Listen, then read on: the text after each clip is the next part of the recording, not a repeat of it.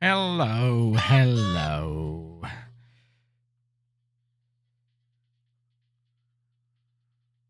Good afternoon.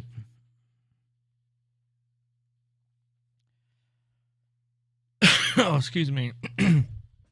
Oh, hey Scott. Hey Ben. Waddling on in. How's it going? Another day.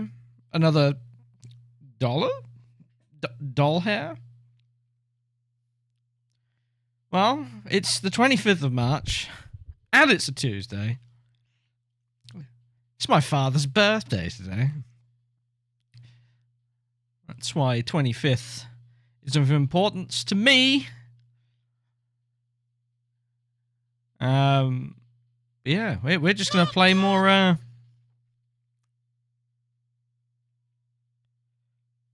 Play more GT3. We're cracking on with this. Happy birthday to Papa Lupson. Indeed.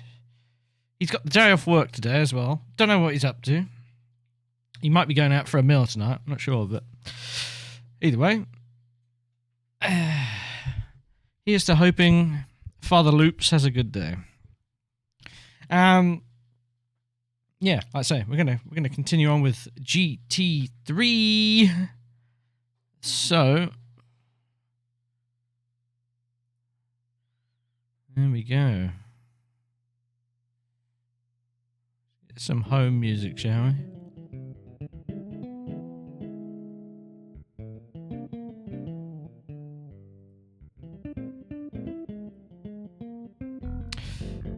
Don't have a goal today. Turning my controller on should be a good first goal for the day, I think. Oh.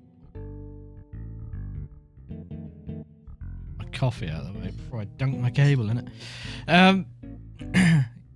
Let me open me browser. Open me browser. Yesterday we ended on the endurance race, didn't we? Endurance. 78 laps of Monaco.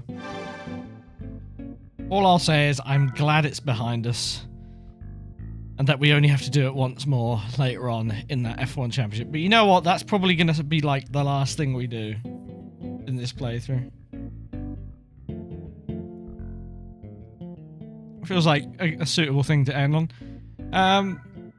So we've got all these cars, right? A couple of rally cars. I've got this DTM car. But my thoughts are... we don't want to... excuse me. We don't want to use this in a DTM race. It's the last remaining Mercedes. And there is a Mercedes-specific event. There's 3 more, technically, but we'll only be able to do 1. So my brain is saying what we need to do is use it there. But again, that'll be one of the last things we do. So, I suggest... I've named the stream inappropriately, because we are going to do some professional events. But we're just going to do them from, like, these ones. Hey Gabriel. Hey Flo. Hey Jacob. Welcome on in. Pull up a proverbial chair, pew, seat, or not. You can stand if you like. Yeah, welcome. We're gonna go against the name of the stream and immediately start doing these. Griffith 500.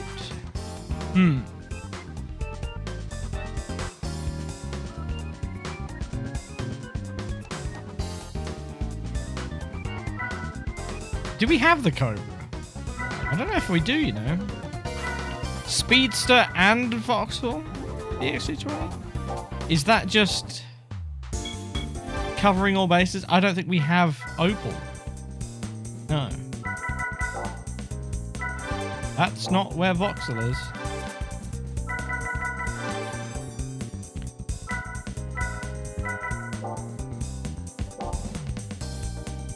SLK, we've already used it. Exclamation mark challenge in the chat. You can have a look at everything we've used and what the challenge entails if you aren't aware. But yeah, we used the we've used every other Mercedes up to this point because there are these events called Legend of the Silver Arrow. Because they're single races and not championships, we had to use a single car for each one of them. So we used the SLK 230 compressor, the CLK 55 AMG, and the CL600 for these individual races. We won the Mercedes DTM car from those, but there is more of these Legend of the Silver Arrow races here. We can only do one of them. But I figure it's better to do one of them here than to burn that car in the DTM series. Would this challenge be easier or harder on GT3? I'd say easier. Probably because there's more cars. There's a lot more cars, right? I know there's a lot more events, but I think the cars to events situation probably balances out in favor. I wouldn't say it's like not a good idea to do on GT4, but like there's more game. I mean, fuck, this game feels long enough with the professional league stuff. But I imagine GT4 would be doable if you were looking to do a maybe casual playthrough of the game with a stipulation. Okay, so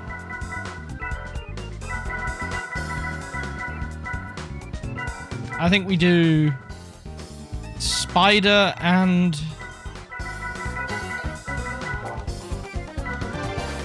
Roadster. So we've done Spider and Roadster in beginner. So let's do it in professional.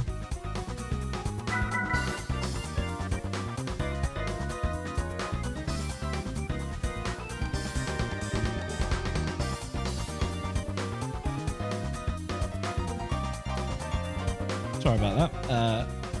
Sneezes coming out of nowhere. At least you didn't have to hear them.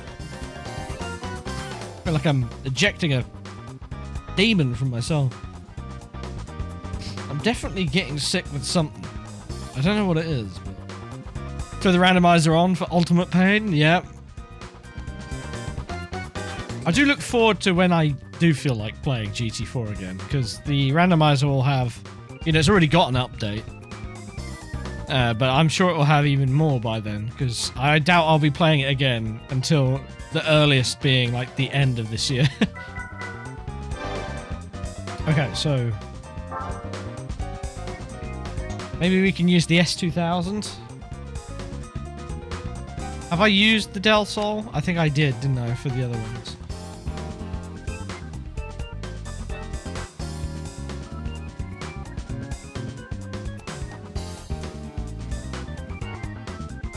Yeah, I used it.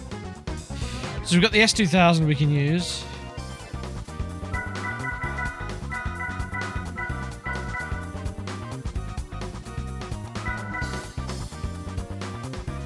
Anything else front-engined?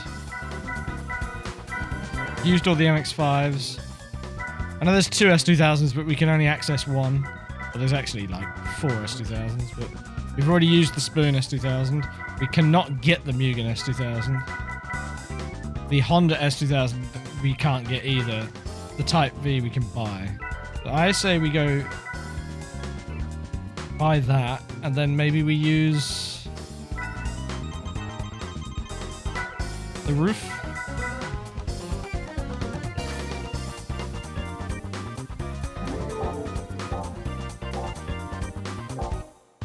Sounds like a plan. The roof. Yeah, exactly. I believe that's how it's pronounced. I believe that was the man's name. Honda. For the longest time as a kid, I thought it was RUF. I thought it stood for something. No, that's just the man's name. So I was like, fair enough. Oh, they don't have your color, Ben. Do they have it on the standard car? No, I suppose it's maybe a bit early. This would have been like on the doorstep of this car.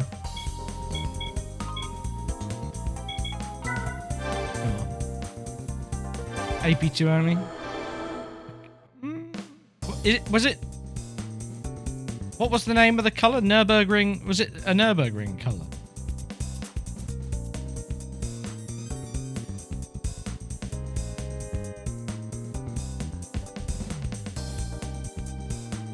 Nürburgring blue. I think it is on the AP1, but it was like a special trim options or something. Because you know what's funny? It's in Assetto Corsa Evo as one of the specific trim variants you can get of the AP1, but it's like the only color you can get it in, and the interior is fixed and everything. So maybe it was like that. It was like right at the end of the AP1's life or something. I don't know. They might have even screwed that up, to be honest. I don't know. I definitely only really remember seeing it on AP2s, for sure. It's a nice color though. Right. We need to spend some money. Yeah, go on then.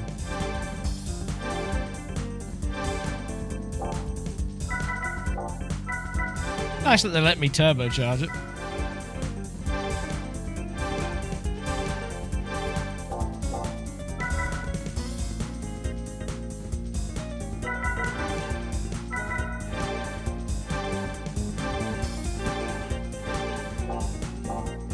Spending far too much money on this. I'm going to use it for one event. But it is a professional event, so this is a barometer. I don't know how good our car needs to be. Way past it.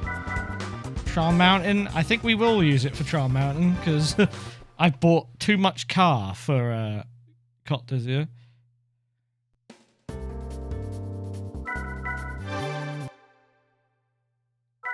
Yeah, not exactly anybody's first choice for the S2000, is it, to turbocharge it? I mean, you've got to be ready to spend money if you have zero idea what you're doing, that's for sure. Imagine that becoming quite an expensive upgrade path.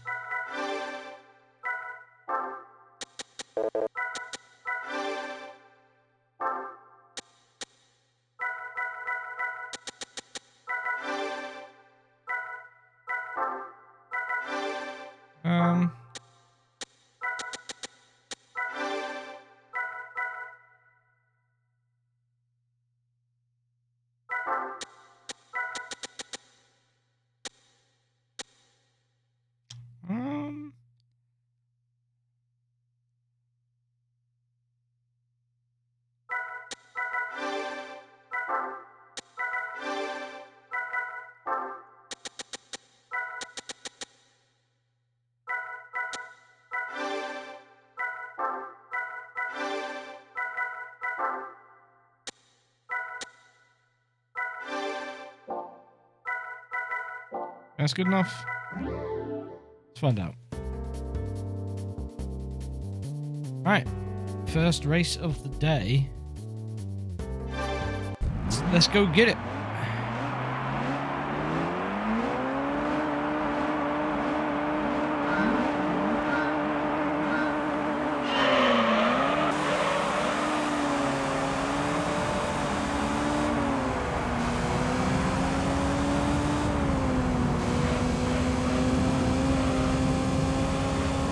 Doesn't sound very turbo, does it? Oh shit.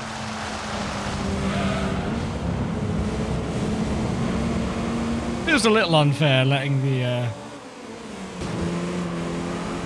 Motorsport Elise in. Yeah, it was once I mean, the 190. It's funny, they put a painted top on it. It's got a toupee on.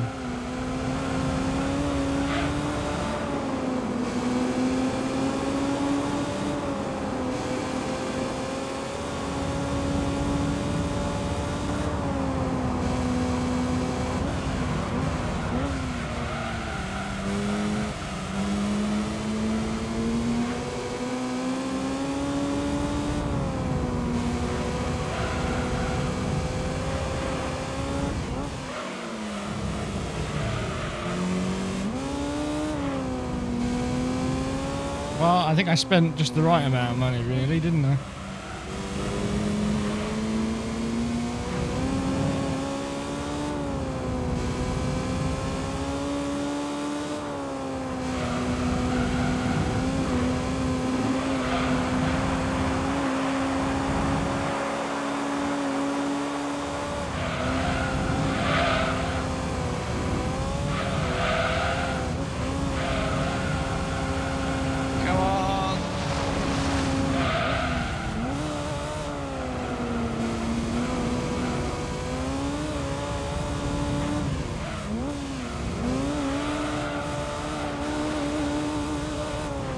Jesus.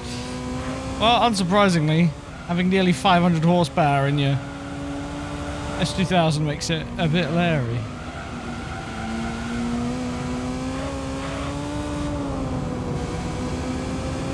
Oh, it's 10 laps, isn't it? That's fun.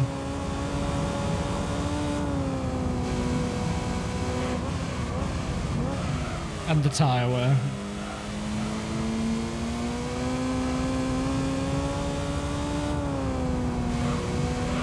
Now that we're clear,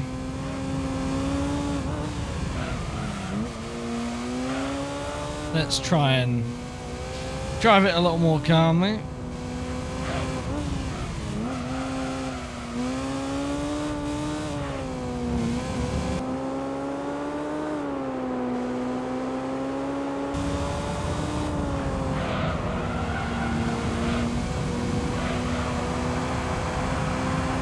Curious to see how everyone else's tyres last.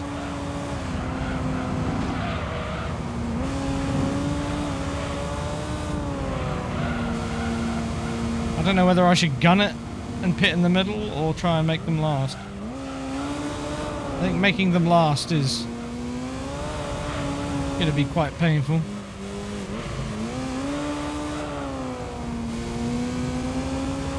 I'm actually losing the lead slightly.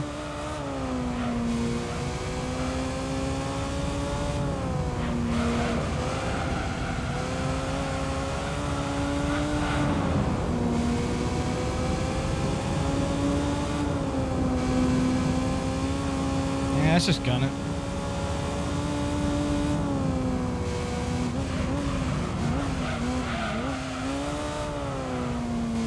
More fun as well, isn't it? Innit?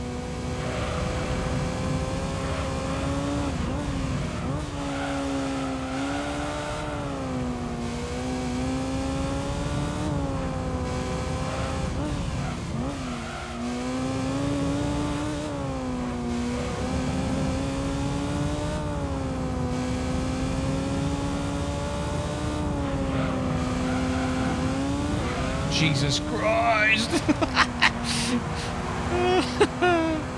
Okay, I cut that one a little too much.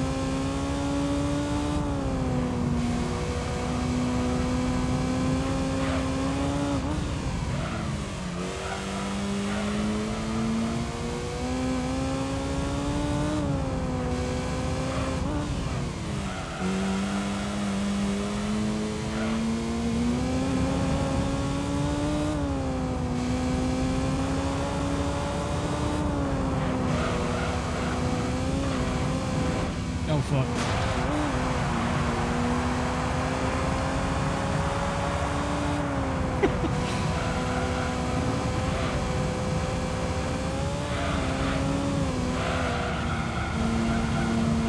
Coming to the slow realization, I am actually just going to have to slow down.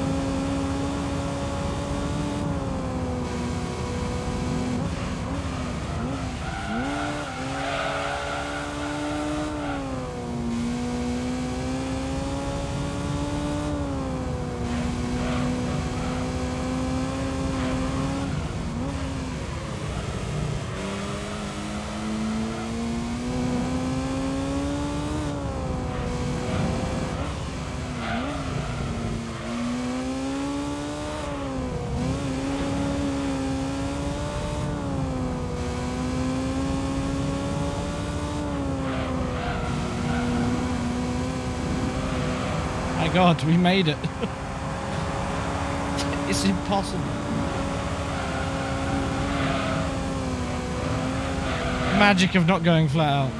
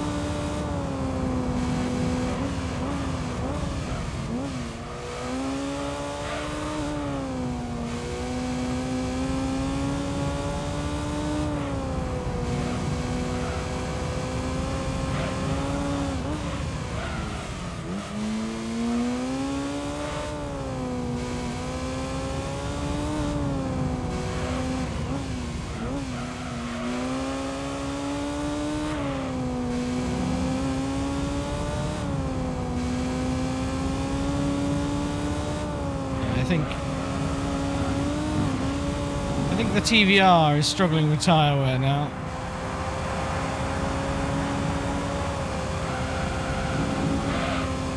He's falling back into the Elise a bit.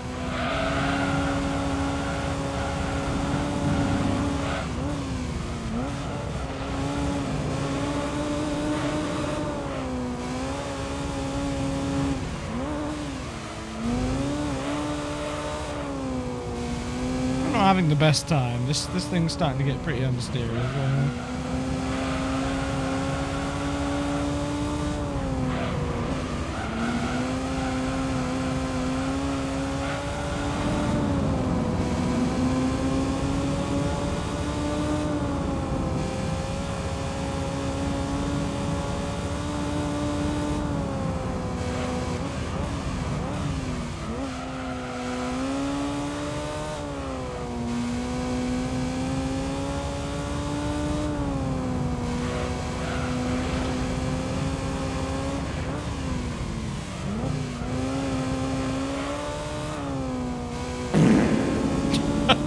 Jesus Christ.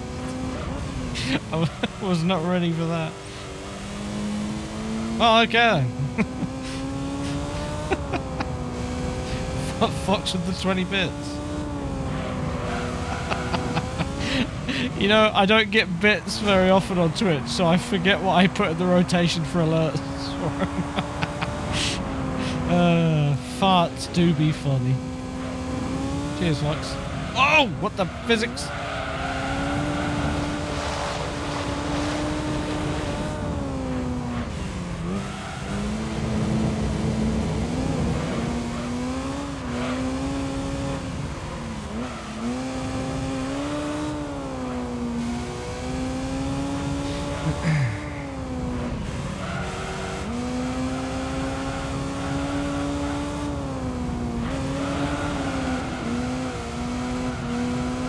There is a minimum requirement for it to trigger, though.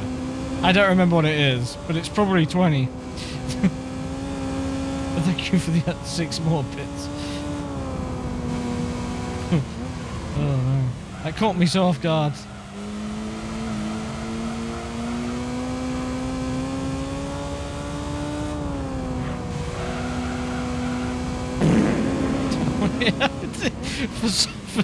For some reason, it really wants to give you the fart sound.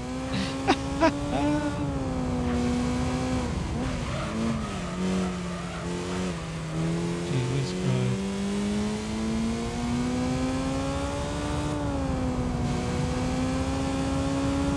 Christ. There is definitely other sounds.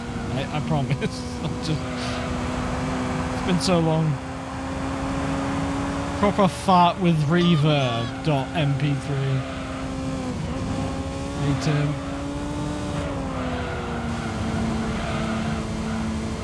It's going to be a nasty last lap and a half, I think.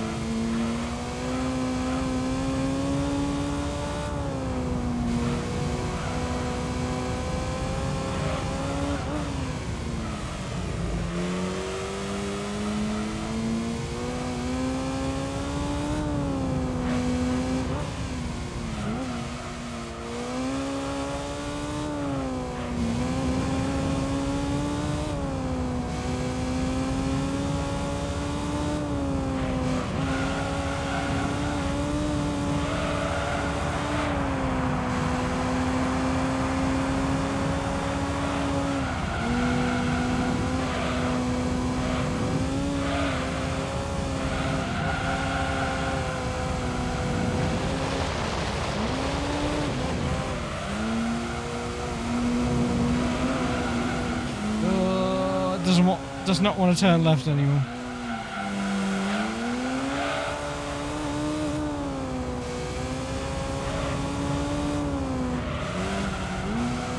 Not as massively keen on turning right either.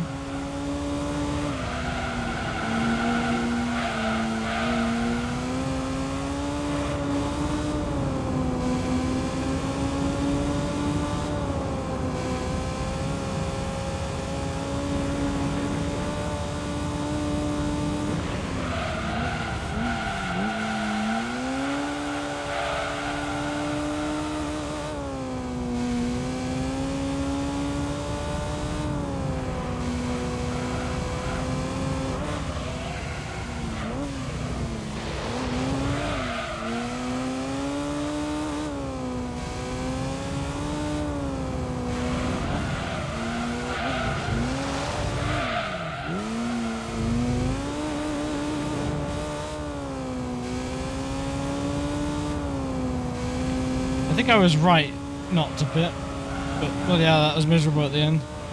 Whee! Oh my god.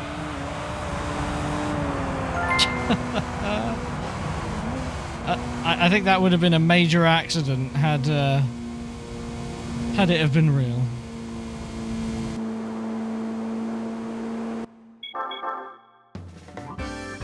I wet S2000 brother. Brother! What is the prize car for this again? Oh, it's the Cobra. Isn't that lovely? Okay. What should we use? I think we could use the VX220. Kind of want to save that though. How many Brit boxes have we got?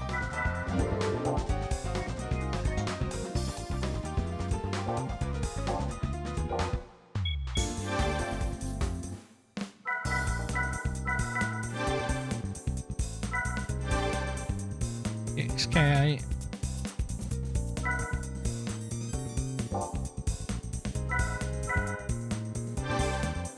We'll have a Lotus left as well, or 2. Yeah, there we go. Actually, that's fuck it. Let's go for it. Consume. Consume. Indulge in piss, and piss will indulge in you back. Hello, welcome. That is the proverb of the playthrough. What a time to follow as well. Imbeachidas? Welcome.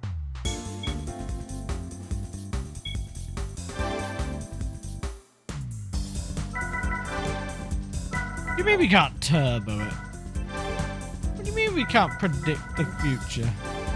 70 grand. Ooh. Yeah, I'm doing it. It's costly, but I'm doing it.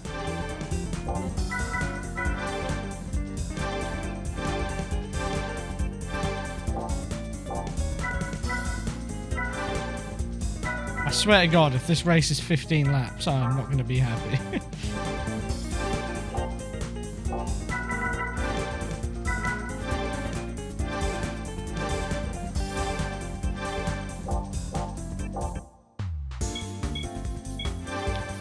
Let's burn this. It's 2000, shall we? Write it down. Make a note.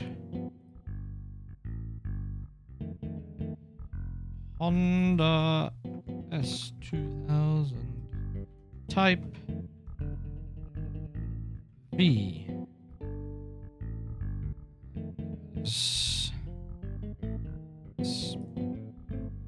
Spider Race 2 Professional.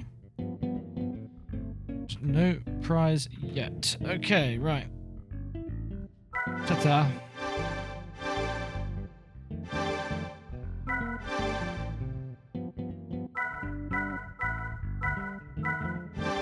Go on. Why not? Now it's even faster. Guaranteed. Can't wait for this race to be 15 laps.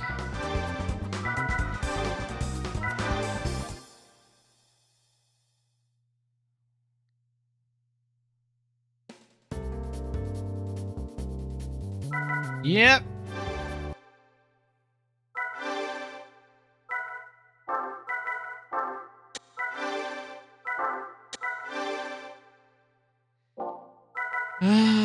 Seems about right.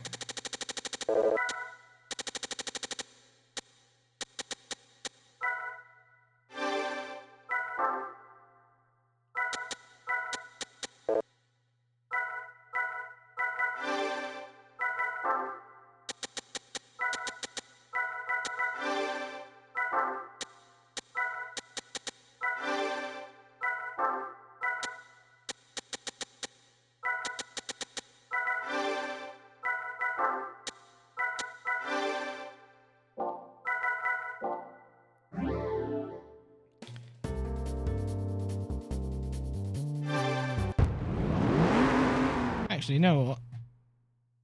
Coffee. Coffee first.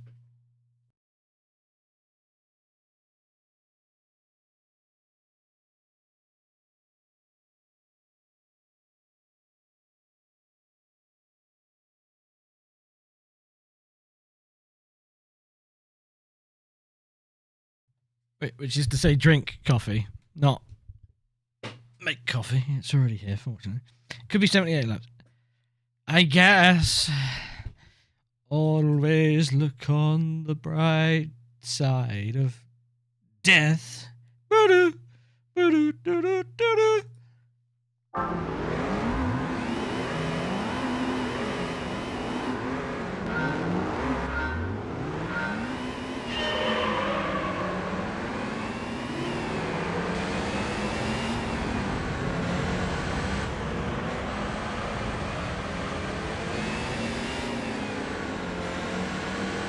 I did not need to spend 70 grand. But I did.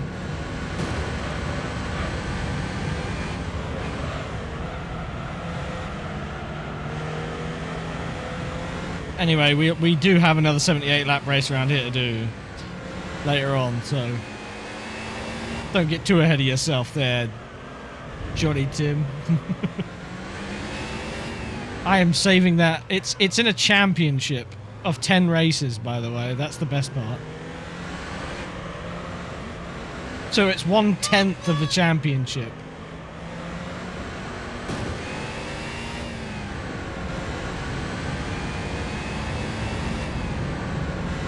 Oh, so yeah, that's the F1 championship.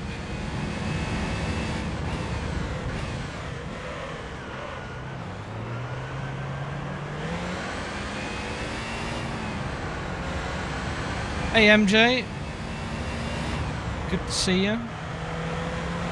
Hope you're well.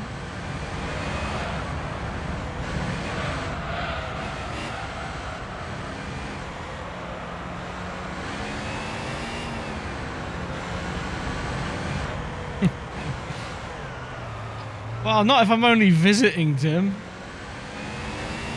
I can afford a life of luxury where I can live in one. Maybe.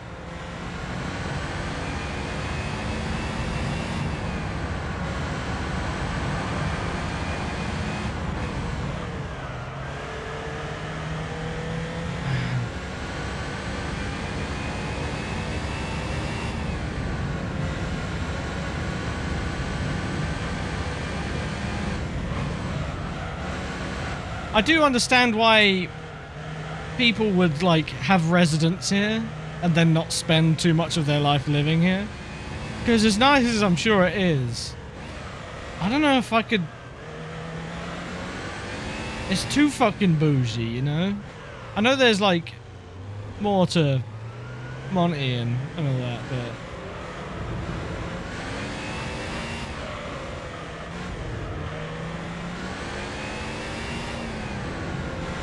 A bit wound up.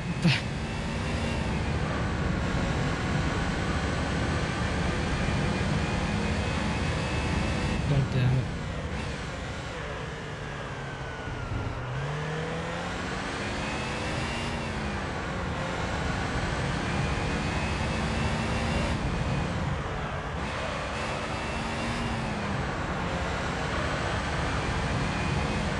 Just a status thing.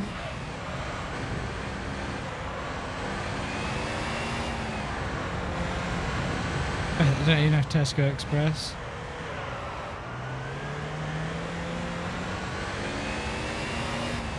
I bet you're right. Yeah, where do you reckon they got Subway in Monaco? They got any Maccas? BK? No Aldi yet? Or Lidl? It's not even worth living for.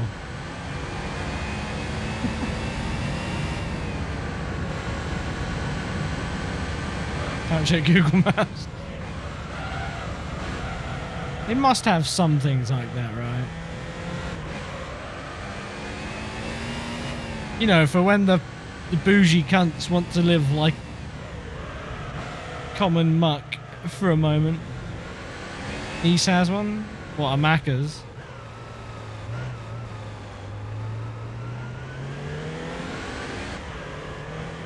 There's golden arches everywhere, to be fair. Talk about a status thing.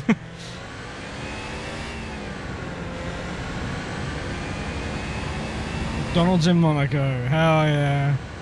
That's my first stop if I was ever in Monaco.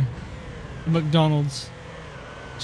Or maybe if I'm feeling homesick, I go to them. I bet they've even fucking ruined the McDonald's. I bet you go in there and it's like chandelier hanging from the ceiling.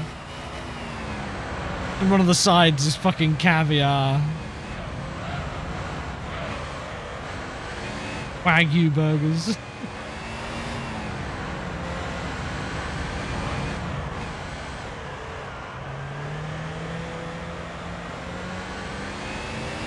That was amazing eating Macca's. That's still better than most would.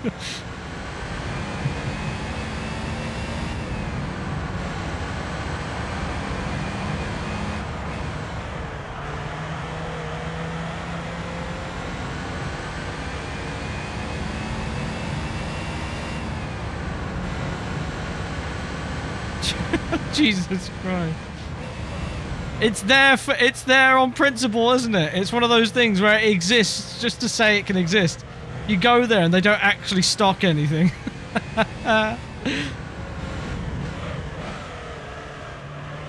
Spending all their money on the rent, bro. They can't afford to make food. Nobody's buying it anyway.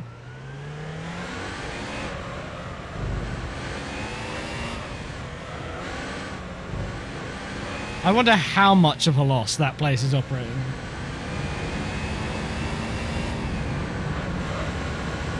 Yeah, right, Kieran. Like, do you know where you are, friend? Because it's not an English-speaking country.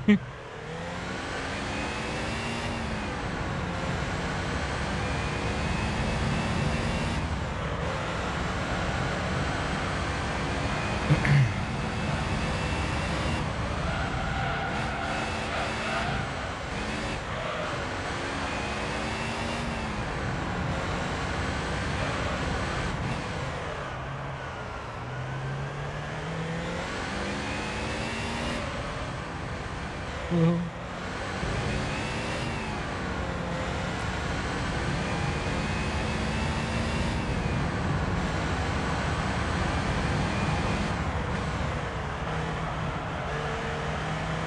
It's about the only time that the Principality has a lot of Brits in it, though, I'd say, Crazy, so it could be.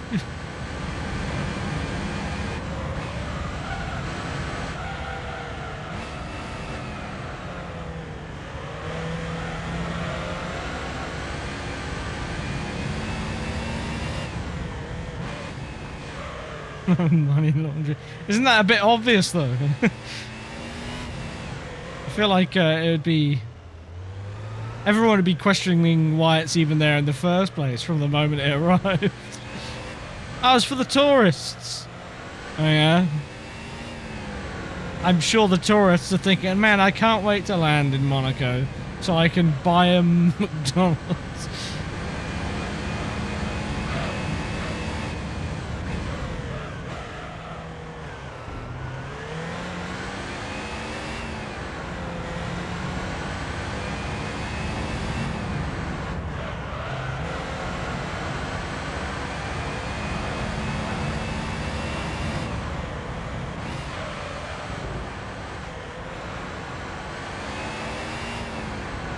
Sexy taco.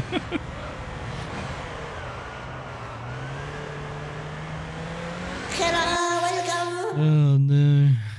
Oh shit. No. Blind Hawk TV, welcome. Thanks for the follow. I accidentally misclicked my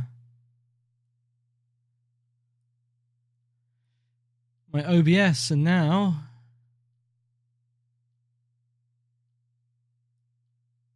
all me fucking widgets and shit are out of place. God damn it. There we go. Fun fact, PSN does not operate in Monaco, so that means if Lewis Hamilton posts something about GT7, he is using a dodgy account. Well, he doesn't live there constantly, does he? Again, we're going back to the whole tax haven thing.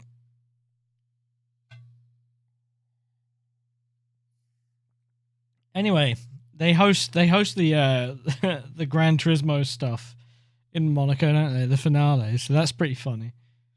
I know it's all like local, but promoting the game in a location you can't even play it online for its features is still funny. But yeah, Sexy Tacos. I want to visit Sexy Tacos.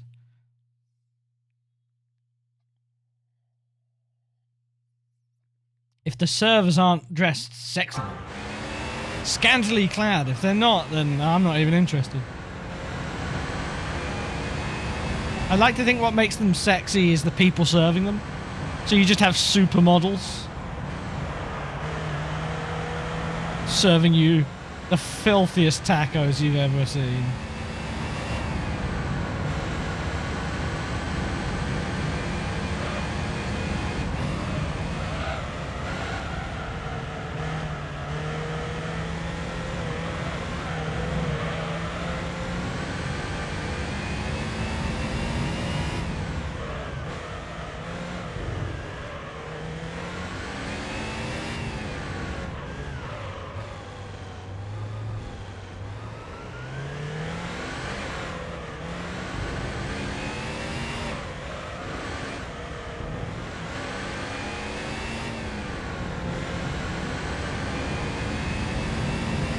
Don't worry, this one's shorter. But yes, here we are again in Monaco. Look, they built this track for this game, so they're like, look, we gotta use it.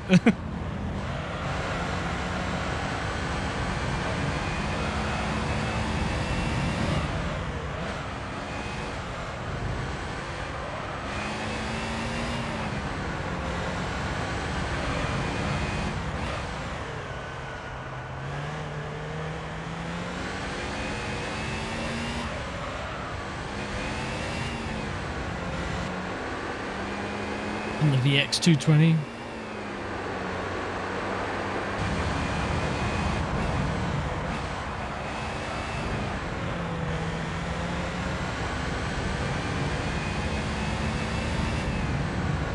I didn't feel like they overused Nords or Le Mans, to be honest, in GT4. No more than they did use any of the other real tracks, because there was a lot of real tracks added when GT4 came around.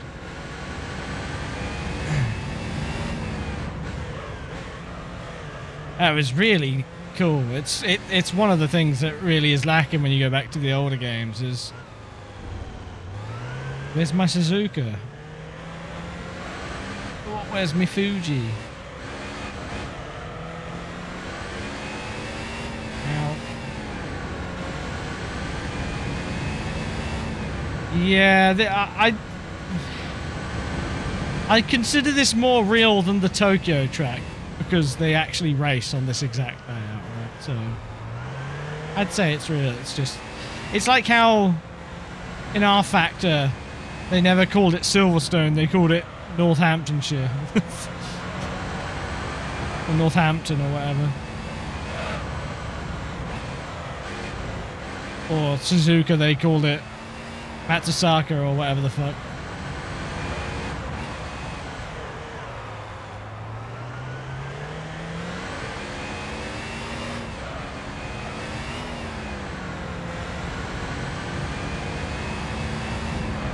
Yeah, that version, that was like 100% Suzuka, but the layout was different. It was just interesting.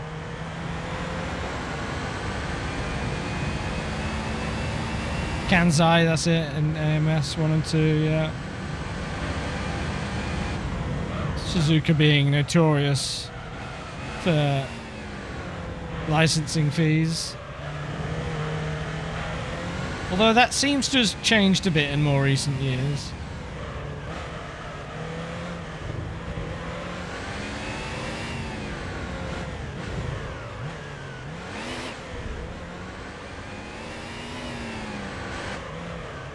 It's in AC Evo already, which was quite surprising to me. But maybe times are changing.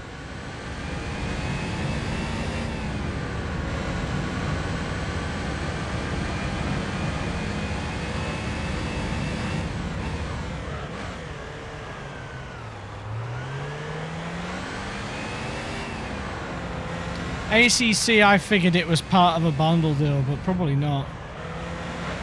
I think that is a bit of a misunderstanding from how like F1 operates as a license. I think when F1 is an all-inclusive license to the vehicles, the tracks,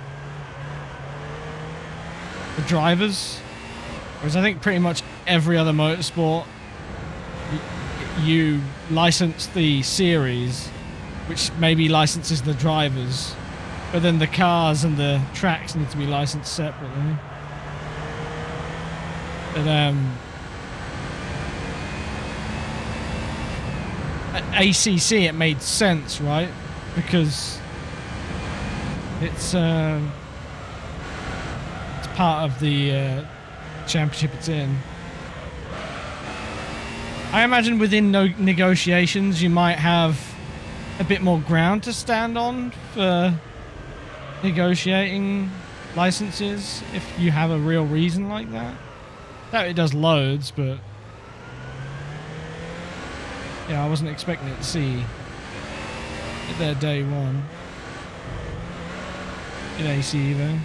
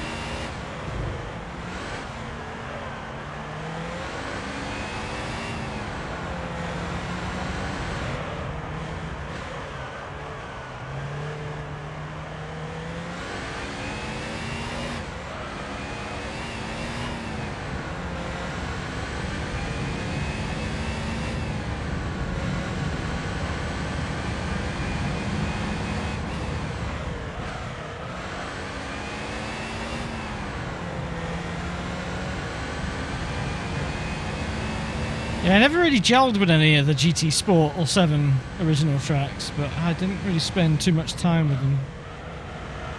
I know I definitely didn't like St. Croix. That track was weird.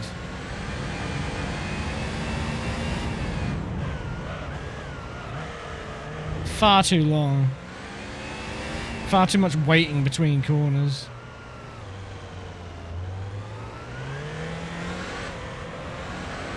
It's like it's the exact reason why I don't really like Watkins Glen. It's got that same quality of, here's a corner of constant radius or fairly boring shape, and then here is a straight. Here is another corner. Like there's no flowing sections. It's all just felt like it was made by an infant with cutout pieces, you know? That's my unpopular Watkins Glen opinion. You don't have to like it, it's fine.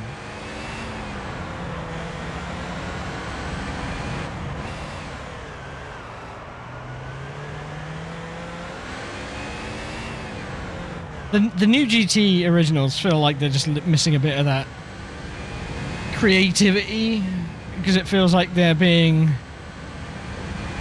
held into the real world somewhat by design. I think a lot of that is you know, the physics in those games has changed and it's more realistic now. You can't have quite so many of the crazy things like you used to be able to. Oh, excuse me. Like Charm Mountain's old layout with the final chicane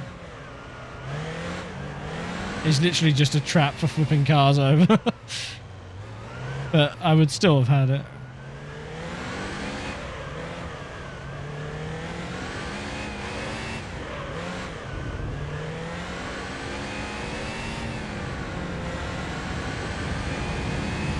You know what? I think the Stockholm Syndrome's setting in with this track.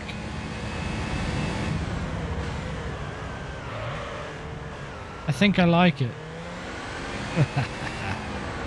Whoa, just kidding. Is it Maggiore that has that crazy banked corner as well? Because that's fairly old Gran Turismo weirdness.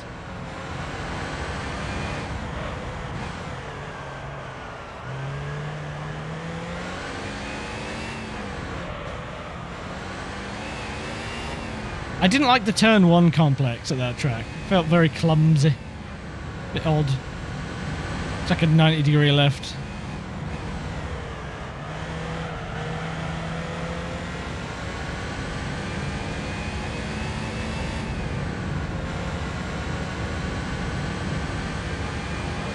I don't know, it's not like I love all of the original GT track layouts either. I've never been much of a Grand Valley fan. I don't dislike it.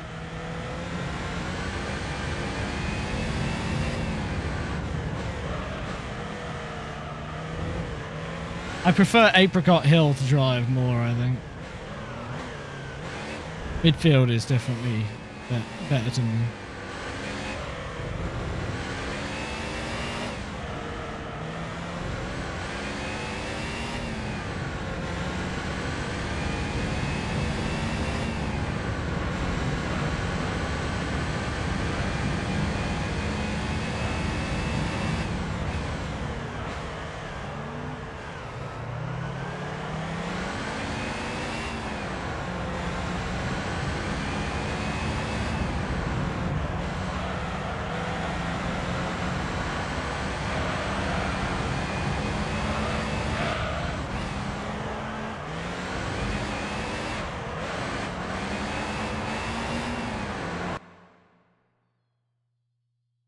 One sec.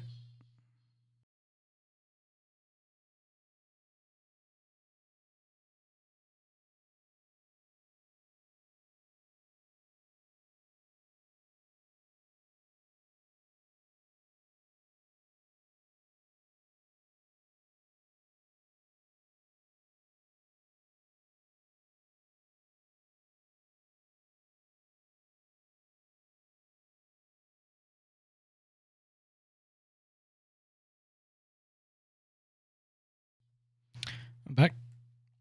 Thought I heard someone at the door, but I think it's just someone on my doorstep making a racket. Whoa. And by on my doorstep, I mean just outside. Right then, let's wrap this one up.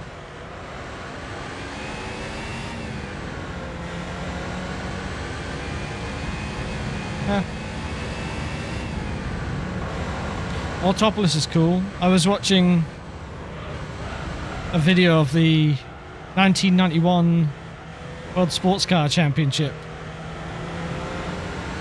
on YouTube the other day. That was the very first year that track opened. And it was interesting hearing him talk about the track, obviously sort of promoting the venue and seeing what it has to offer. Talking about the hotel that overlooks T1 and how it's in the middle of nowhere, and that this will be the main venue that hosts Formula One, hopefully. And it was just like, yeah, how did that play out?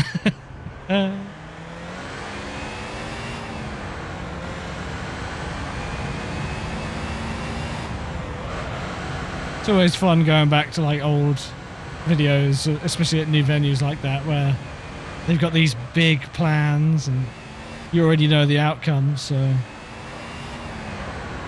it's interesting. I do like Autopolis though. Talking about how it has bits from the world's greatest tracks, you know, Nürburgring, Spa. I don't know if it said Monza, but it was listing off multiple inspirations for the track design. I feel like that happens every time a new track comes about. That final sector is pretty wicked. The flowing uphill nature of it, it's quite different than anything else.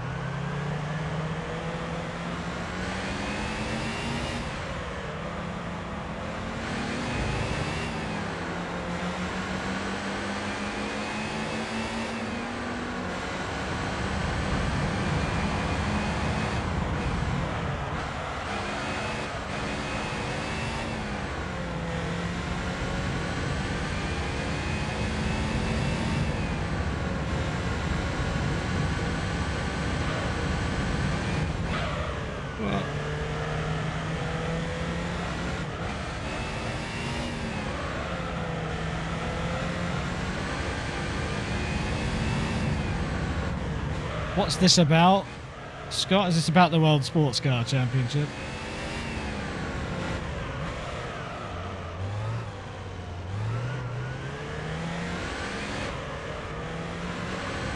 Because yeah, if there was ever a time that FIA was stubborn, I imagine it was then. Given how forced the new regs were around that time anyway.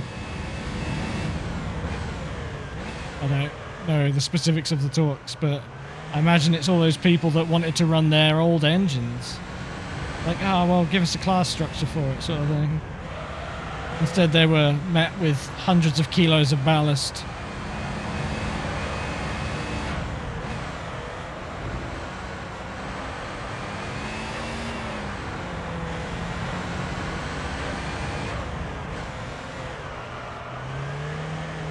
That would have probably been more in the subsequent year.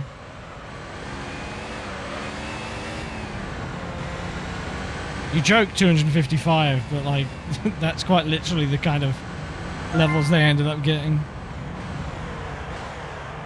I think the Mercedes at Suzuka was like over 200.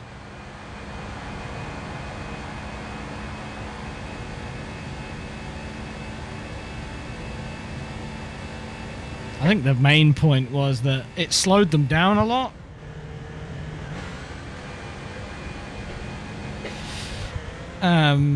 It slowed them down a lot, but the reliability from their V8 turbos was infinitely higher than their new 10 cylinders.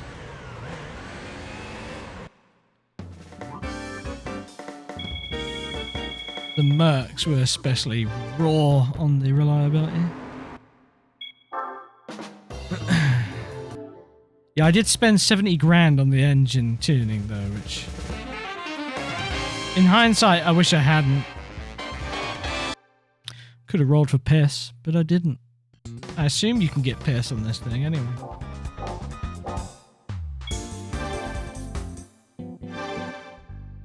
I'm pretty sure you can. Alright, anyway, let's put that down.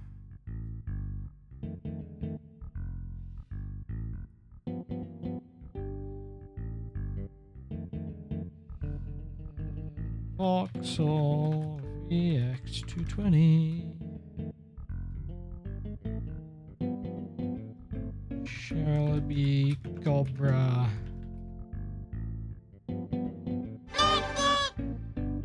Doot. Hey, Ryan.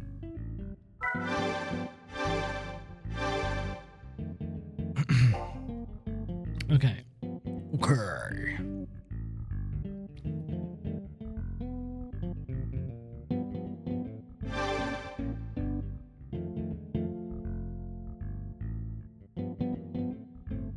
Yeah, I don't think... I think it's Monaco.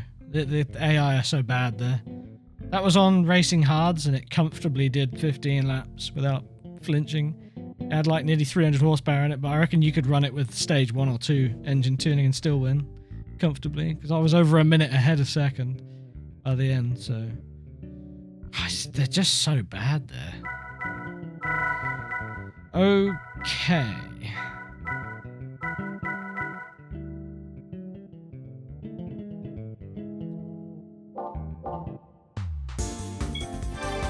What are we doing next?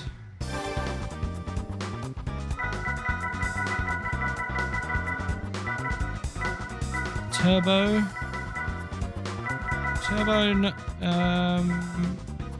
NA. There's the Stars and Stripes in beginner. So that's 4 more American vehicles I've got to use.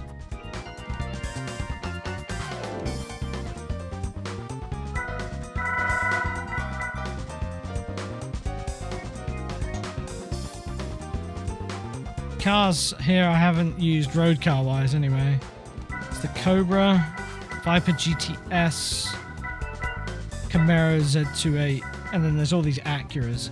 I think we used the Integra Type R,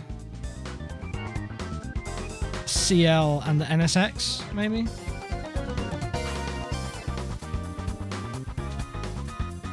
Let's burn some of these Acuras, I guess.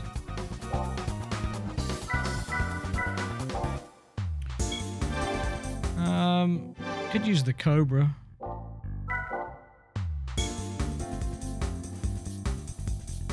But Acuras, by the way, cheaper NSX is the newer one. Other one is 93. So same deal as the MX-5s. The more expensive is the older one. Makes sense. I suppose actually I should be able to tell that just by looking at the engines as well, because they went up to the 3.2 litre from the C30.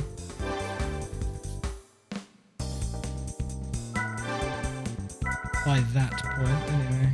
And the wheels should give it away as well. Oh no, they've got the same wheels, okay. Spec. 3 litre. 3.2. Also, yeah, the painted roof, the black painted roof is always a good tell on these older NSXs. Go full colour on the newer ones. Also made the 97 more rear heavy than other NSX for some reason. Huh. To aid traction?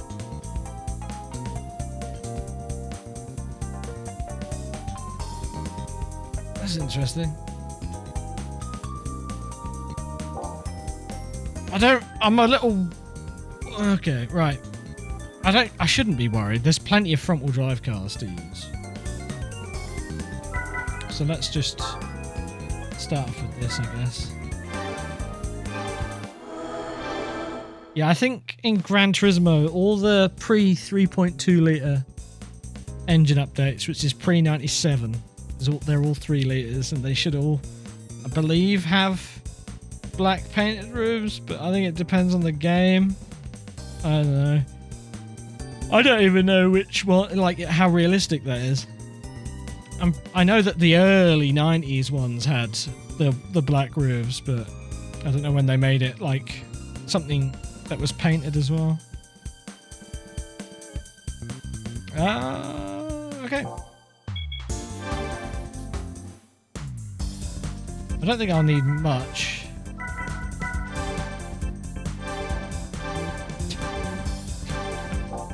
He says as he puts an extra 100 horsepower in it. You know what? You can have the sports tyres as well.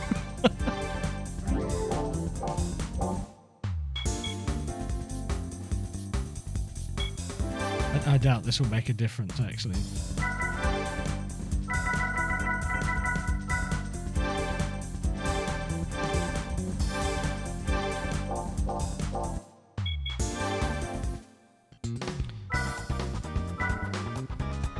By doubt it'll make a difference, I mean, I doubt it'll matter too much when trying to apply power because it'll be too busy going ba-da-da-da-da.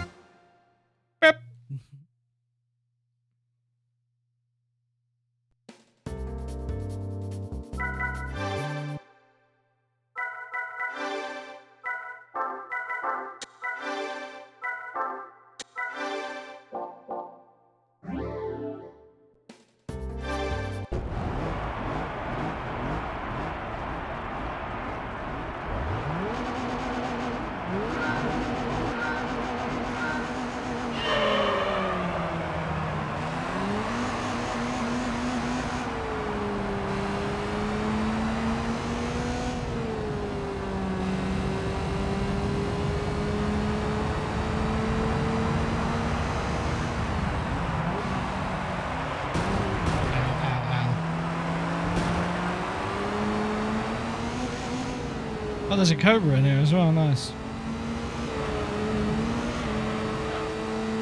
That's pretty brutal for a beginner race. You've got 2 laps to do it as well.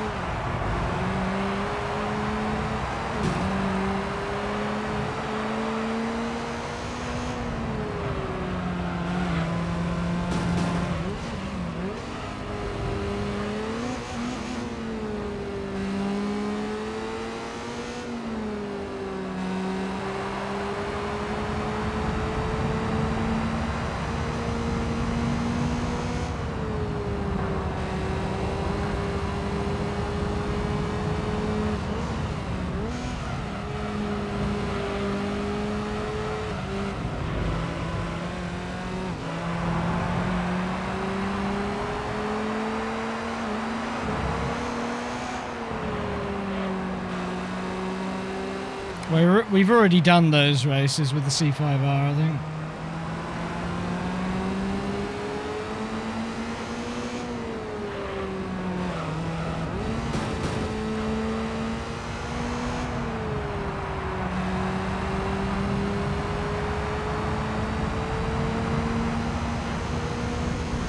think that's the other American Championship, isn't it? Because there's the American events in beginner and amateur, and then there's the American Championship as well. What do you have to do to exploit the shifting bug anyway? Just make sure you're above the red line in the gear you're in, and then just tap reverse. Reverse seems to have some logic where it tries to correct the gear you're in to the speed of the car. So if I go low enough and tap reverse there, it took me down to third. So it works both ways, it's quick on the way up. Sometimes, not all the time. That's why you'll see the gear indicator go up. That brief bit of red you see is the reverse icon.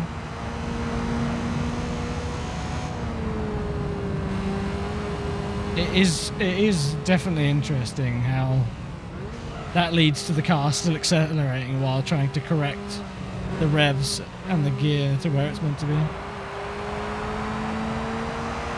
Typically, the lower the gear you're in, the bigger the advantage of doing it. You know, race cars don't have as much of a chance for gaining an advantage because they've got good shift times anyway. Slow shift times, stock transmissions, etc.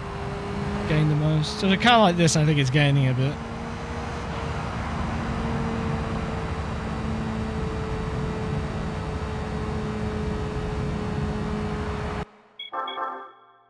And that car actually handled really well.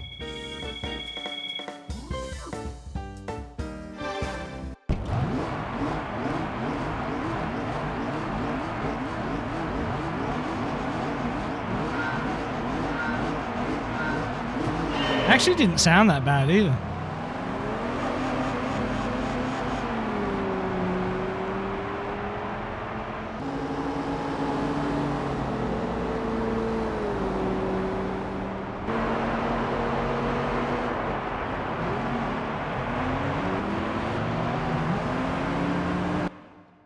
The based Integra Type R, basically a race car for the road. Doesn't need custom suspension, feels good immediately. That diff probably did help in the end. I thought there would be too much power for it to really be out of notice, but let's put down Stars and Stripes Beginner League, Race 1.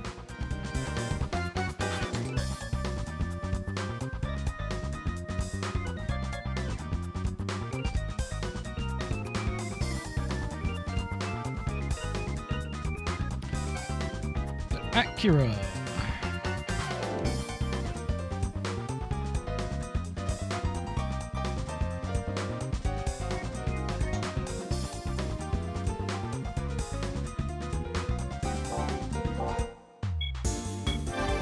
Then let's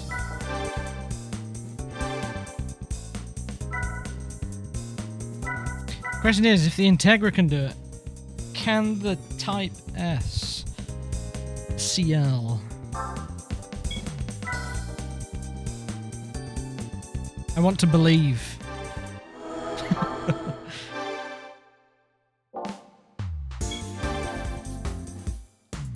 That the Chonker can do it. Oh no.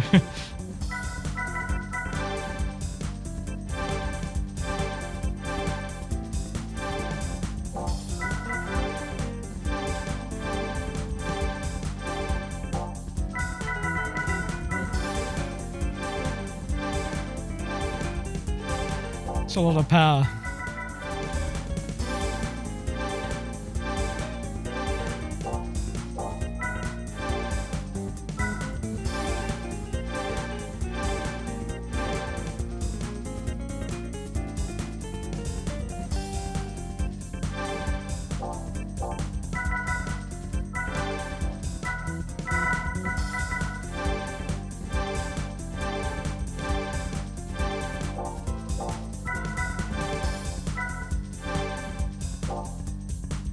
Yeah, I nearly didn't buy it, but then I remembered this isn't an Integra Type R. Go on then. Because it clearly needs more power.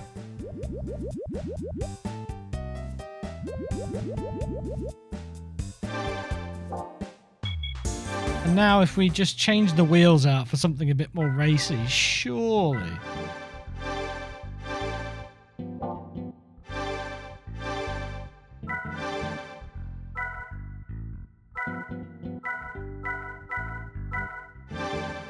Nah, you got to put on something suitably hideous. So let's just appreciate that. Nice. Proper piece of shit. Let's go. Let's go. Where are we going? Asparagus pits. God damn it. Not that, I don't think.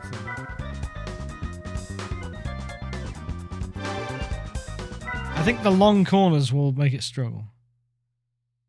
What the hell is that? Monstrosity. An absolute monstrosity.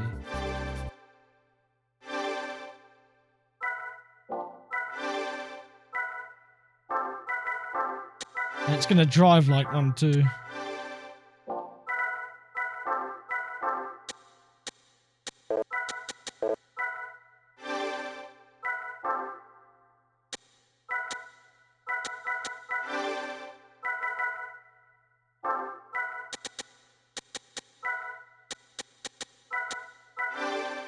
Curious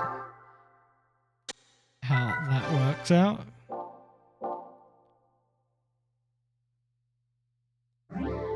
New Acura hypercar. It's got the rake to go with it now.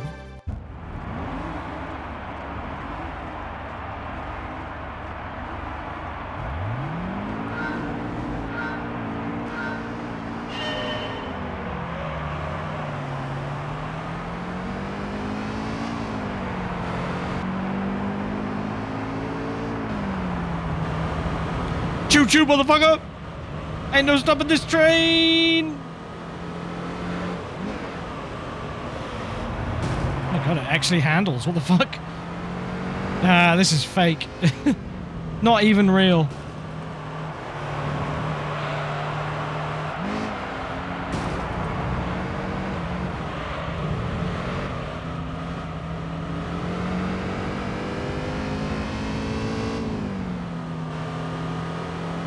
Look at it go!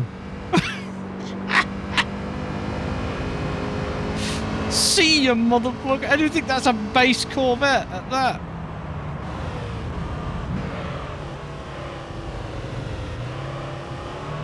It's not even bad in the corners. Let's just be grateful tyre wear isn't the thing.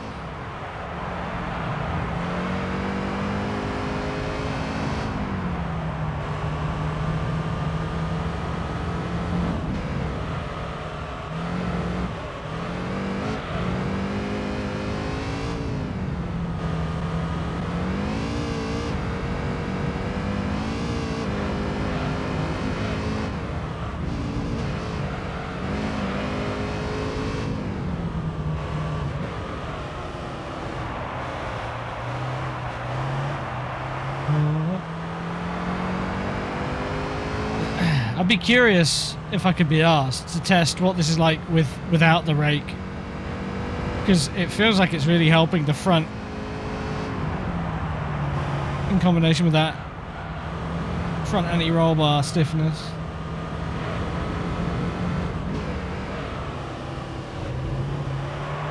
Because it stops really well.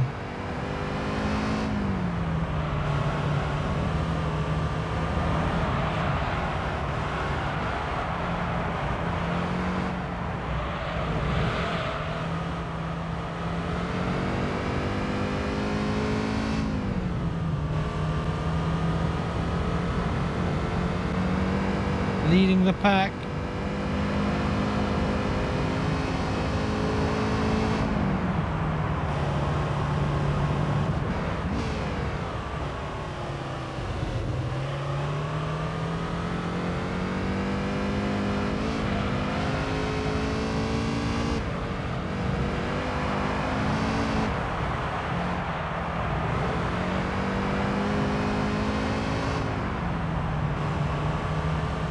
I'm starting to think my favourite cars to drive in this game are front-wheel drives.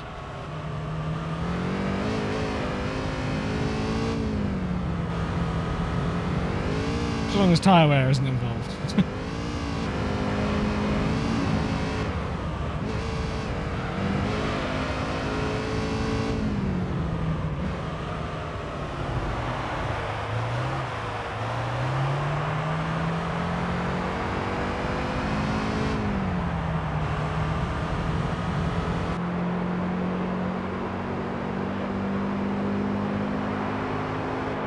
Yeah. What a beast. That was so much better than I thought it would be.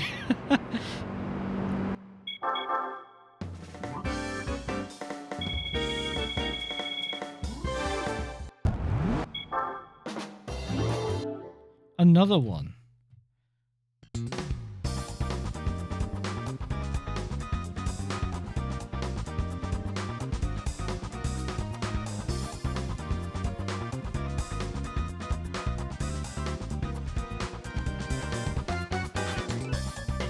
To type S.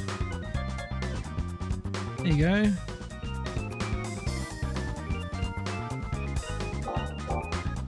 All right.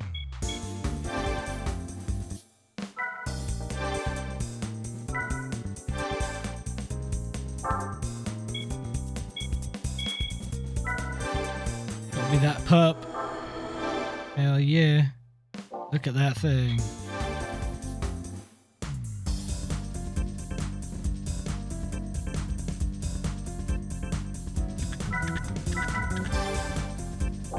Understandable.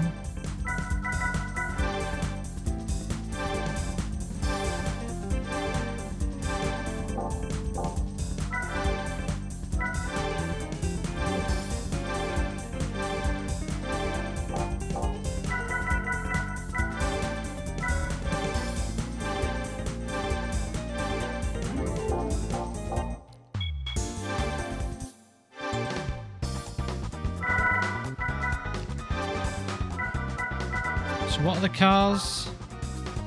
I could use one of the NSXs. I could use the Viper. I could use the Cobra. I think we'll just use one of the NSXs. So this is an all Integra Stars and Stripes Grand Championship run, which I'm here for because... No, wait, we're using this Camaro. Never mind. It could have been, though. We could have used both NSXs, but I want to save those for mid-engine or something. In the same way I want to save the Cobra and the Viper for NA races, I think. The most American of cars, Acuras.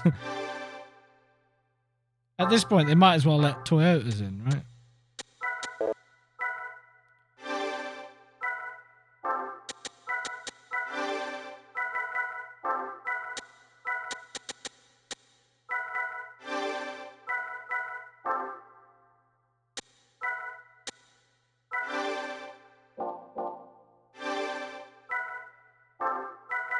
Oh, I forgot something. Hey, where's my Toyota Camry? That's the most American car there ever was. Whether you like to admit it or not.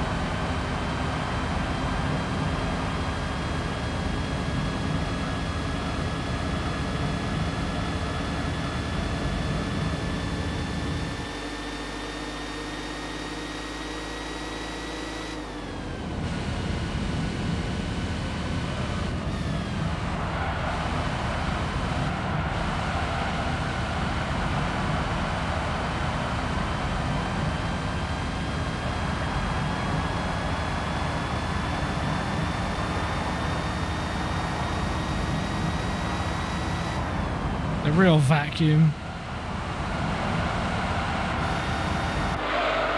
Yeah, they really did a lot of these V8s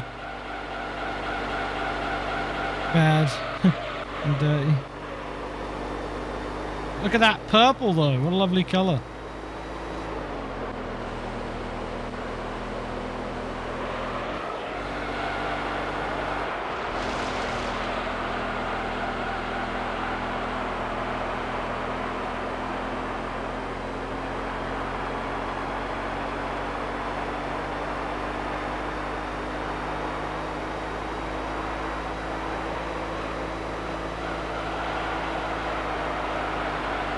Yeah, I don't know why they decided to make the V8 Corvette with a notoriously intense rumble sound like a 4-cylinder, but they did, and that's what we were left with.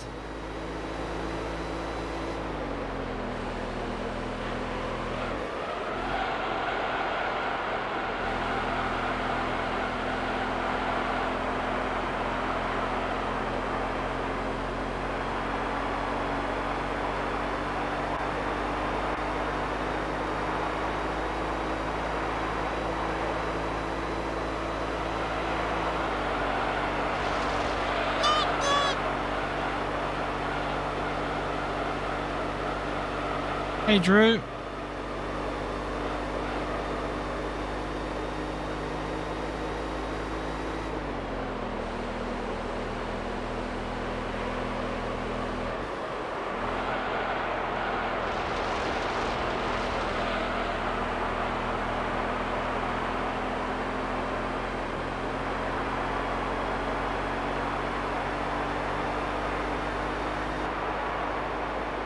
Yeah.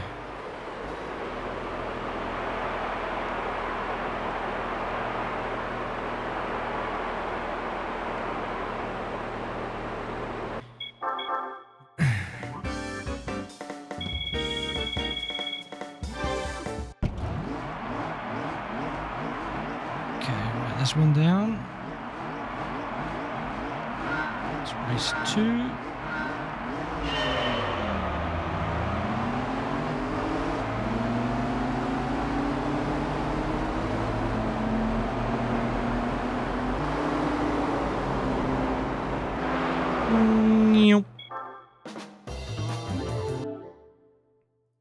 What do we win for doing this? We win!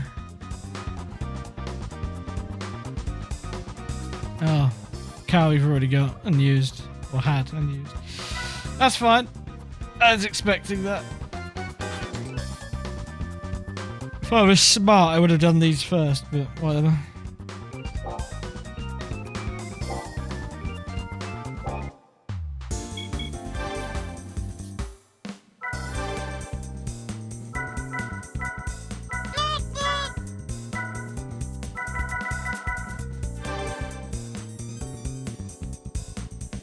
A6 down? Yeah, doing good, Drew. Doing good, chum.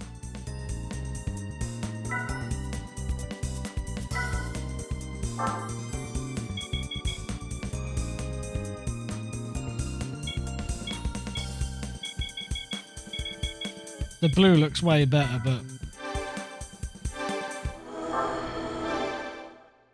to live by piss is to die by piss.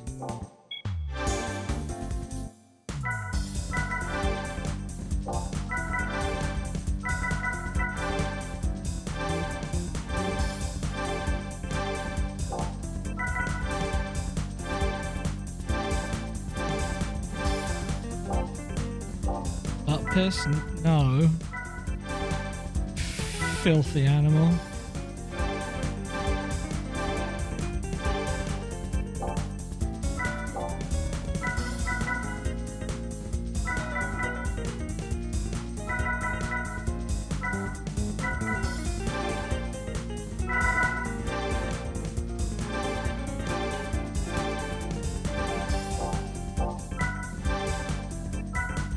Well, we're already this deep on fun, so why not?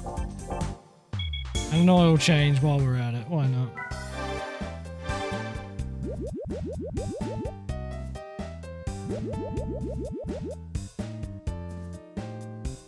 And some nice wheels. And by nice, I mean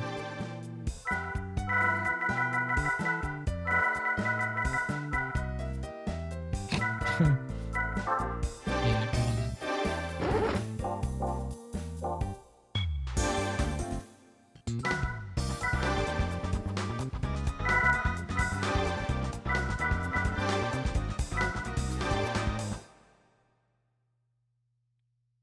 They are round. Thankfully. That's what I need them to be.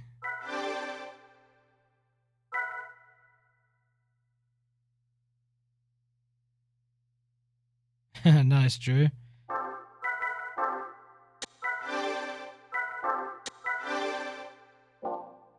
Kumos are good, aren't they?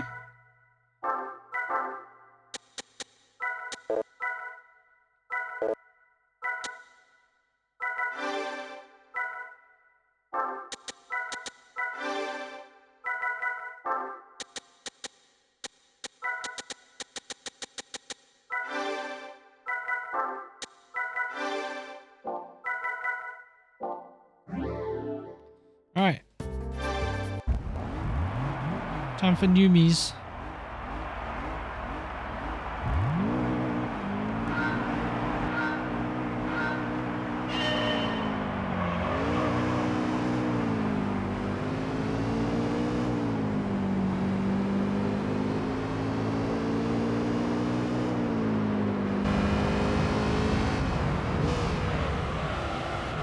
Ah!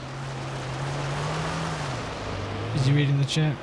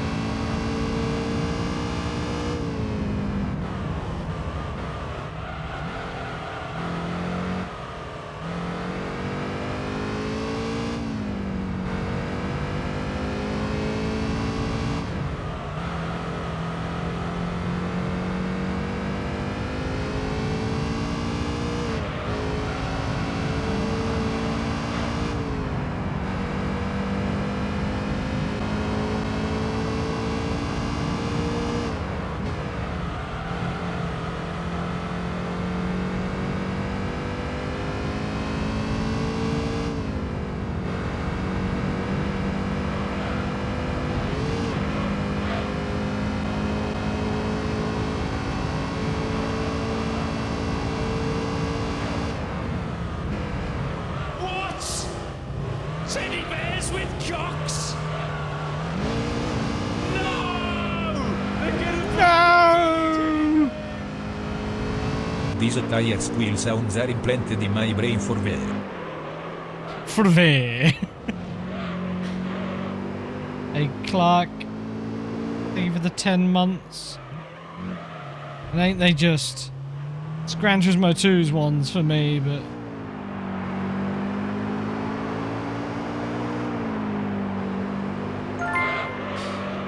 They definitely get stuck in the old noggin.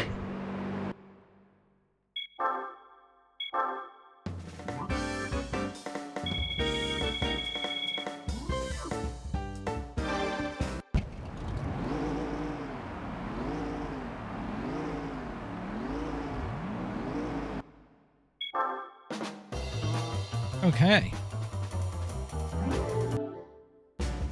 There you go. Another one down.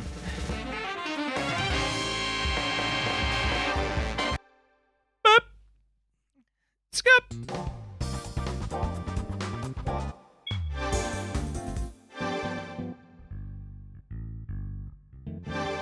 We used the 97 card, didn't we?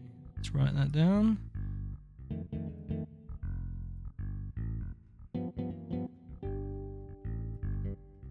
Hello, welcome.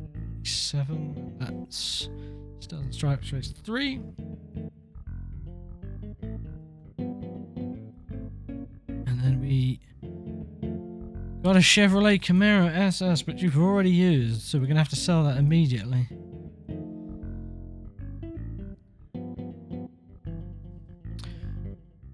Hey, Death Paladin. Thanks for the follow.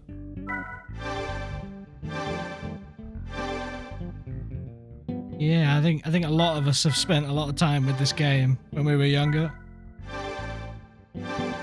Very nostalgic game. Always fun to come back to.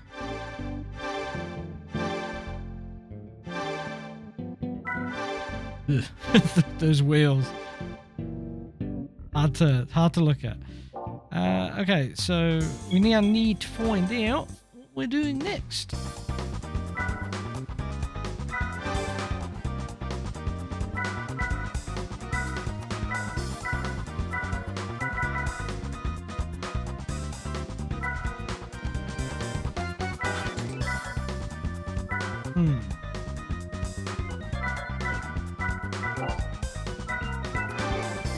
Start from beginner, I think.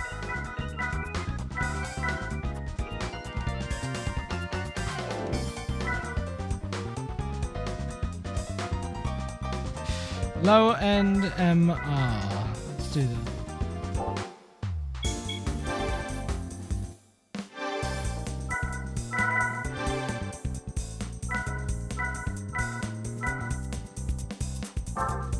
Start off with this guy.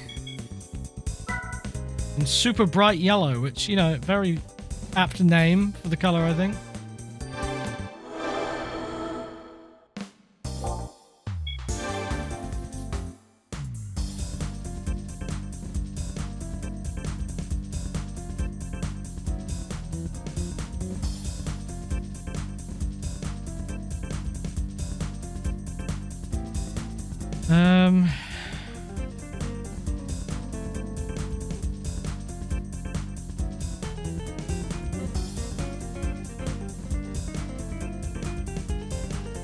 This generation is called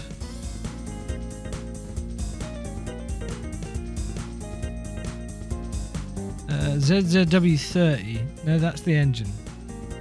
Wait, no. Oh, the 1ZZ is the engine. The ZZW30 is the chassis code, I believe.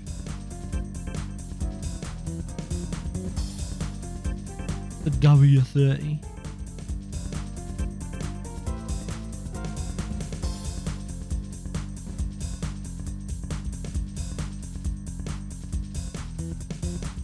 Maybe just W30. Okay. What can we do with this thing? We can turbo it. Nice.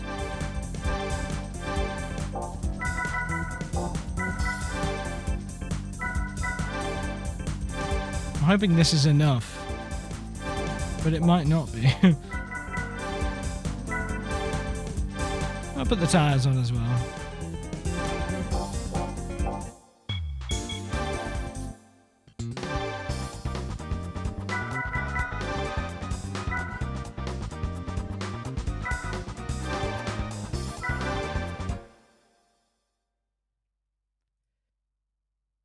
Alright.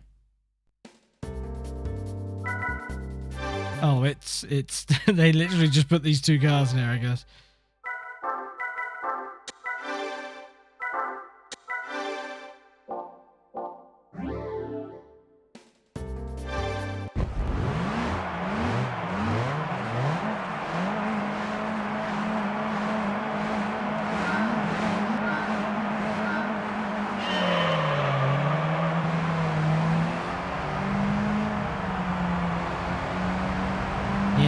don't think I needed all that power, really. I was expecting more of a mix of cars. But understandably, they only put these slow guys in it.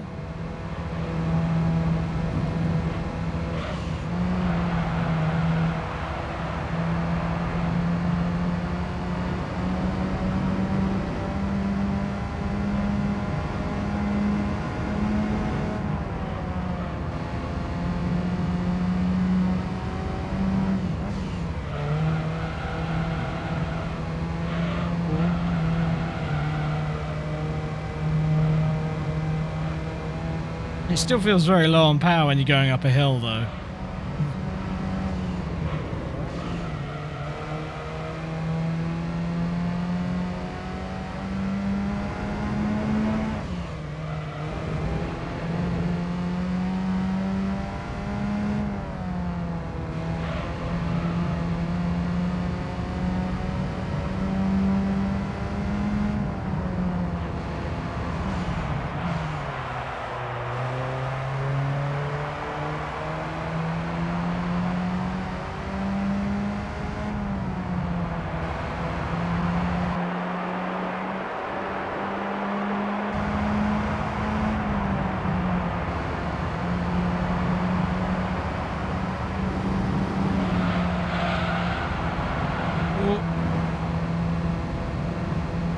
I'm trying to think about what mid-engined cars I'm going to use and where. We've used the we've used the VX220. There is the other MR2. There is the roof 3400S. And there's the likes of the NSXs and Lotus Esprits. The Zondas are off the table. What else is there, road car wise?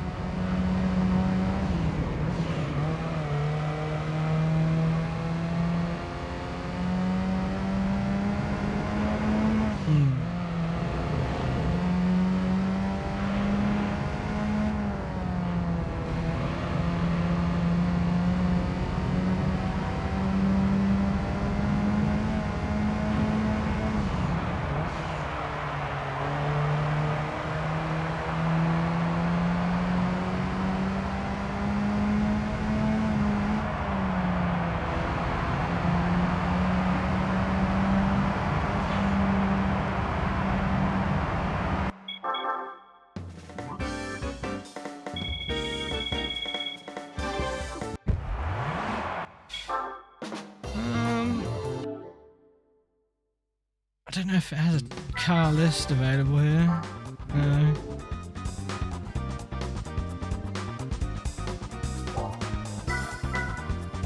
It was race 2.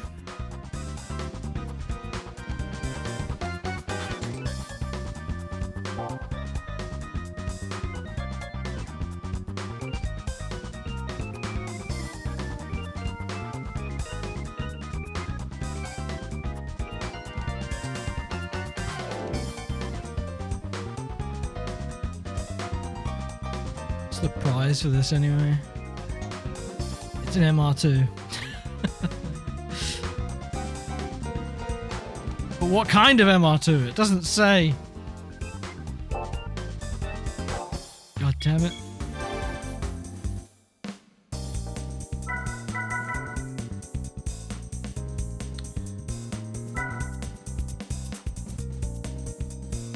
Oh, there's the V6 Renault, isn't there?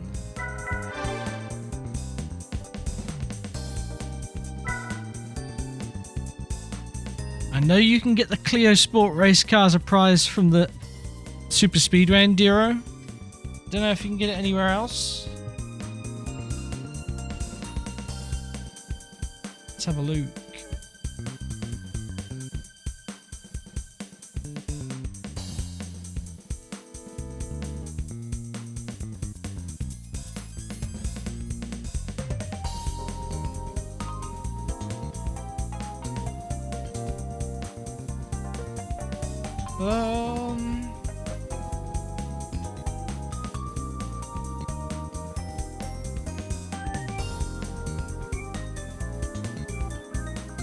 think it is the only place you can win it.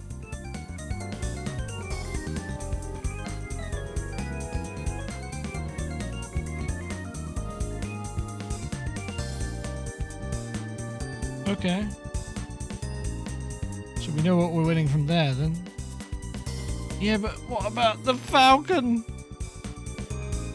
What about... We can just buy the Falcon. We can buy this! This is far cheaper. I think we'll just buy that then. So I think we should use the Clio V6 at some point as well. Falcon is like... The V8 supercar is like 1.5 mil. So that's 1... 2 mid-engine cars here. Use the Elise 190 as one as well. So that's 3.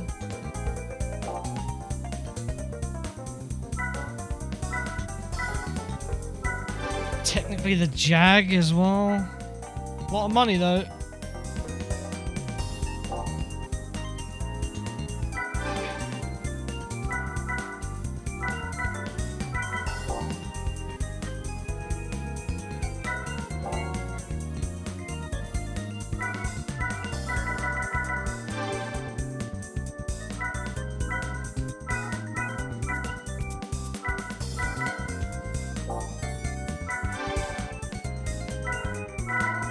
Oh, there's the ZZS. That's mid-engine. I think this is as well. No, maybe not. I don't know. I thought it was, but it's four-wheel drive. So... yeah, it does take a bit of planning. That's kind of why I like it. It's a bit different. Nice green.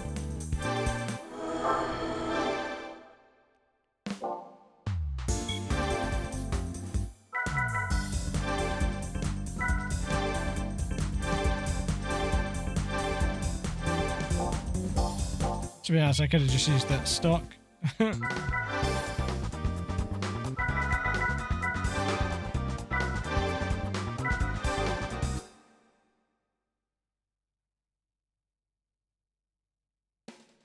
going to bother turning the assists off because we're only racing it for 2 laps.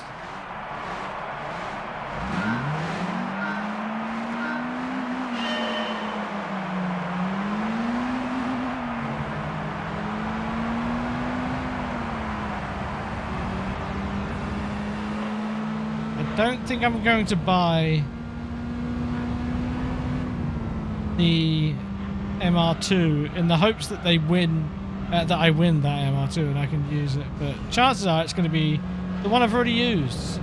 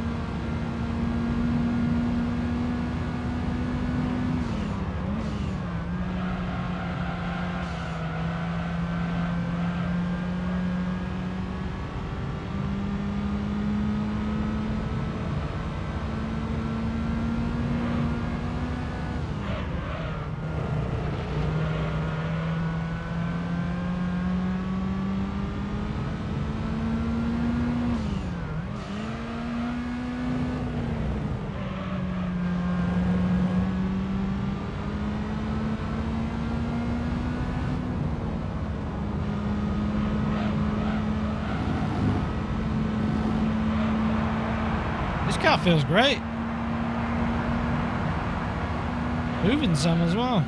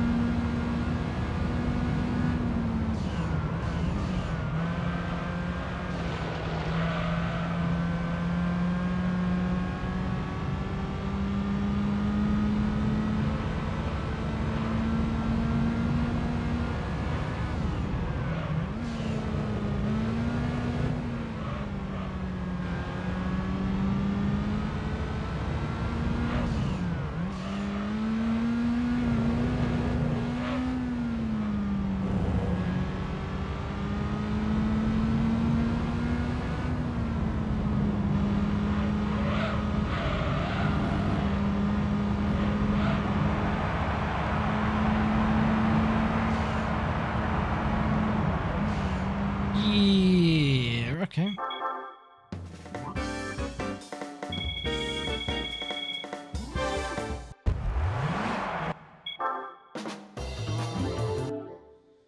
Okay, so that's this one.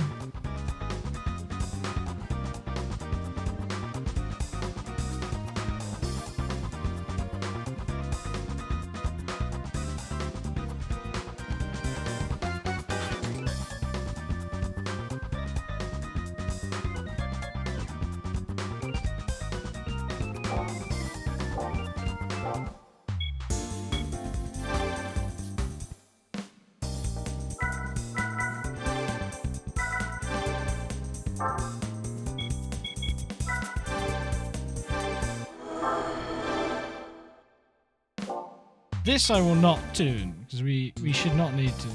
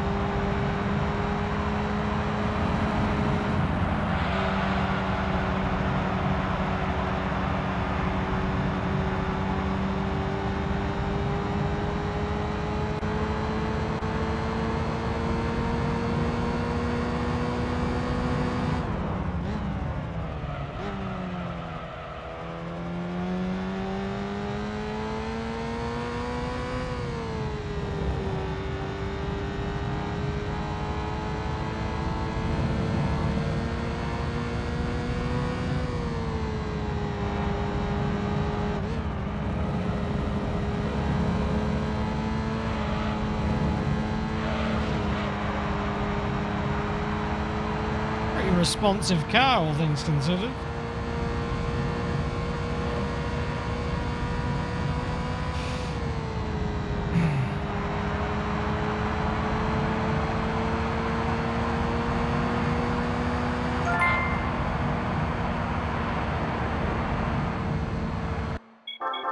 Yeah, right, which MR2 is it? Please be the second gen MR2. Please be a W20. It's not. It's the one I already used. Shh. Shit. I figured as much. Still, shit.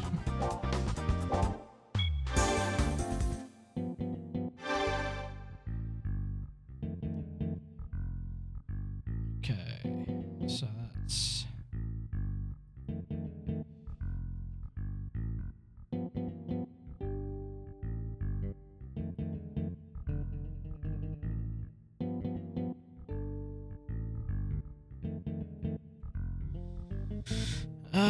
okay, race 3.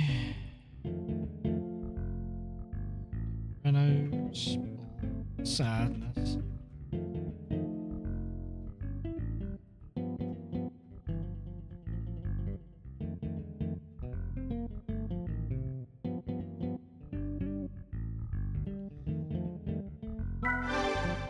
Sell all these now. And to make a middling amount of money back.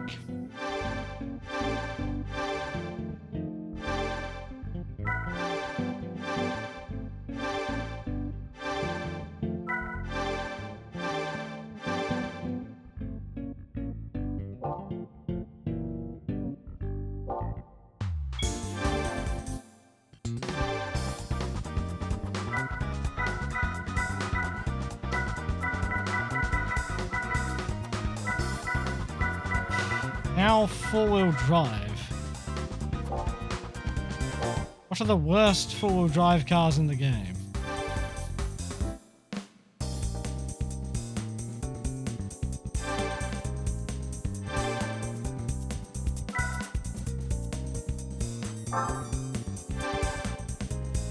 This is four-wheel drive. You're coming with me, sir.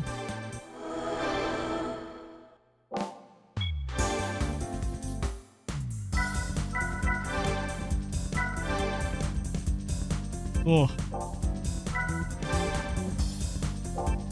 This is a Daihatsu Syrian or Storia, depending on something.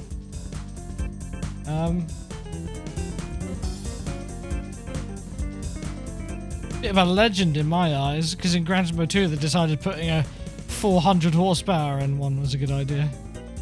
And I agree. Great idea. 146 brake.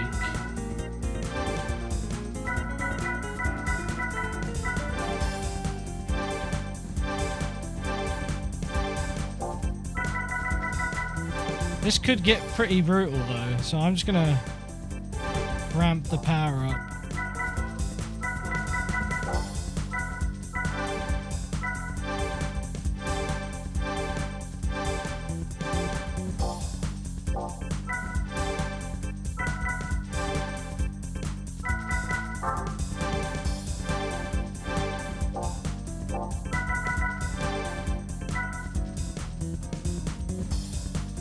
Should be enough, right?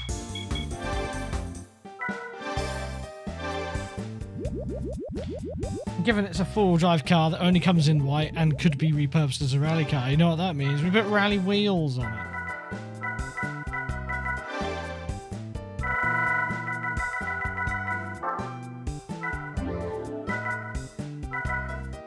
There you go. Perfect. It's a rally car now.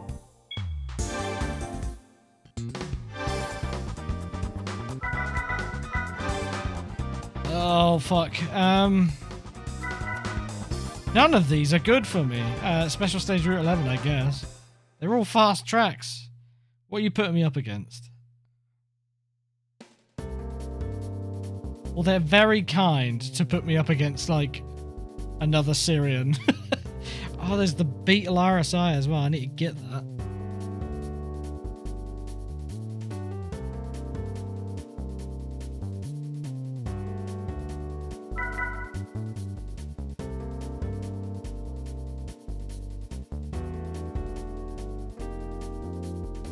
Yeah, this isn't looking good, is it?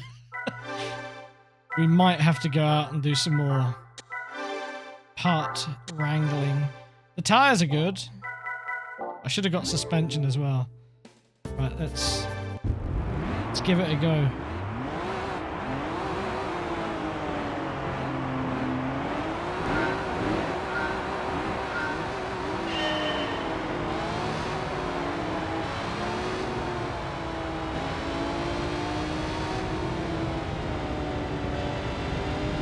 Oh look, I'm launching way better than that AI. It's gonna be easy, but look, we're closing in on them. What's this? Absolute missile.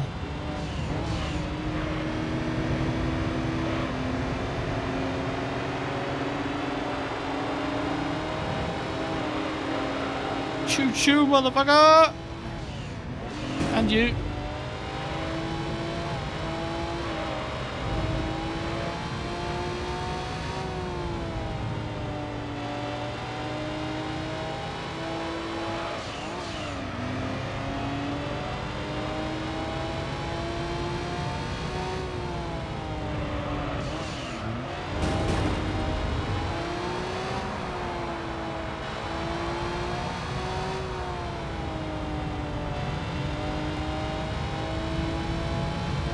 This is what a normal shift is like. It's not that bad. It's slower to do it like that.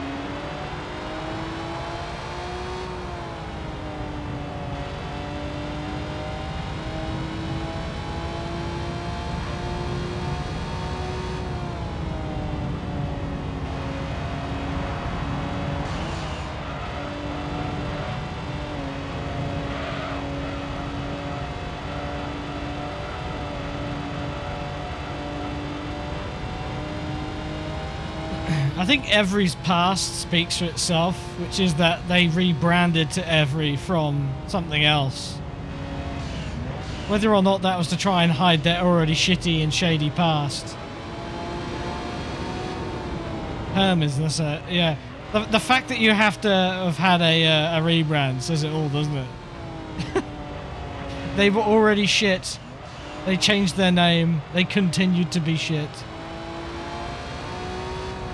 Impressive that they didn't capitalize on any of that time spent rebranding.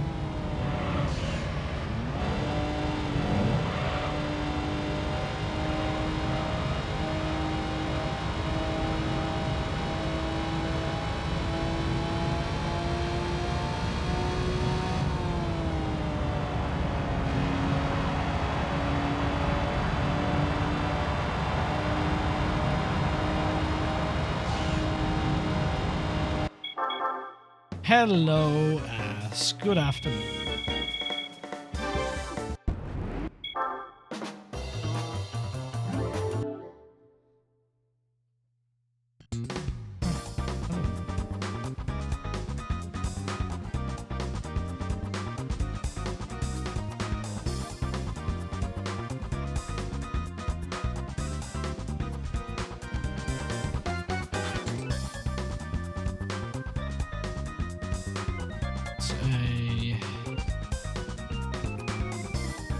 to Syrian. X4. Hell yeah.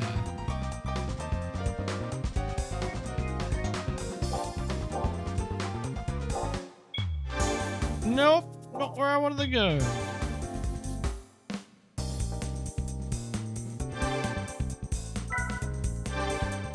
There's no four-wheel drive Hondas. These are all used. No four-wheel drive Mazdas. I never did use you, did I? We'll find a purpose for you, I'm sure.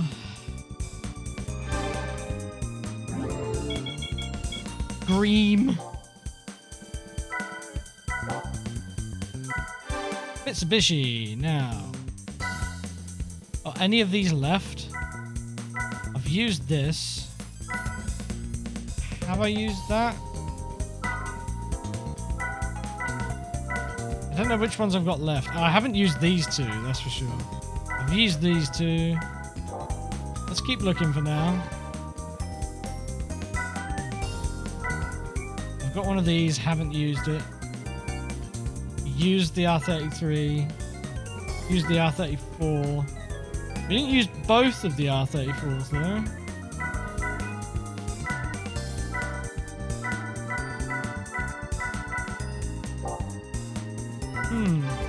Subarus, didn't use all those.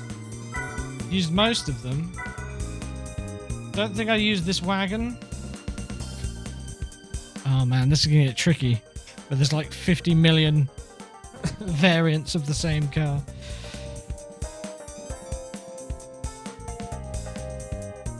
Let's keep looking. Suzuki. No.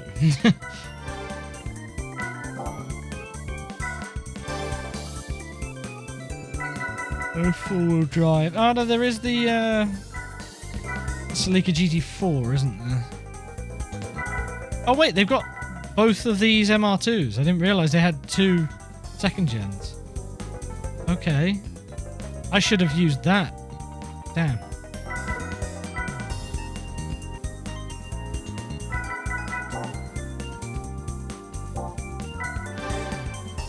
There's no four-wheel drives here. Other than rally cars and stuff. Germany. We've used everything here at this point, I think. Both used. BMW's only one car used. All four of these. Well, I haven't used the CLK yet. There is... I haven't used any of these yet. Technically, that's four-wheel drive and VW. Got the new Beetle RSI. Could use that. It's expensive. Are we forced to win this?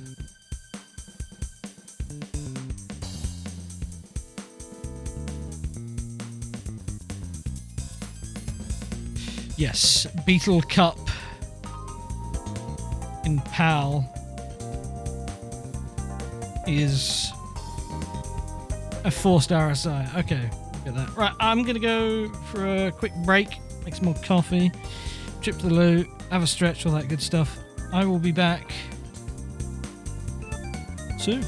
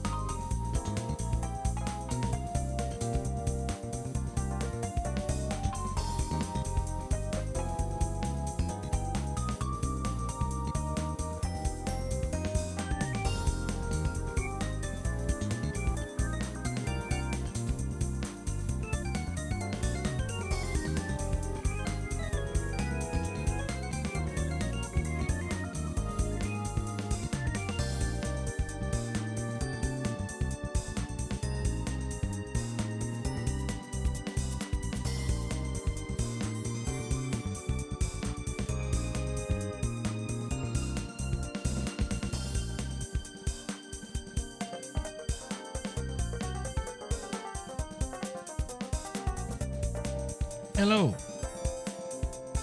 I'm back. Right.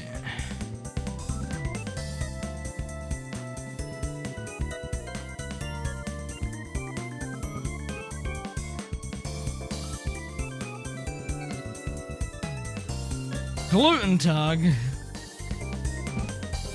Not the gluten. Right.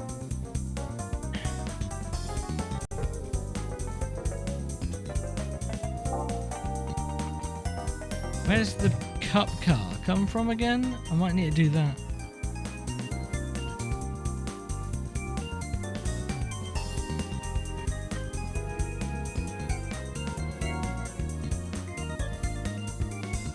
DTM.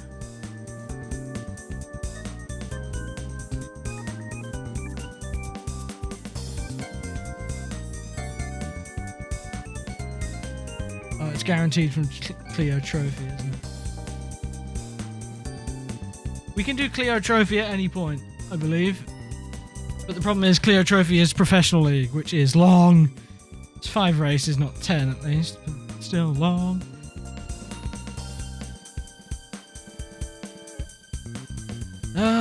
But maybe we should do that at some point soon.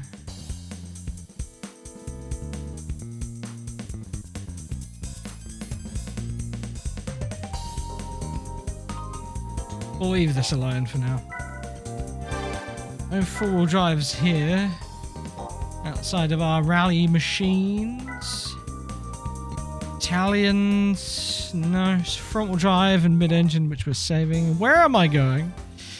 Back in with you. Okay, nothing 4-wheel drive here. We've got the Griffith ready to go. I think I'm saving these. No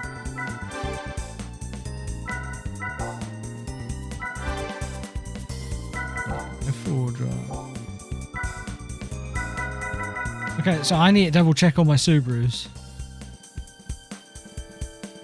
God damn it. 4-wheel drive challenge.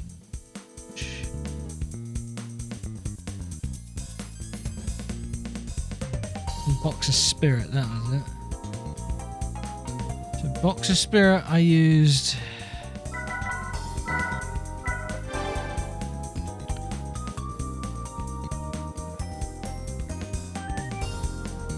Subaru Impreza Sedan WRX SDI. So I think that is this.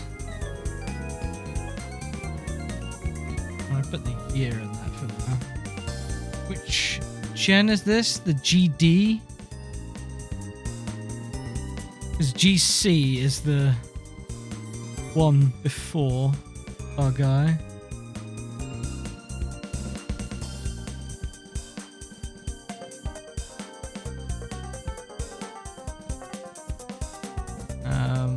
So yeah, we've used that. We've used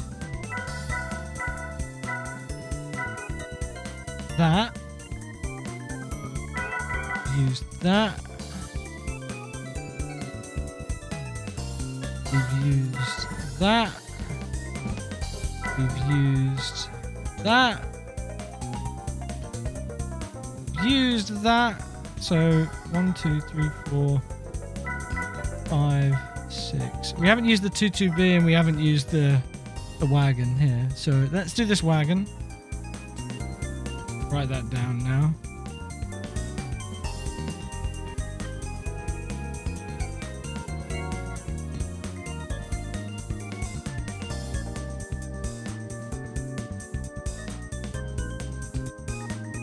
Wagon. Love a good wagon. Sorry, Impreza Sports Wagon. Gotta know it's sporty.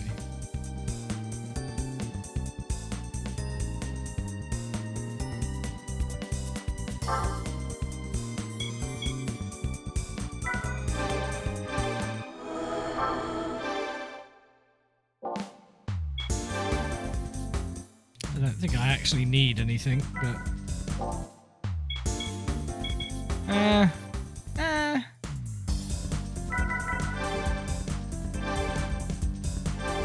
Oh, the whole 13 horsepower, definitely worth that.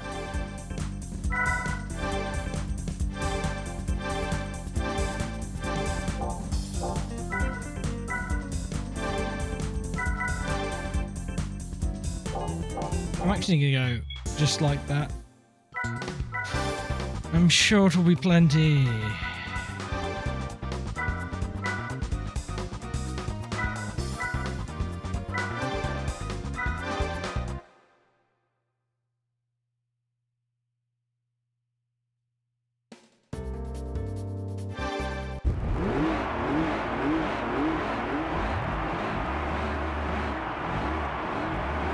Barely hear the engine.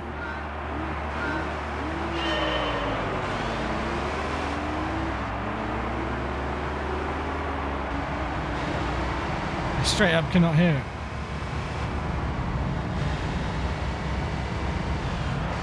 Why does it sound like this?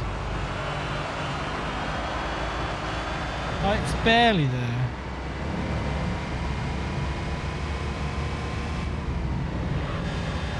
When it's in the lower RPMs, the mid-range, you can hear it. As it gets above like 6,500, it just goes silent.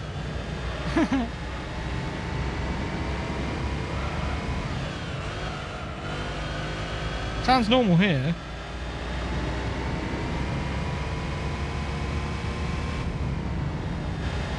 Yeah, I don't know what this is about. I've never known it to be like this, but this would be like the last Subaru I'd pick for anything.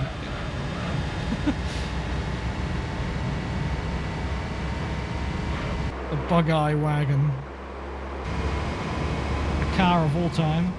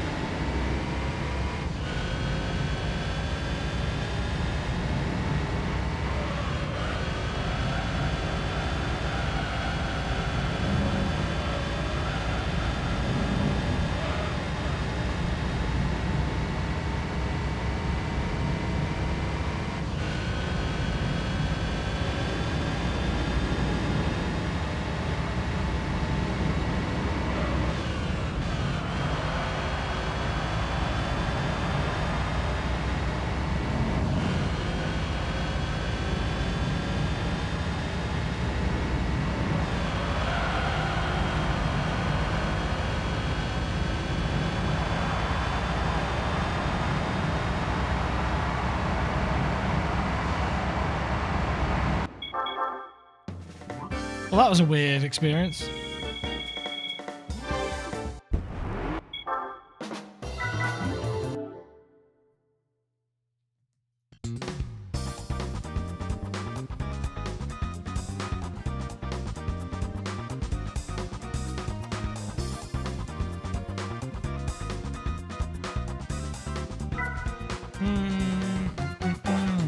Okay, that's race 1 done.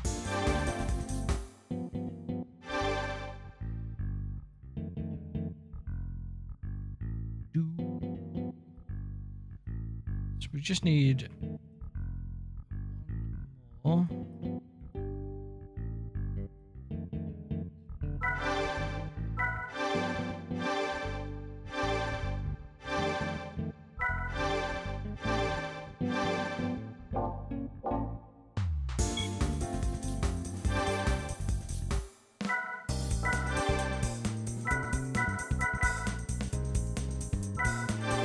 We again, Mitsubishis. I'm not sure which of those I've used because there's two.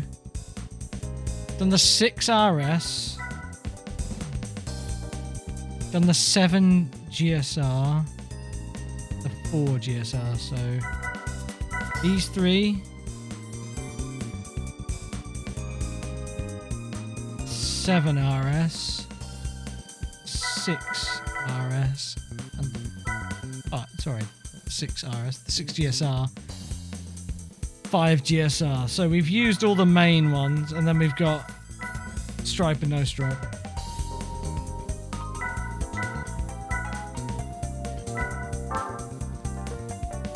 Let's write this one down.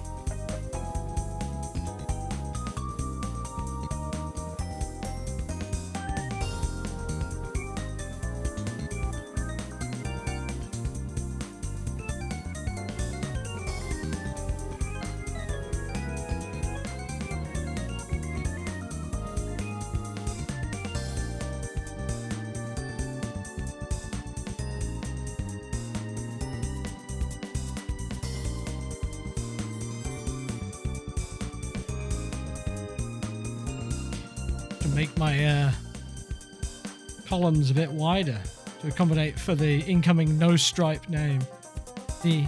Oh, I even misspelled that.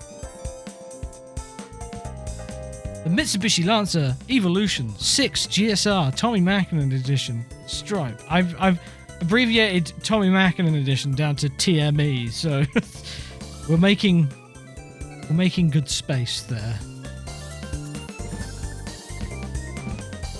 Was the meme Mitsubishi of this? It's this one. My favourite one in my favourite colour, and it became a meme. My sadness is immeasurable.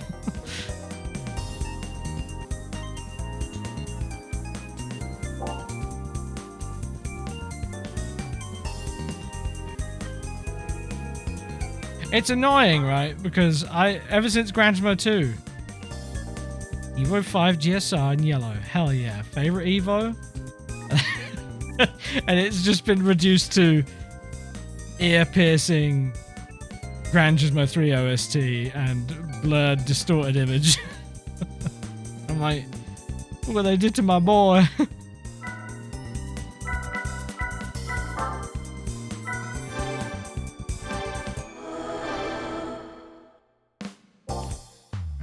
Let's go this. I don't even need to do anything.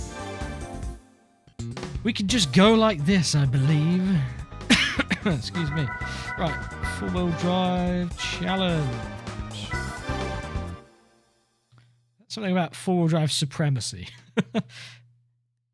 Average four-wheel drive enthusiast. But it's better. Well, I've already entered this menu now, so I might as well turn them off.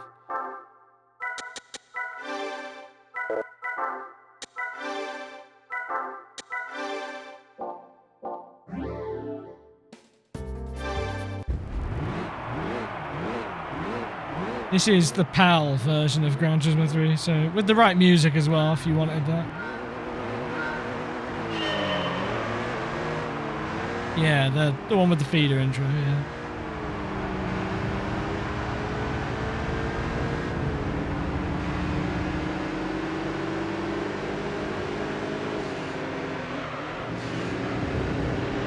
We rallying now.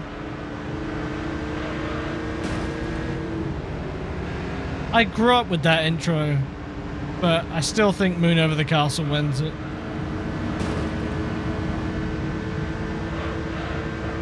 Every time for me. I struggle the most with Gran Turismo 1 to say that, because I really like that Backstreet Preachers remix. And I think the whole revving of the engine timed with the intro works really well. But yeah, it's the Japanese intro for all the games is Win Over the Castle.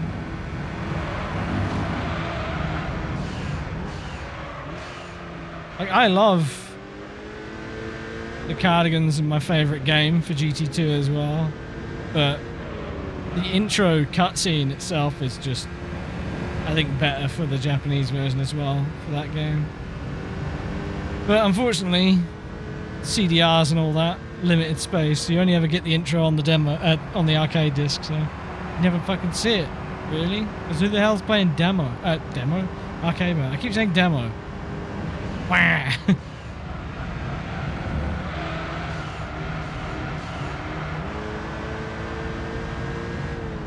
You just don't think about the lyrics too hard. That's how I feel about a few of Feeder's songs.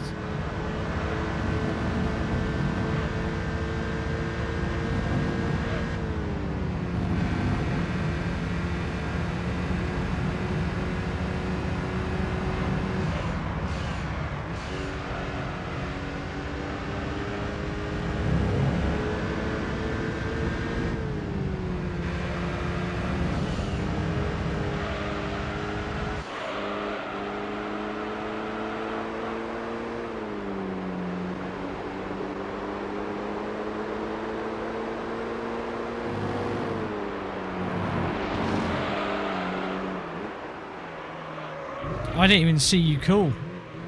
I saw my phone flash up, but I didn't. That must have been just coming through as a missed call. Happy birthday, Dad. There you go. Said it kind of in person as well. Everyone else, you're obliged to say happy birthday now. Quick before he leaves.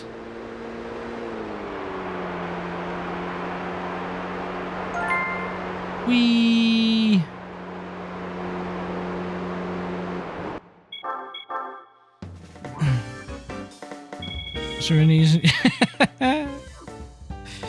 See, he says he didn't know I was streaming, but he did.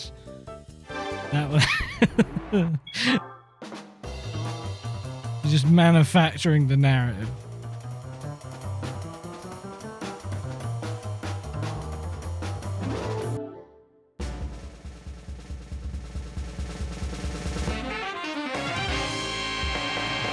Oh yeah. A special colored shitbox. Yeah.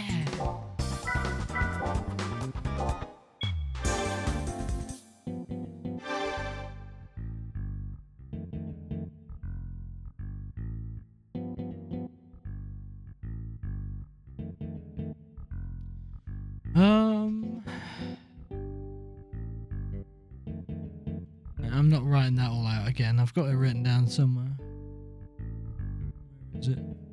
Suzuki AutoWorks Suzuki Sports Limited. There you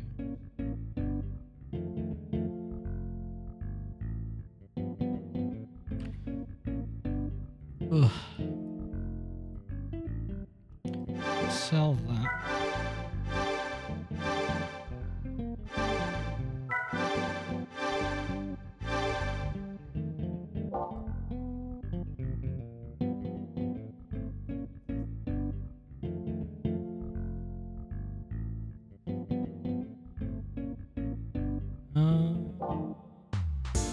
Then I don't remember what I was looking at doing. We done? Yeah.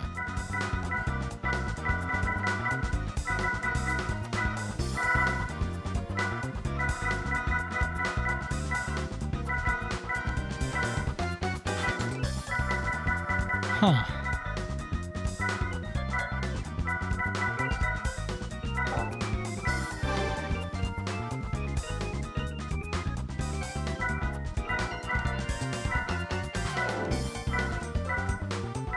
What FF races? Have we done the four-wheel drive ones here as well? Shit, okay. That's good. I was getting a bit worried then, because I... Hang on. Oh, I do need to find 3 more cars still. We can do that.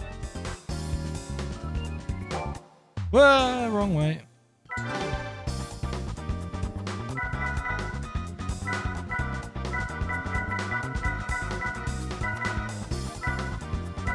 An A turbo. That's it.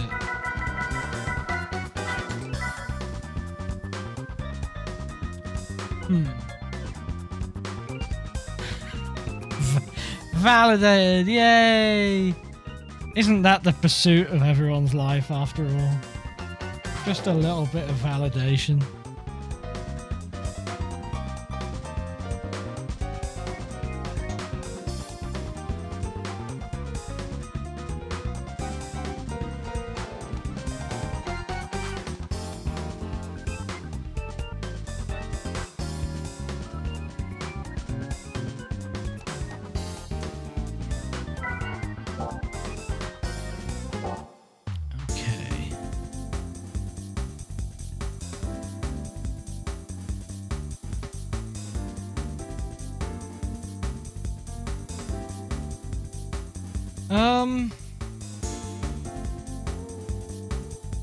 Damn, I'm a bit stumped, really. I don't want to do any of the professional league stuff. It takes forever. That's... Could do some... We did begin at mid-engined.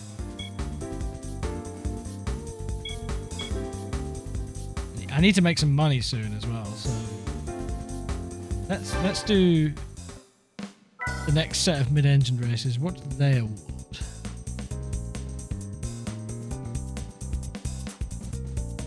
NSX Type S0. Okay, don't buy an NSX Type S0 because we'll get one for free. They're expensive, so that's good. Toyota. Mr. 2.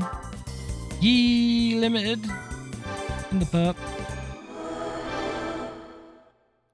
Might have to do quite a bit to this though.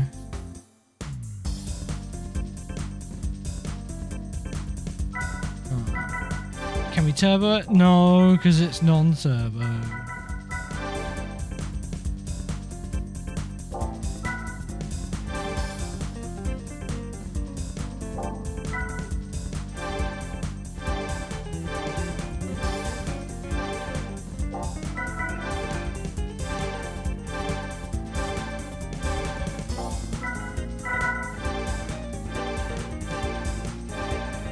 Bit low on the old power, but we hit it with the racing tyres and the suspension.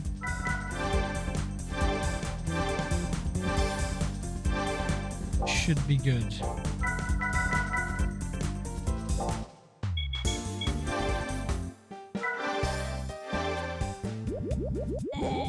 Coffee.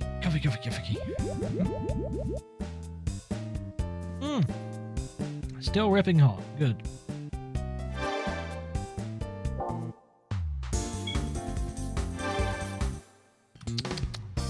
Alright. We'll have to slide in a... Okay, I think we're doing Grand Valley because the other two are hard tracks.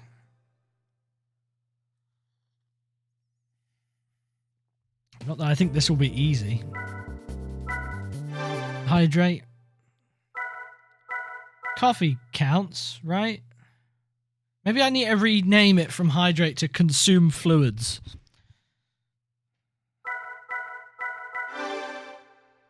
Definitely worth the effort, I'm sure.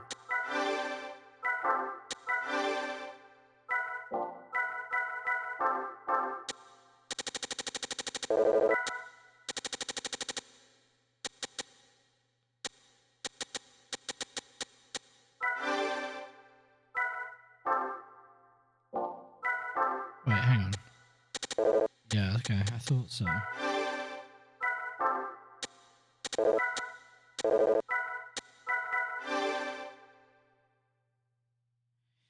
Would I say coffee satisfies my thirst?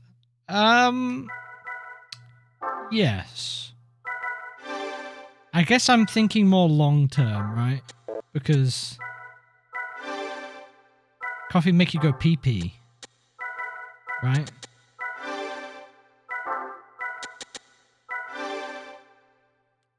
We love diuretics around here, man. Anything that makes you go pee pee. Coffee. It makes you piss. We could sell it. No problem.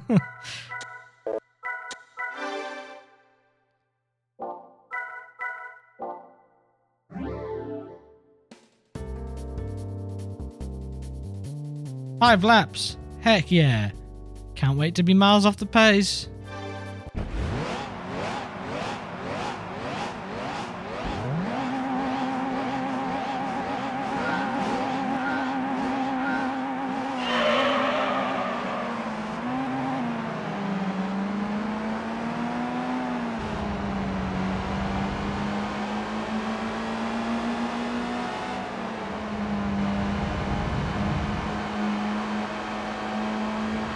I know, I think I first heard this from my grandfather.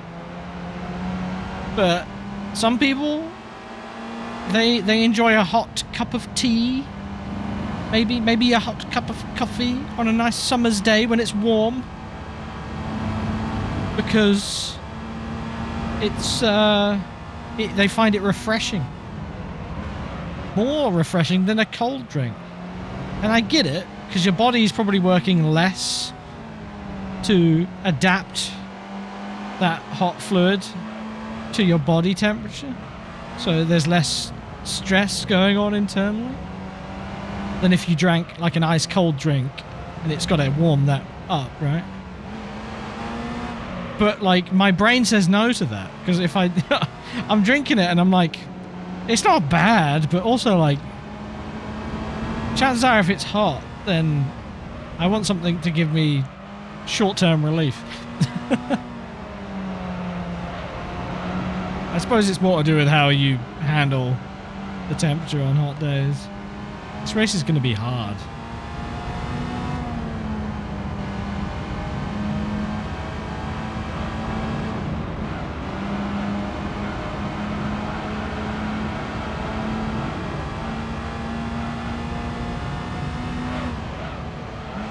Well, this is sort of the conversation that we were talking about before, about caffeine dehydrating you. Does caffeine dehydrate you?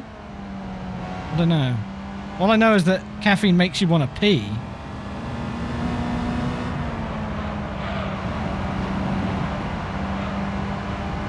So, like,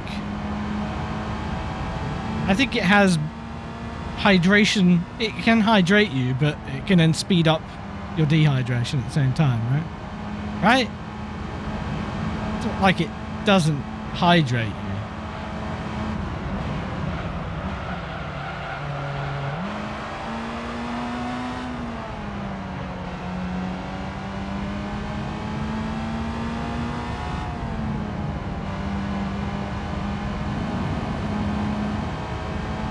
Like, if you drank shitloads of coffee or caffeine in a day, then that would be terrible for you because you'd just be dehydrated.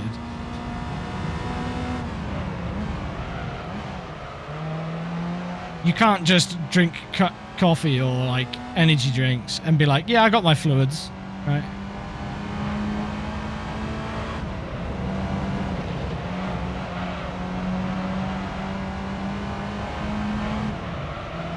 I think it's all about balance, right?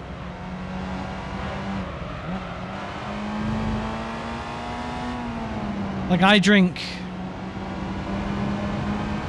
about a litre of coffee a day, I think, at least.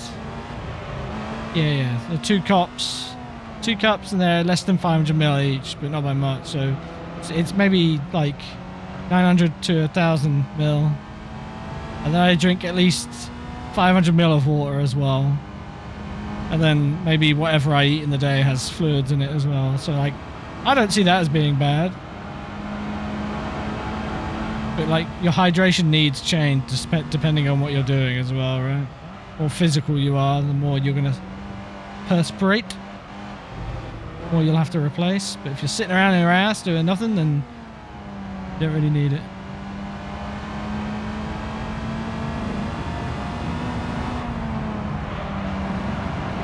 Yeah, I'm dead last. The Clio is already pitting. That is quite amusing.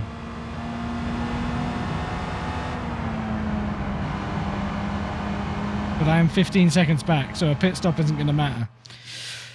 We need to go and work harder.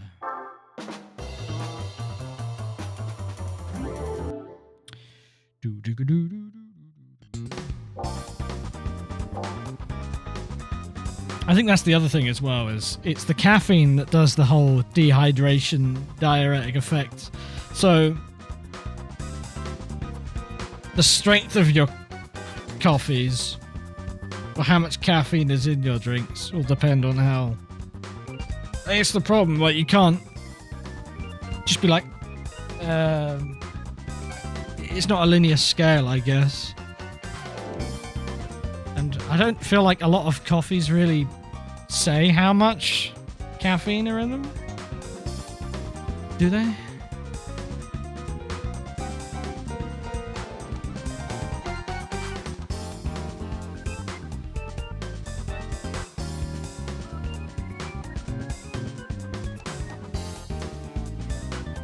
How constipated would you be if you get out to your comment?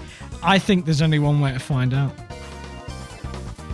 I think you should treat yourself, a little birthday treat.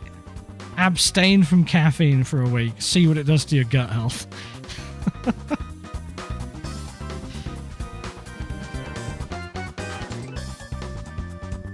Yeah, 250 to 300 milligrams of caffeine, which I believe is like... It's about 2 filter coffees, right? Average sized.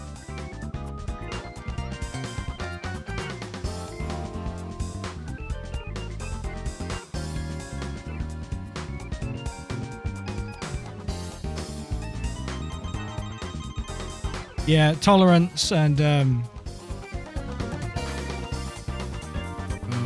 what do you call it? Yeah, well, how much your tolerance is built to caffeine, I suppose.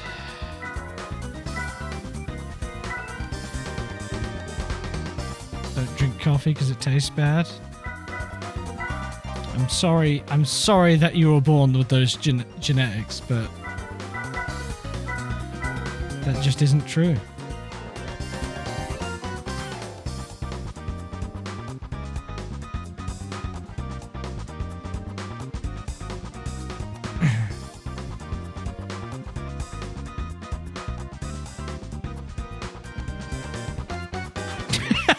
Genitals? What? Yeah, I'm sorry you were born with the wrong genitals, so you can't handle caffeine. Sucks, man. You couldn't do it? You haven't tried. How do you know? I think the reality is you don't want to, right? That's the difference. How are you drinking it? I drink it up my dick like a straw, mate.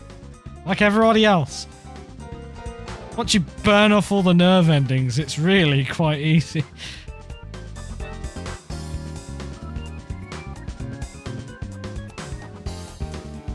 You did say drug, yeah. He didn't say I am an addict, though, did he?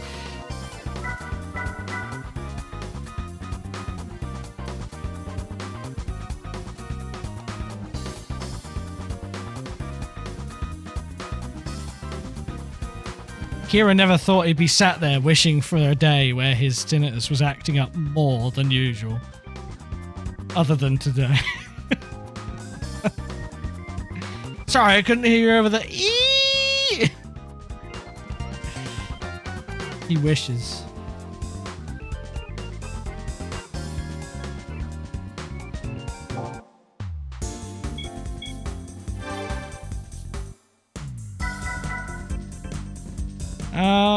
I need more horsepower.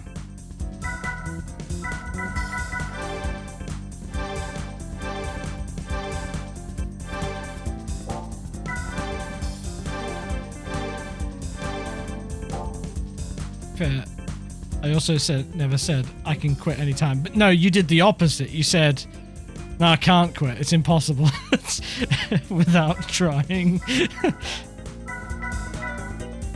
Which really translates to don't want to, which is fine.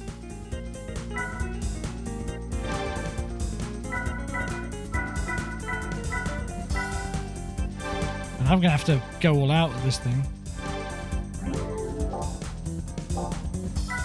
Need to replace it.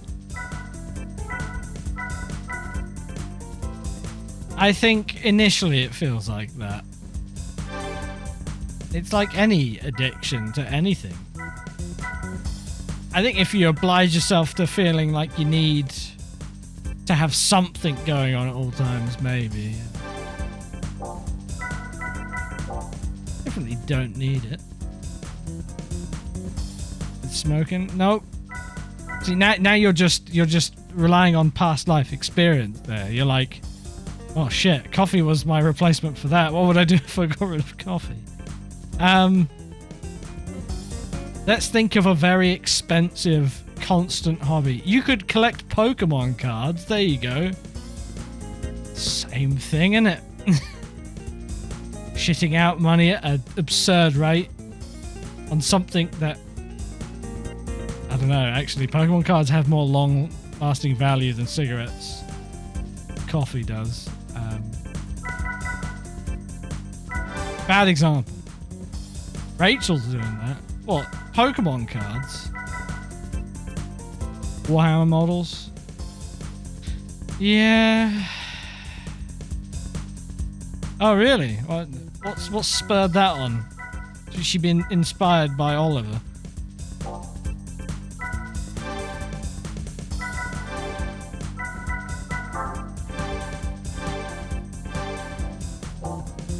AC mods are addictive. I used to think like that, and then when you realise 99% of them suck ass, you're like, maybe I spend less time wading through trash and just focus on enjoying the good ones. And I really don't mean that in a negative way, but it's just the reality when most of them are just, hey, I found this really nice model from another game. Let me just port that over. Looks nice. And you drive it, you're like, oh, this is sad. Connor is doing it. So they're feeding off each other. There is what you're saying.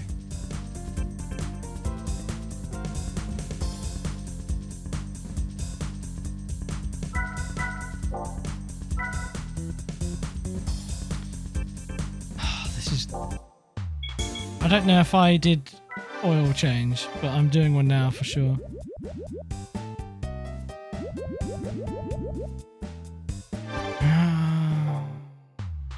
Let's see if we can win this now.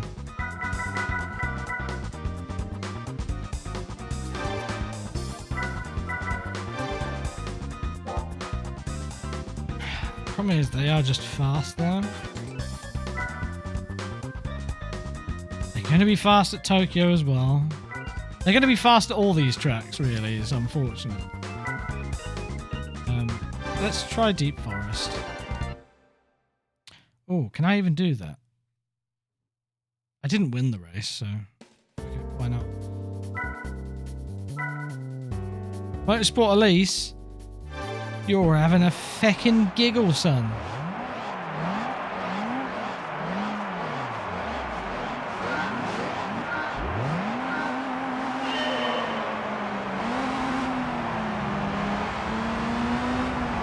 Yes, I agree. Best MR2 car.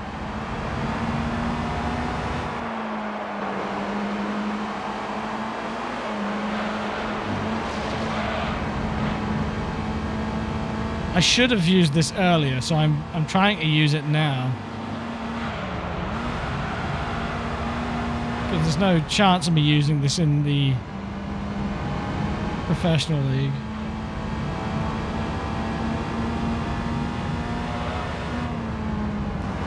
Hello.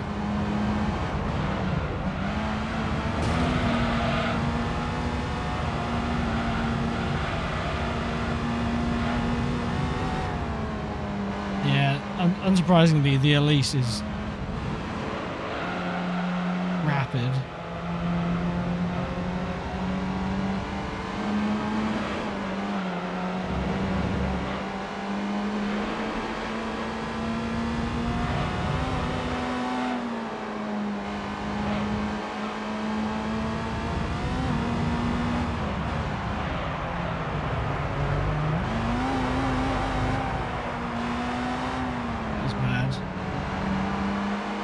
Carry more speed than that. Speaking of carrying speed, here comes Tommy Kyra. Oh, we're just about out dragging it thanks to Slipstream.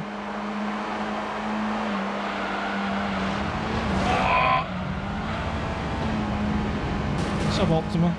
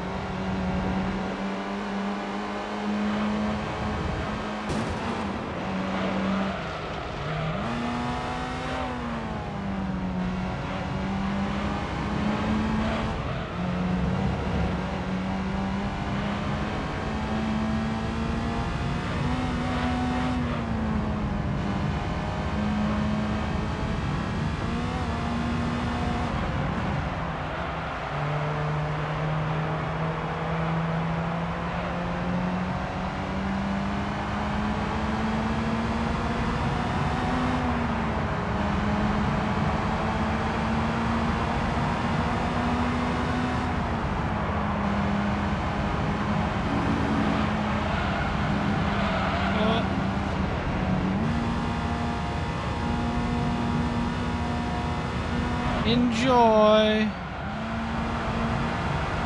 Whoa.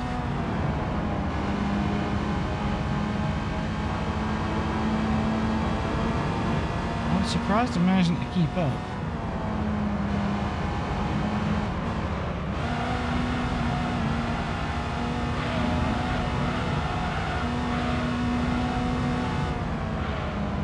Will the tyres be able to keep up? I think so.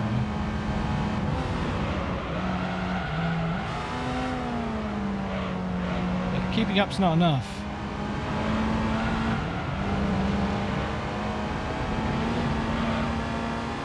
Need to go for first.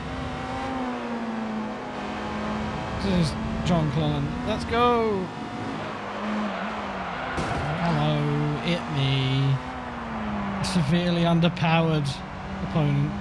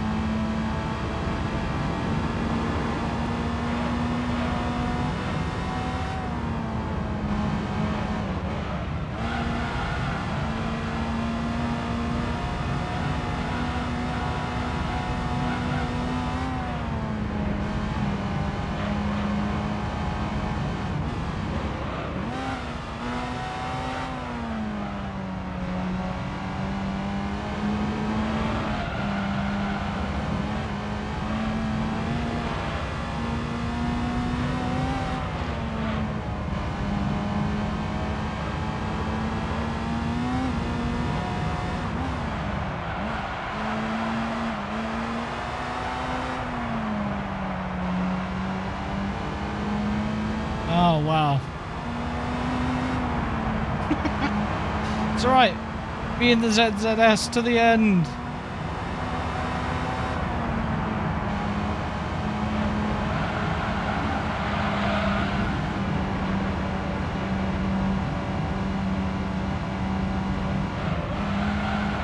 What's funny is that Motorsport Elise is going to be like, yeah, it's last.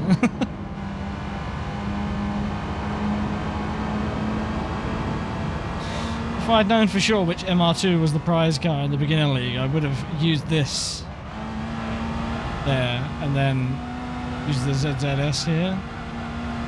But that's alright, we've made it work. It's just cost an arm and a leg for some reason. I say for some reason, I know why.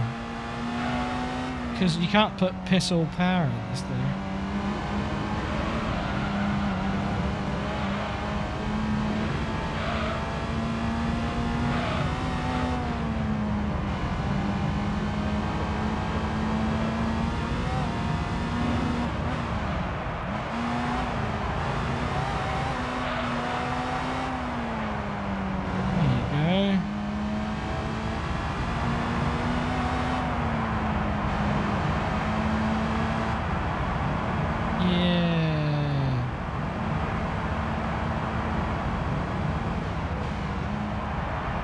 Oh, it gained a position. You see the speed at which they were coming at us, though?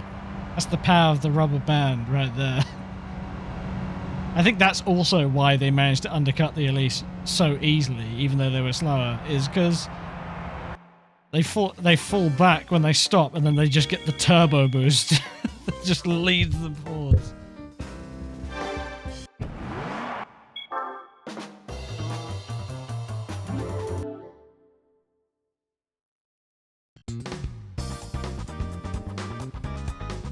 Okay, so that is that car and track combo done.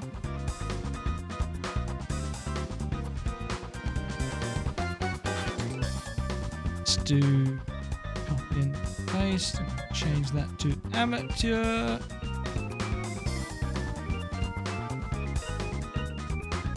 This is the Toyota MR2G Limited.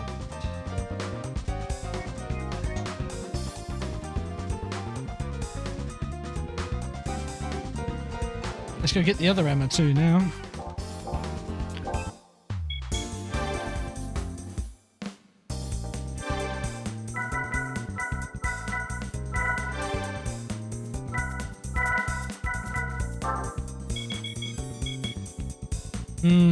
Beige. Oh, purple again. If we can't have piss, and there is purple, well, do I need to say anything else?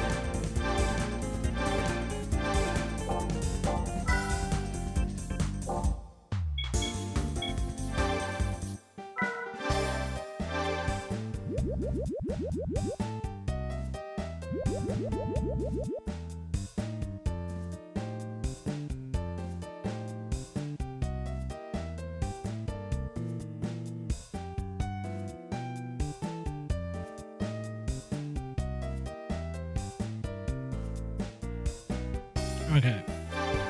So, how much power did the... That was 313. How much did this end up weighing?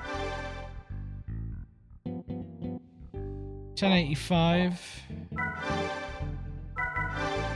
1181. So, just under 100 kilos heavier. Might put a bit more power on it, to be sure.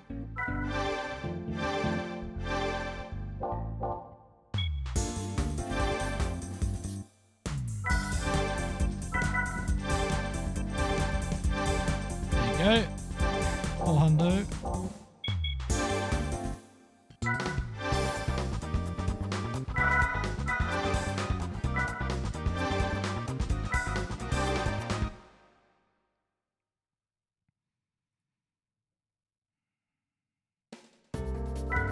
Oh, 1 second.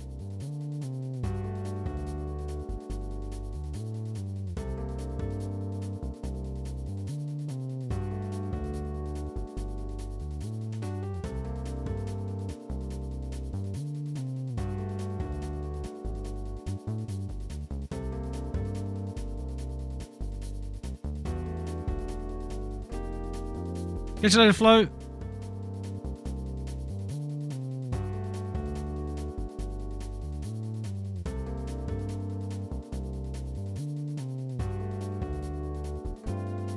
This one should be interesting.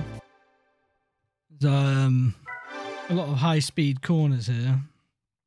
Tyre wear is probably going to be a bit more intense. Just going to run the same setup we just had.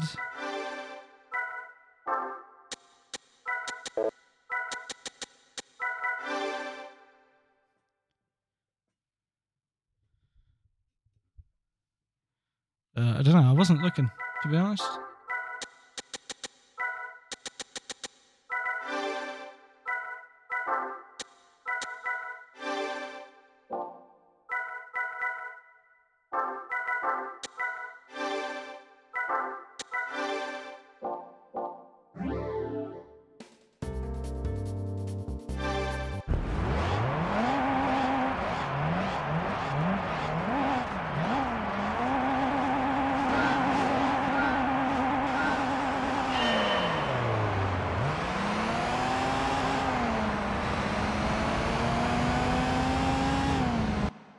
They do look similar, don't they?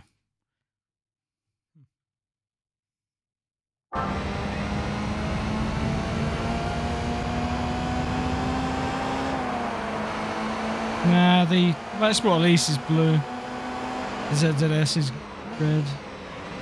I don't remember what colour the fucking Clio was, but...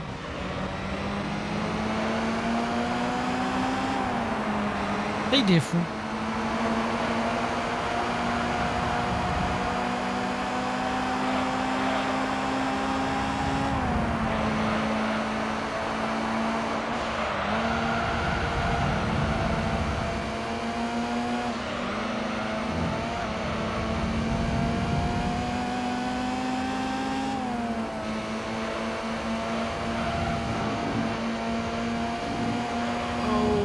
This is only a 5-speed.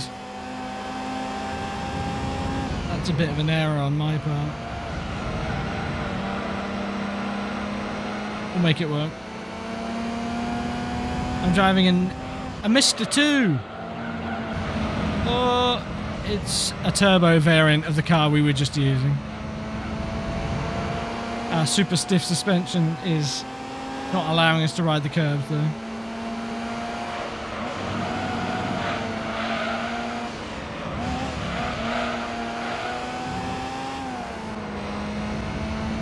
We shouldn't have gone for such a stiff setup here.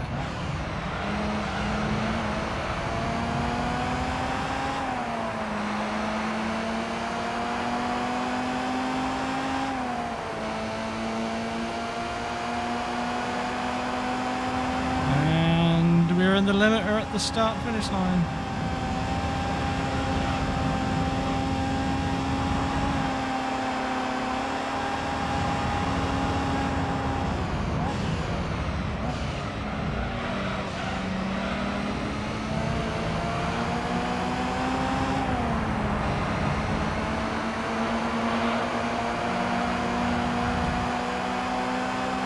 Well, there's a Mrs. There's a Mrs. 'Cause that's what they called the 3rd gen MR2 in other markets. Instead of an MR2, they call it an MRS. So there's a, yeah. There is one, I suppose.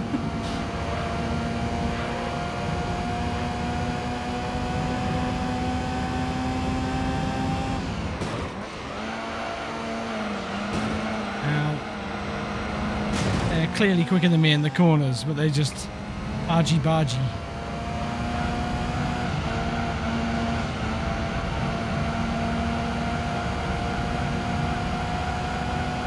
Understandably, those long corners are killing the tyres.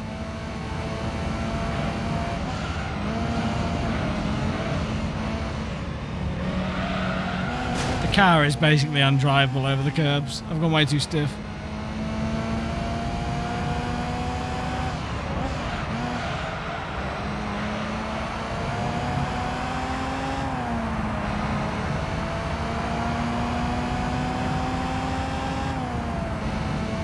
Well, their gears don't matter because they only start matching my speed by like the end of the straight, so I gain my advantage. See, it's gain all that speed up still.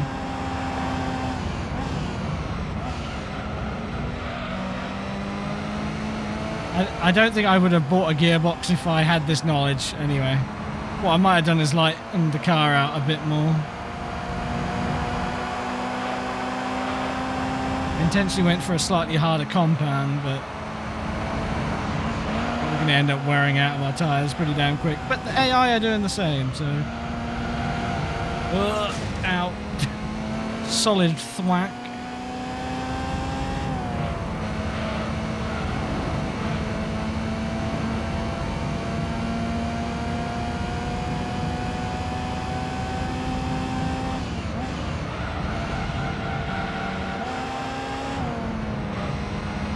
Get the momentum he carries through that corner.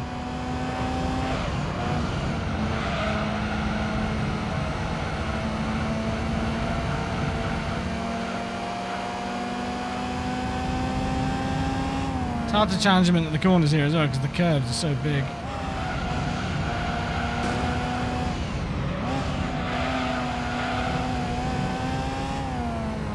Right. AI will be pitting soon.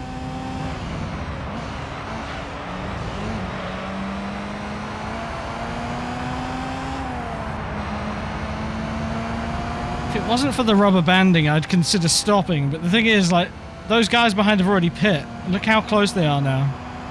It's hilarious how much the rubber banding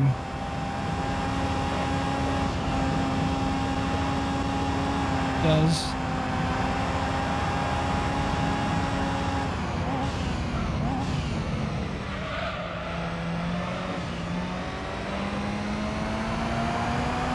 But what's even more hilarious is they're going to have to pit again, so...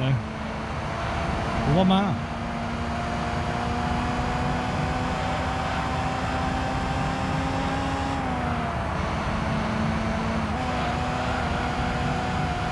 I'm assuming the ZZS will stop at the end of this lap as well.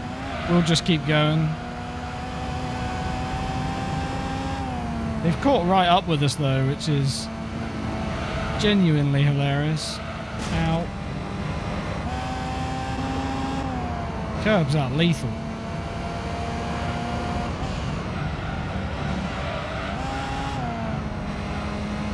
Cheers, mate.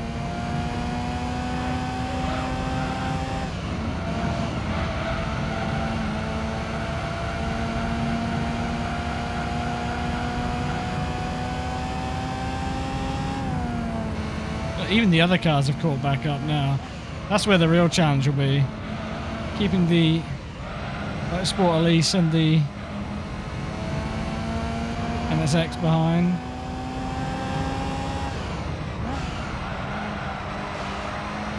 This is giving me flashbacks to that GT3 race round here. Now he's going to keep going. Mad lad.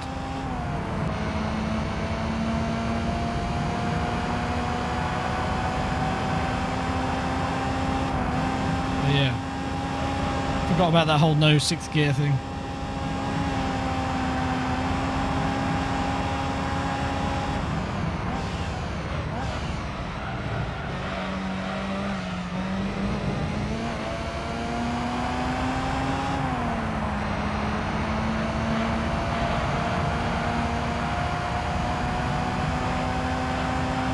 Means you'll be a nice buffer to the other AI cars though.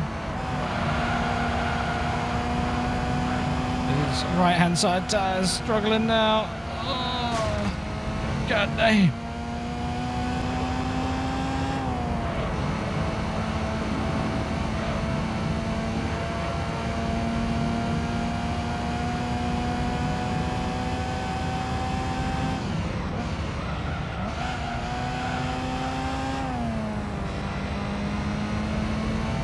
Still fast as fuck through there. There's the Motorsport Elise though. We fortunately still got enough grip. We can still turn. We can still win this.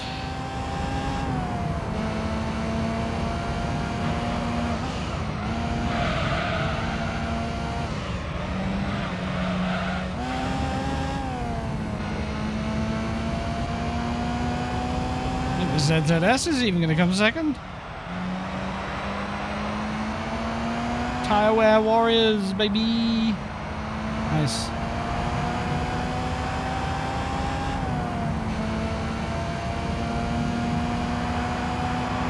Oh, he's going for it though. It's going to be close. Eee. Have some of that. How close were they? Less than a tenth of a second between them.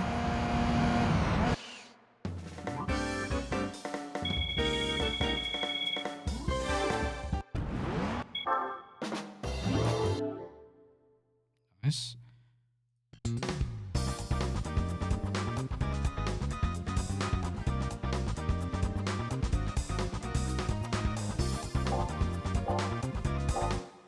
Alright.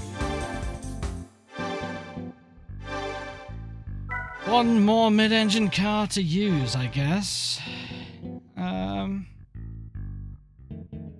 But what?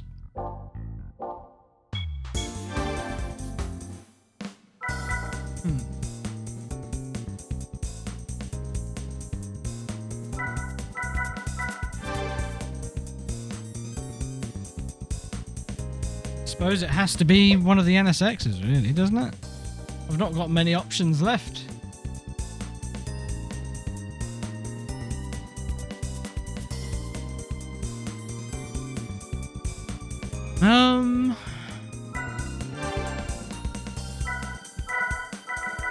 Well, I suppose let's use the crap one if we're going to use any of them.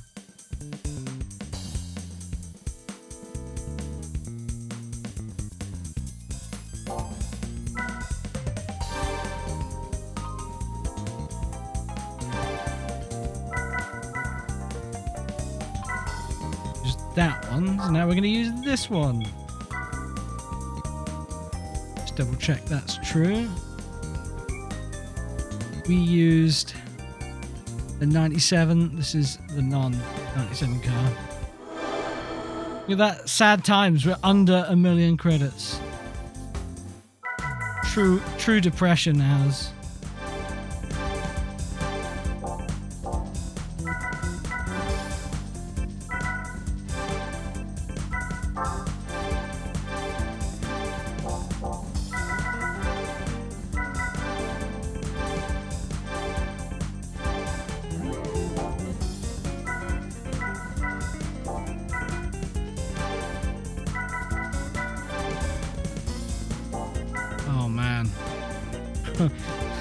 Uh-oh. We're spending a lot of money.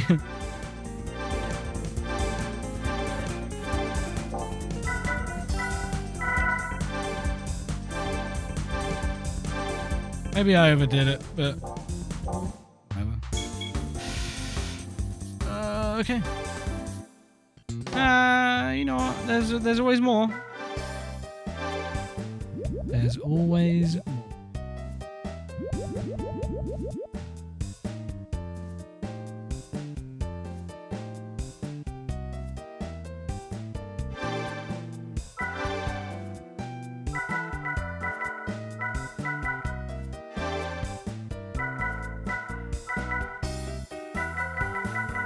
Some nice wheels on it, eh?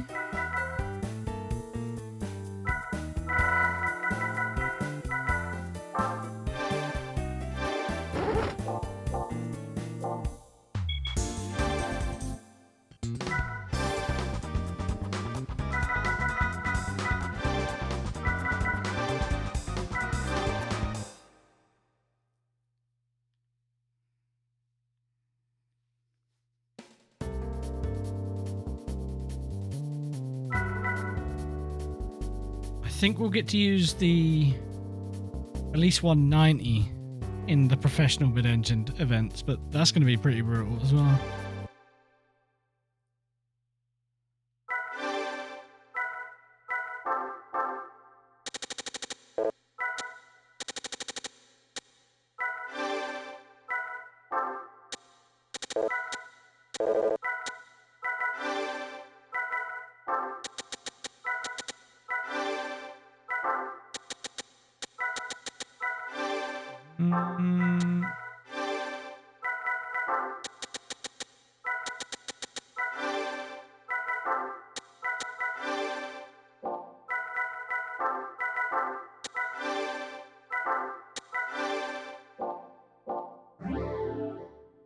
In we go.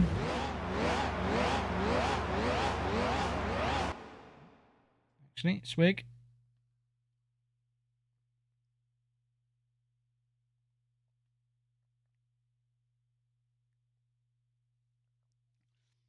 Big swigs. Right.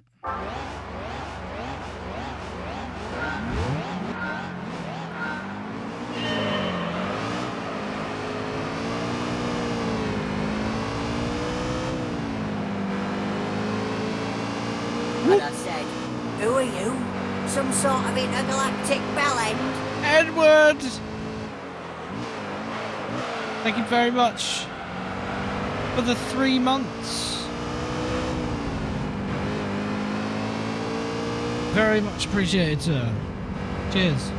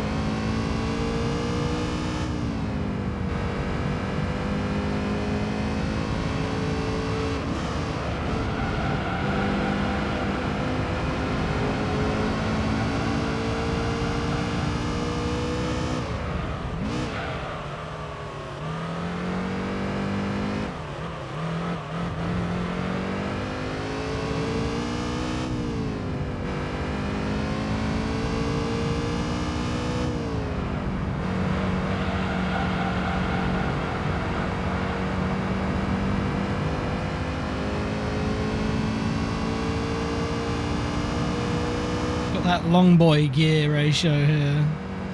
It's only a 5-speed, but don't need more than that.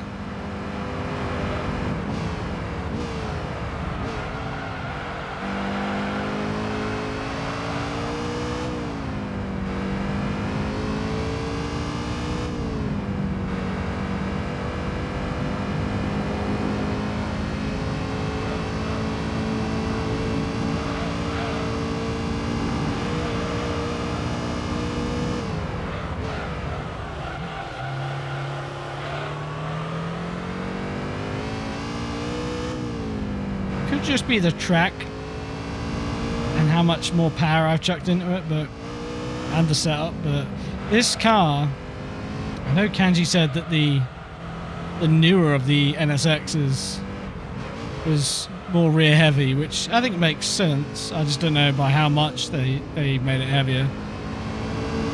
This the rear end on this one feels a lot more loose. In real life, when they switched to the NA2, which was around 97 when they upped the engine capacity, they also upped the width of the rear tyres, I believe, because a lot of the feedback of the first gen NSX was that the rear tyres were too skinny. Tyres in general are too skinny.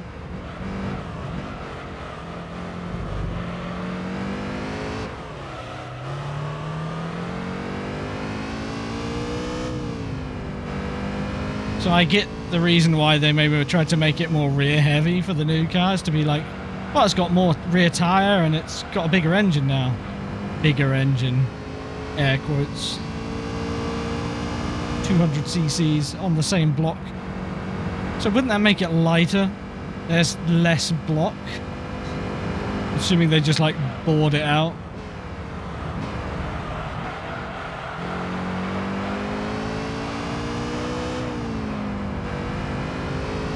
Over-engineered the whole engine block would have been. They were like, you get a bit more capacity out of that. Notoriously reliable engines.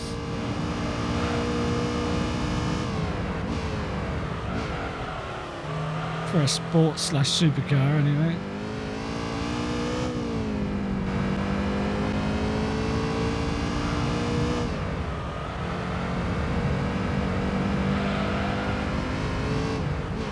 I picked the hard tyres. I'm glad I picked the hard tyres.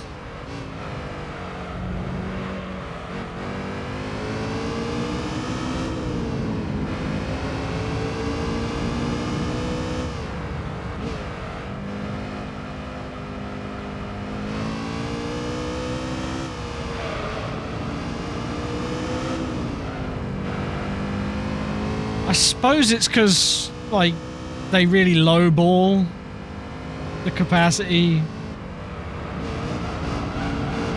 Because I guess they don't know long term how fragile the block would be.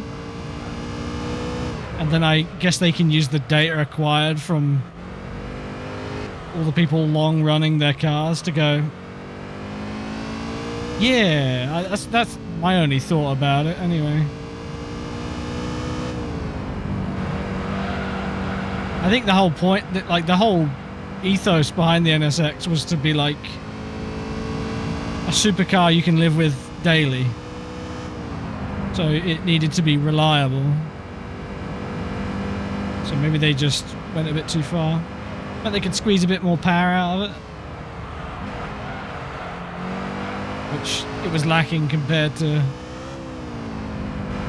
other cars by the time they did update the engine anyway, because like it arrived in 91 and I think the 328 Ferrari was a little more powerful, but I think that was heavier, so they were quite equal footing really.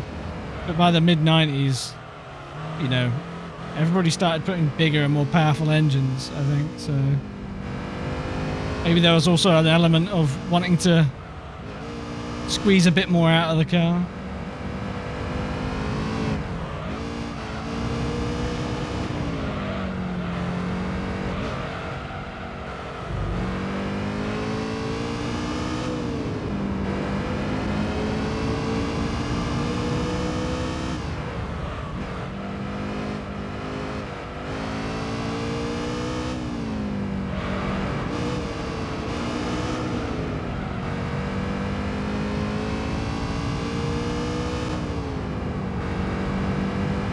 Assuming we're going to lose everyone but a ZZS if there is one on the grid, I can't remember.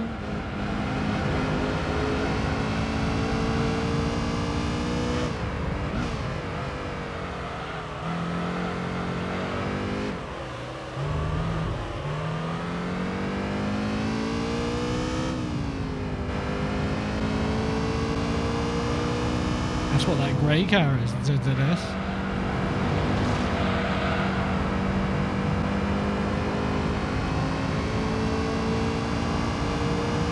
Well, it's staying out, so it must be. That's the NSX as well coming in, I think. No, it's the Clio pitting for a second time. Makes sense. NSX has already stopped, I think. Well, I'd say it's just me and the TK, but I think the rubber banding has brought the other guys back in. Whee!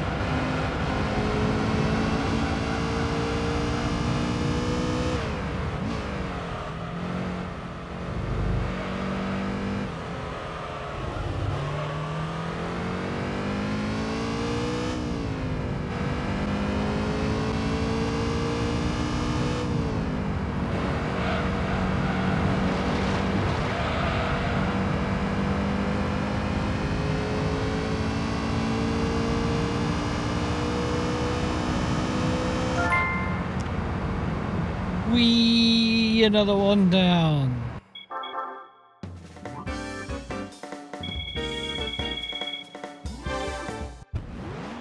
What colour will our new NSX be in? Use an NSX, win an NSX.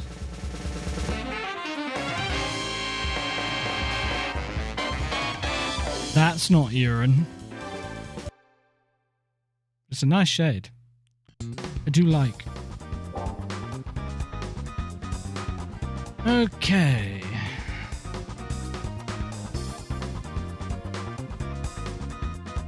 So that's race 3. And we win Honda NSX Type S0.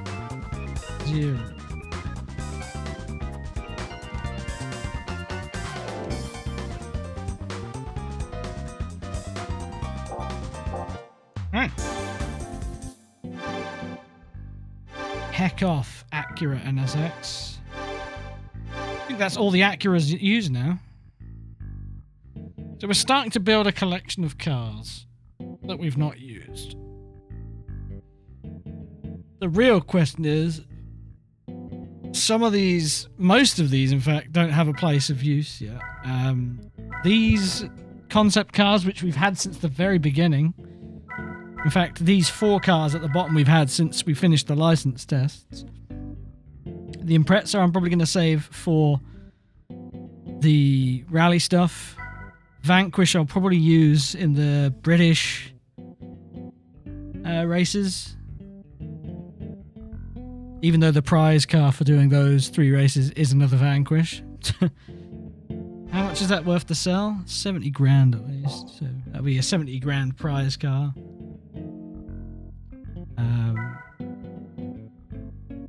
And then these I'd probably use for the naturally aspirated races somewhere, because we've got 9 of those to do. So might as well use them there. Camaro race car, somewhere that race cars need to be used. The Yaris is called for in a Yaris championship in professional league, but I'm not going near that with a barge pole until I need to. Same with the Evo 6 as with the Impreza prototype rally car rally events. Nismo 400R, probably for the turbo event. Some kind of tuner event. 787B, GT World Championship, or a championship with race cars in professional league, no doubt. Nismo GTRS tune, probably a turbo event. Spoon S2000, I'm pretty certain I want to use this in the beginner GT World Championship, because that's rally cars in there, and we might be able to use this there. FTO and race cars, same as the other big race cars, use that somewhere. Race car can be used. Cobra, NA, race probably.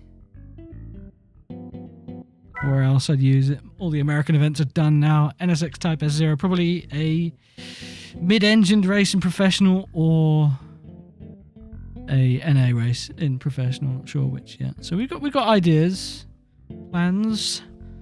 Welcome back, Kieran.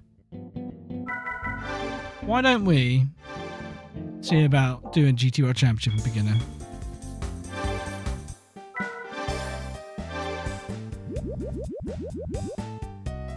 Can we put any power in this? I don't know how powerful those rally cars are,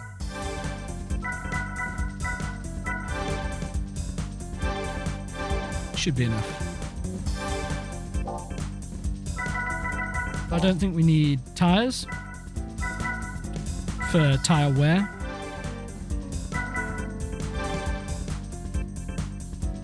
We've got mediums, that'll be fine.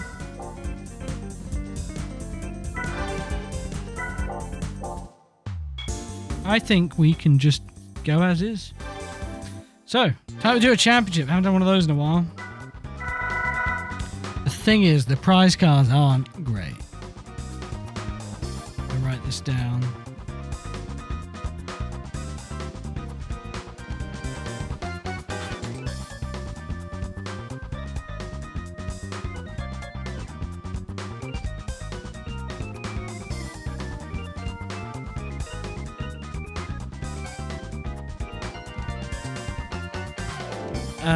Prize cars from Beginner League, GT World Championship are pretty much... There's only one car I haven't bought out of the 4 there, and they can all be bought, so we're going for the Celica GT4, I guess. But it's completion, so Let's get her done. Short races as well. There's 10 of them, but they're short, so no worries there.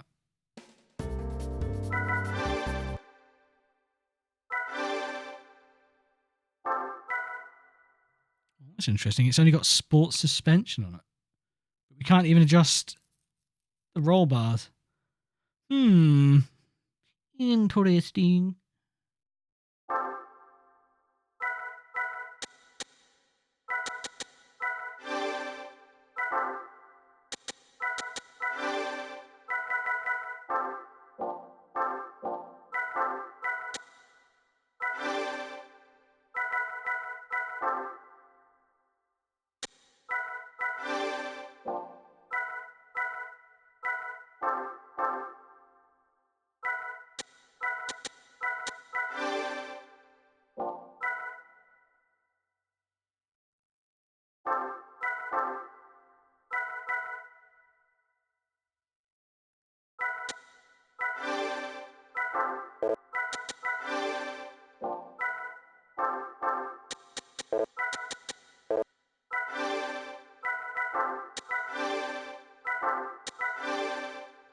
Weirdly, it has adjustable downforce, even though it has literally no aero devices on it. Makes sense.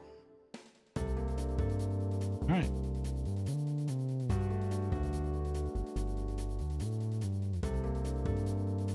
Oh, they did put 2 GT300 cars in there as well. This could be pretty brutal, actually.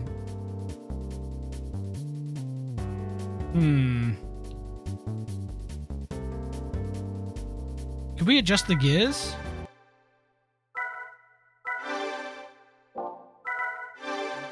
Where am I going?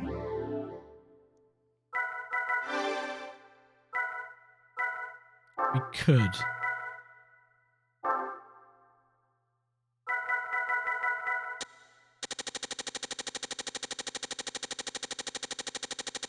I think this is how you do it.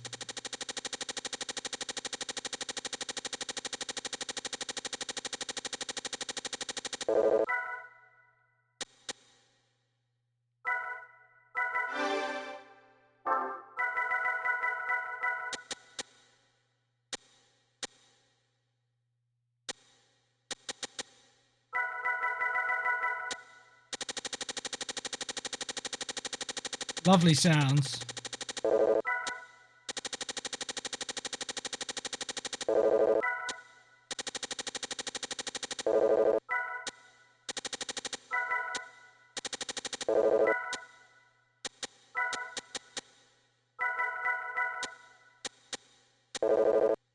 So what I've done there is I've massively fucked it up.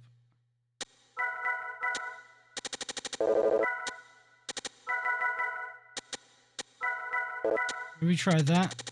No, that's too short. Let's try that.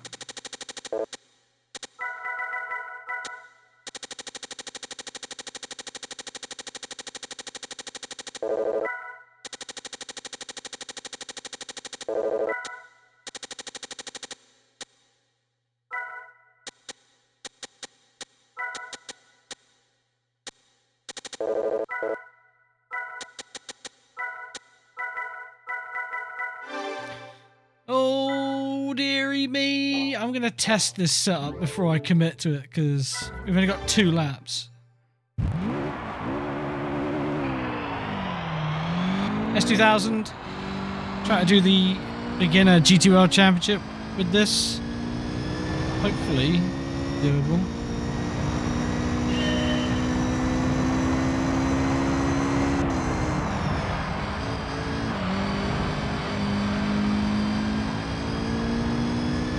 Car handles good.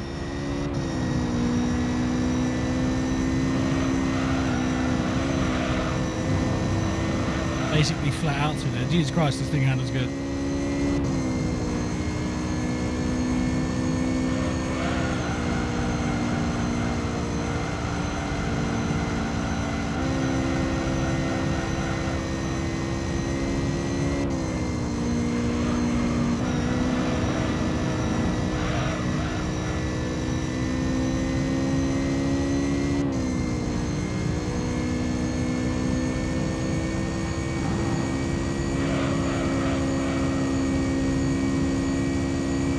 Not quick in a straight line though, as you'd kind of expect.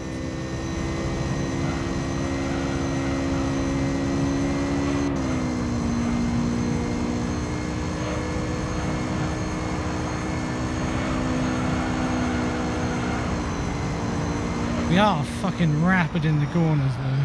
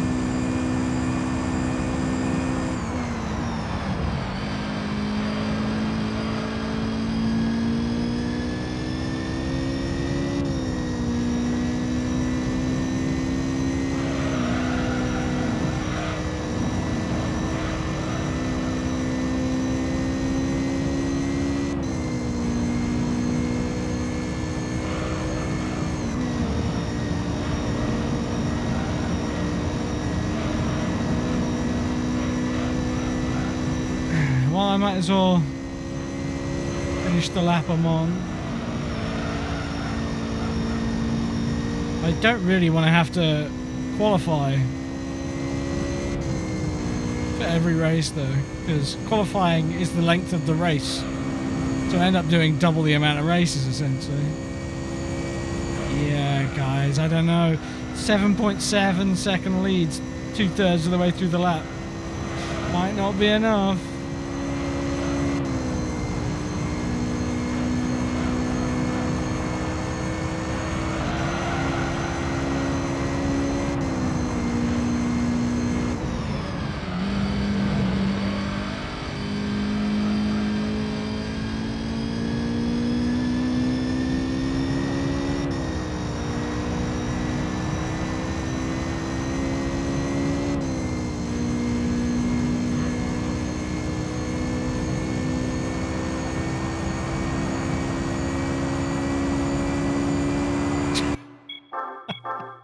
Okay. Alright. I know they got slowed down by the AI a bit, but okay. Guys, I don't know if it'll do it. Might be a bit too hard though.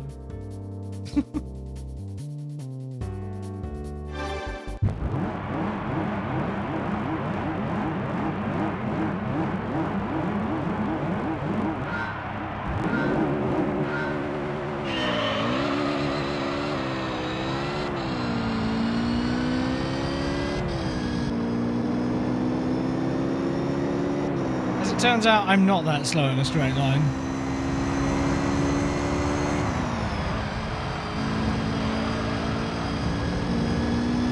Bye.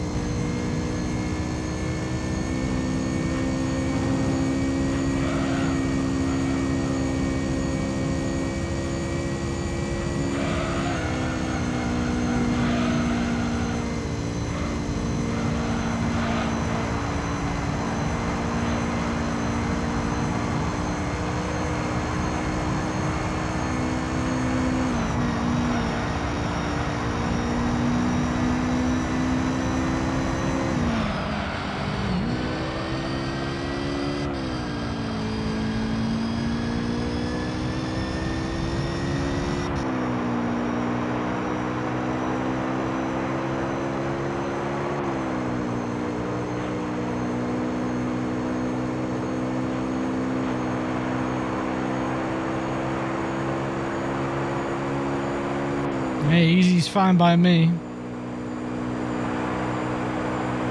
It's not all gonna be easy after all.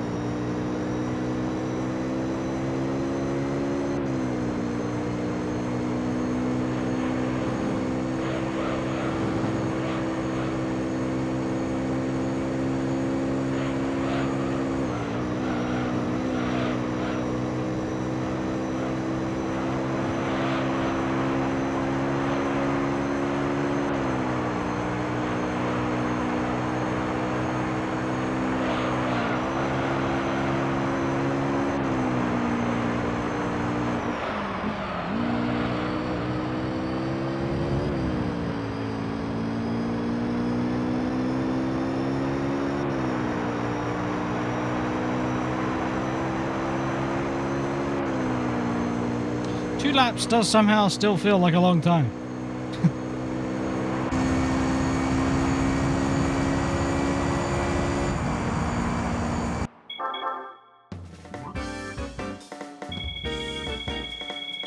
We'll be making a bit of money back here, which is quite nice, because we didn't have to pay for the car. We paid like 5 grand for the power upgrade. This should be interesting.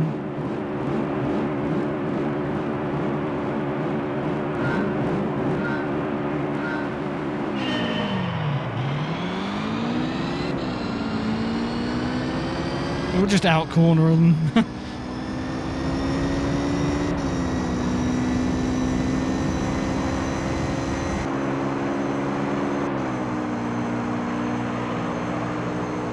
Hello.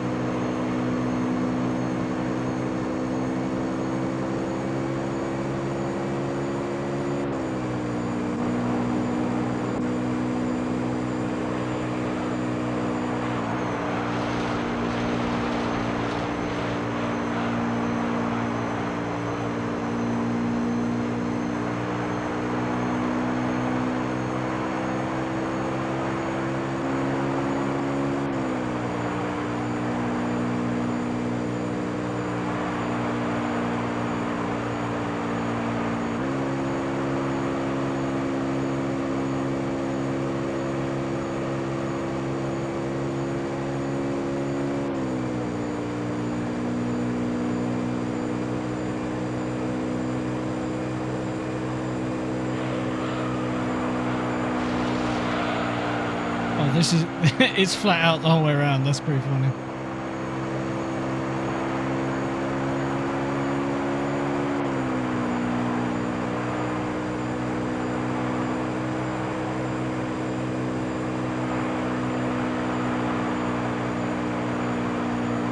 It's the perfect, it's a perfect soundtrack for going round and over, really.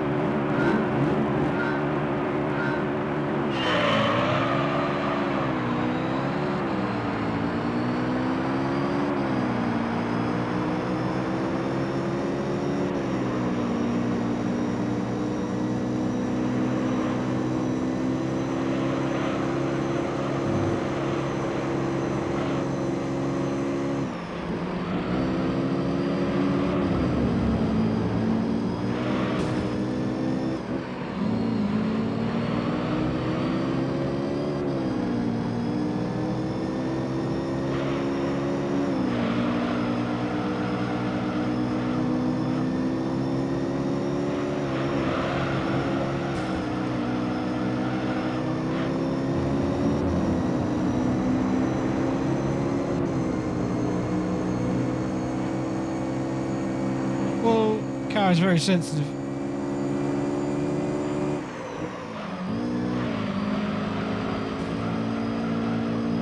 It's because it's very stiff, yeah.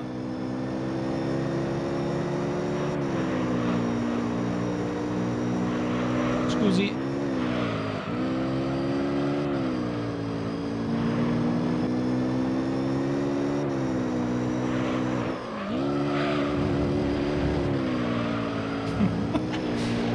The line of all time.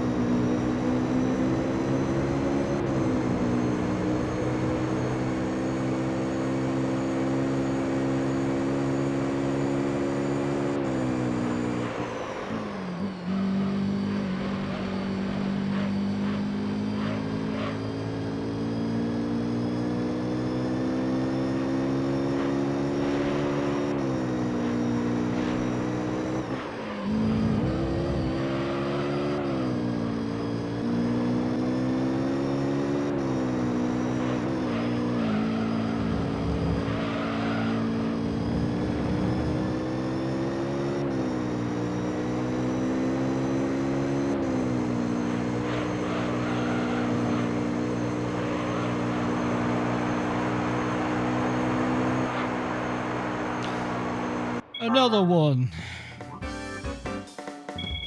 They're actually keeping up quite well there.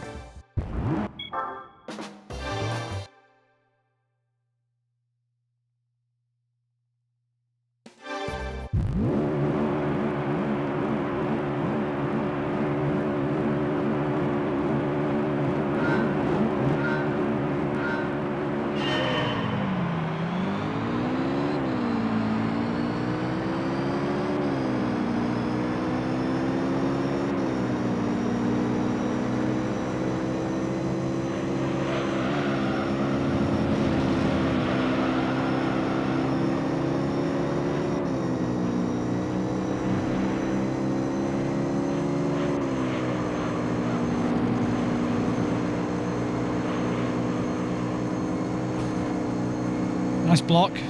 10 out of 10.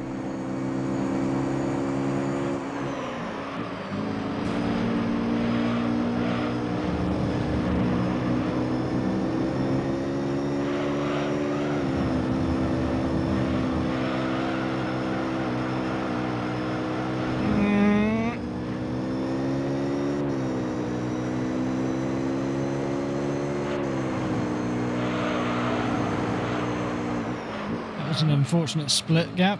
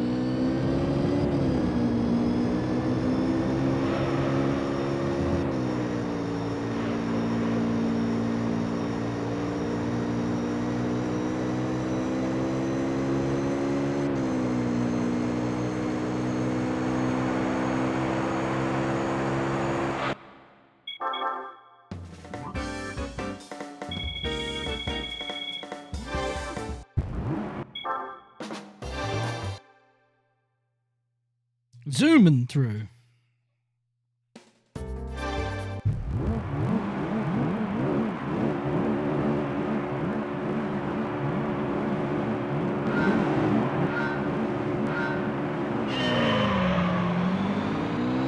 He's got the little rooftop light. Look at him go.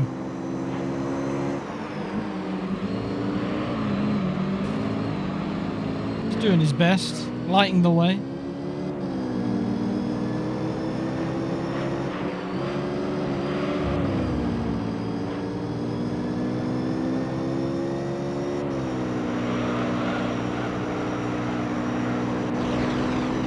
Oh, he's a rally car, he can handle it.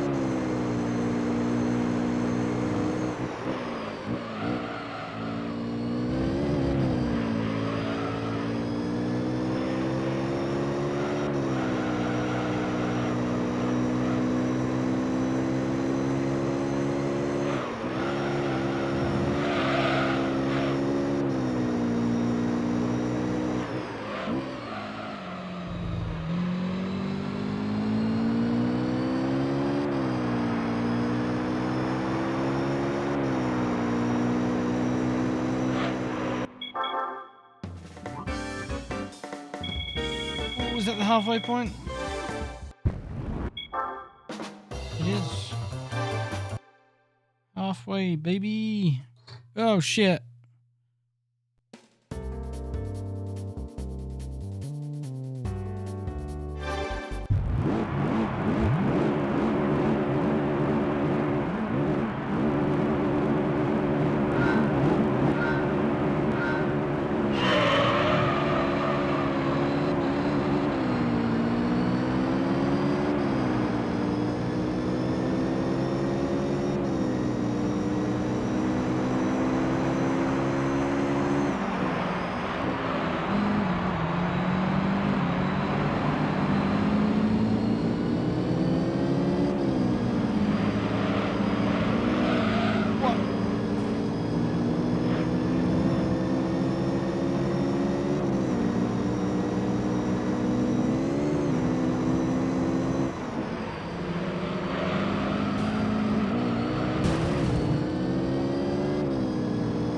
Punted off my line. Sweet.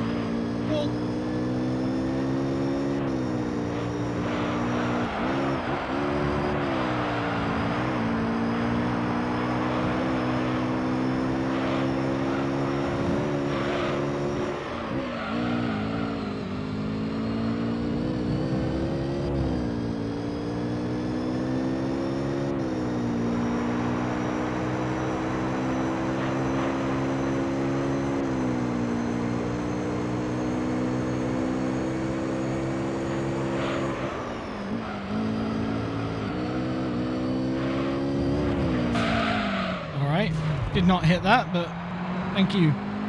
Shoddy collision.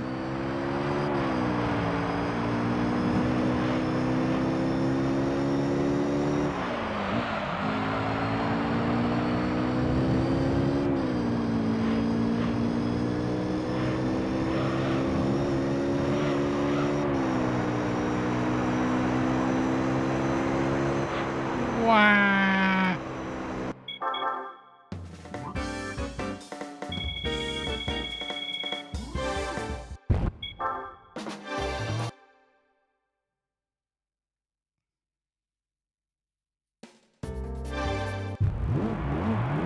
Route 11, my God.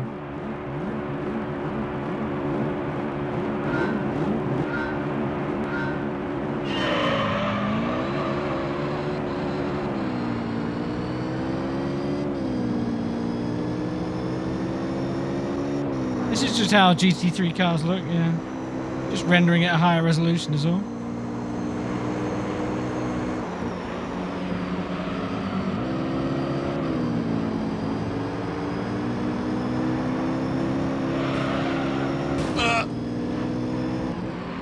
Have that.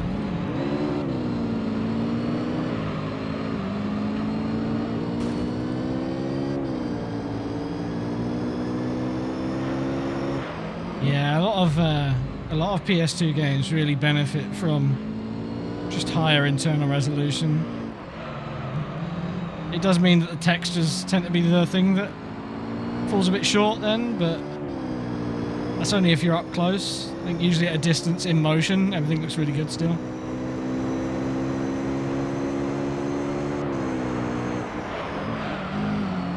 Xbox 360 and PS3 generation is one of those as well that really benefits from much higher native resolution, some form of anti-aliasing, and the ability to run 60 FPS smoothly. Because a lot of the games that ran 60 sort of struggled to hit it consistently back then. Or a lot of the games that advertised themselves as running at 1080p were actually just sort of accepting 1080p signals, or they were upscaled from a lower resolution to 1080. Some sort of basic upscale. Like Forza Motorsport on the 360, Forza Motorsport 3 and 4. They ran at 60 and they said they ran at 1080, but they definitely weren't.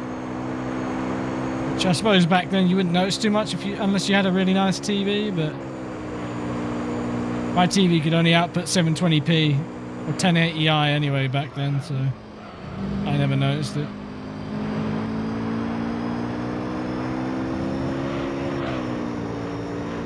But Forza Motorsport 2 alone benefits a lot from just being able to run at 60 FPS, because that one was only 30 and that's been nice. So hopefully emulation of that generation of system continues to improve, because a lot of games that I really like playing in that gen, but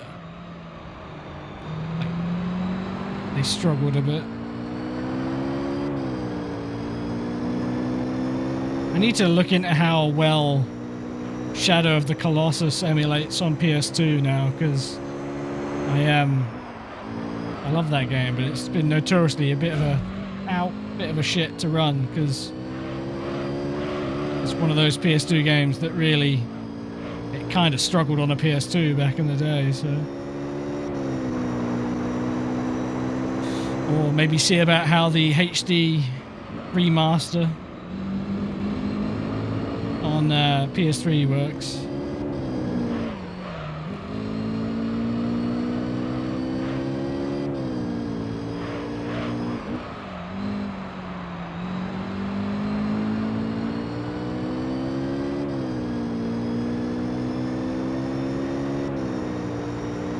Welcome back, Flo.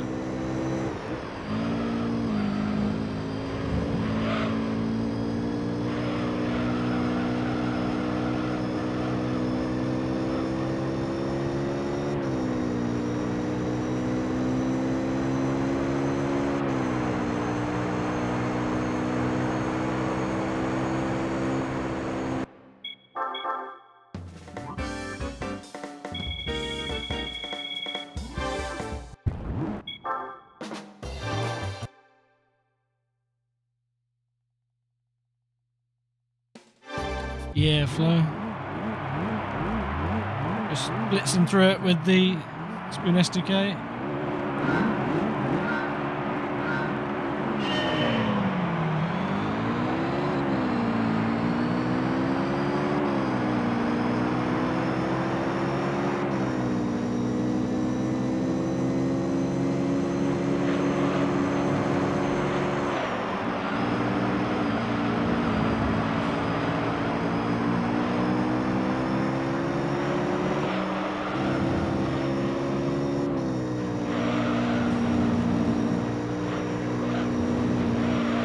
That's that done.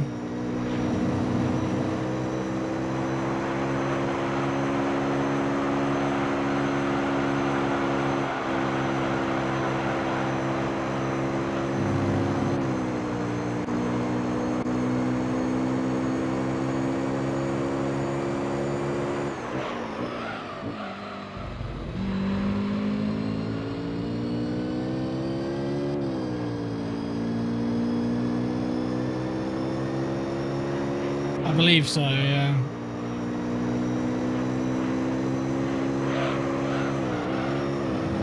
To the best of my knowledge, they are.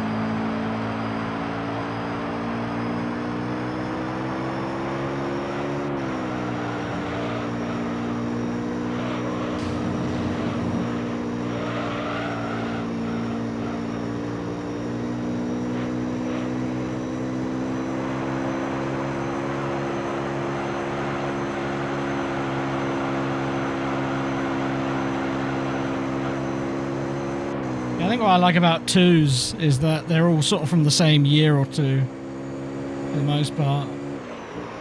Whereas in four, it's a bit of a here, there, and everywhere situation, isn't it? It's across several years.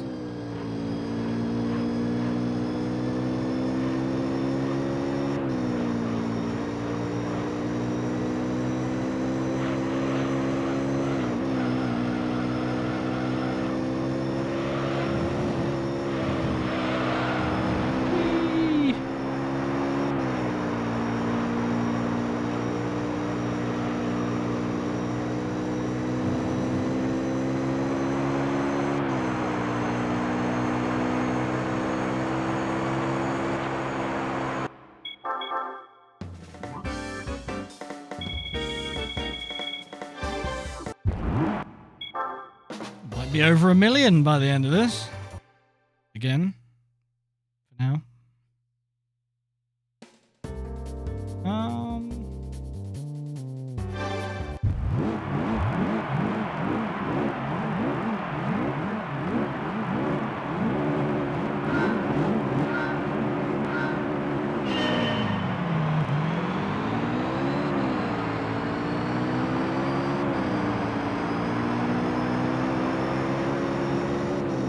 I think we'll finish this race, then maybe go do an endurance and call it a stream there. I say that as if that'll be done in a moment or two, but got a ways to go still if we're going to do an enduro. Ow.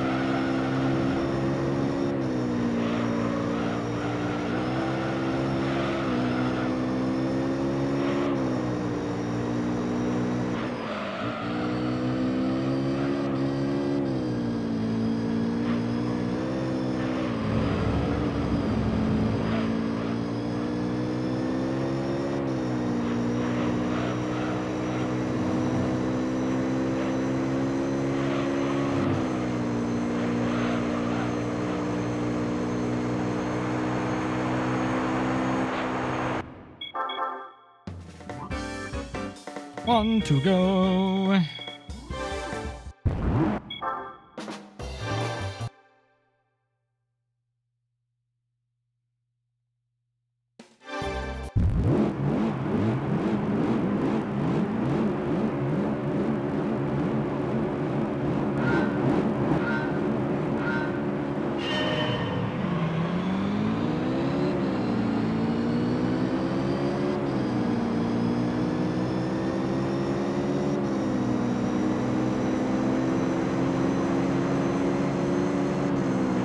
Oh man, they did really give us 3 laps. Holy shit. That's like a 50% increase. That's fucked.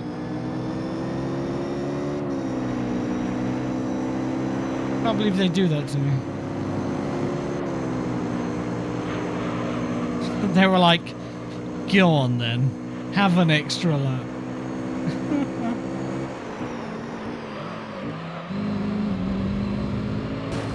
Have that.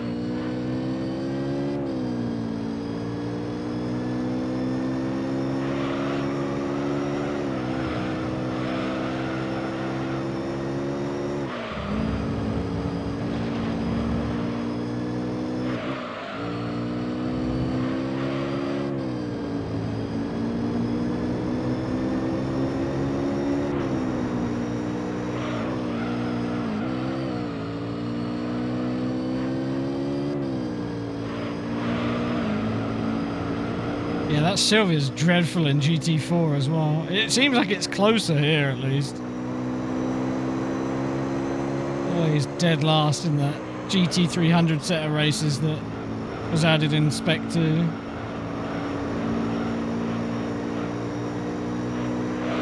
That's after they buffed it as well.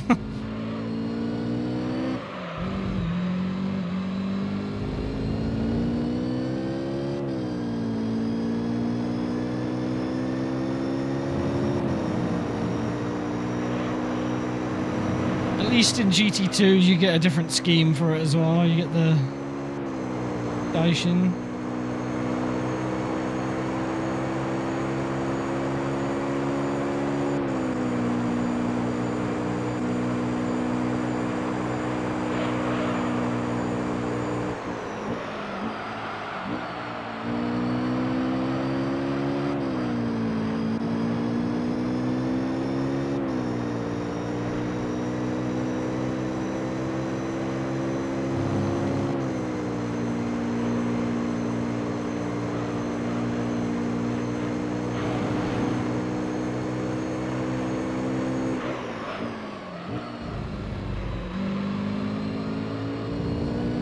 Cavalier GT300, truly cursed.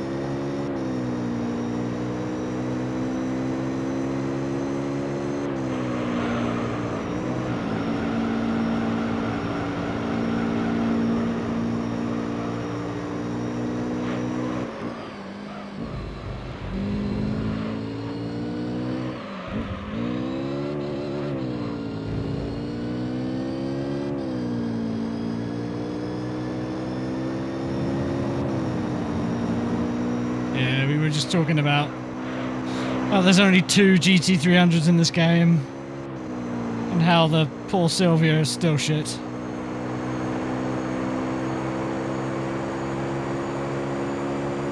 Oh my god, I thought that was the end. I forgot, we get an extra lap here, because we special.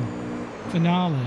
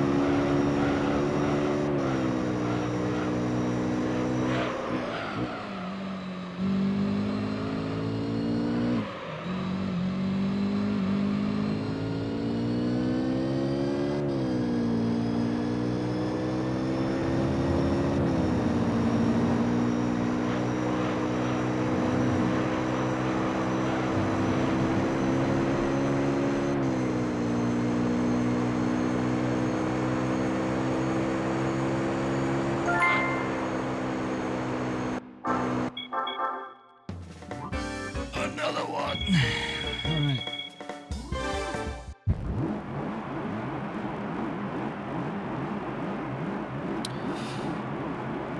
Add her to the list.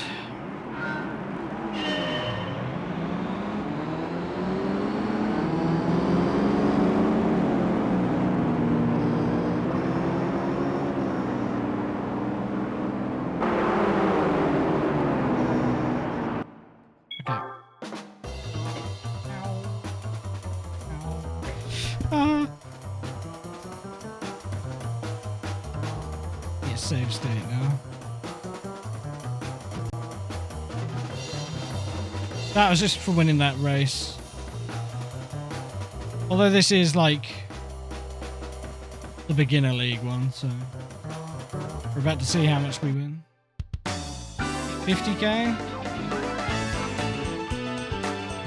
Yeah, that's okay. We're over a mil again. I'll save state here.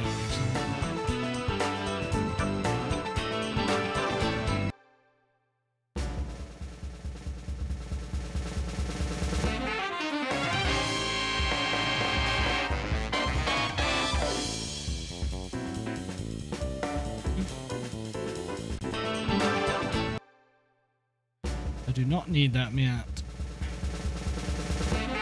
Need the Celica.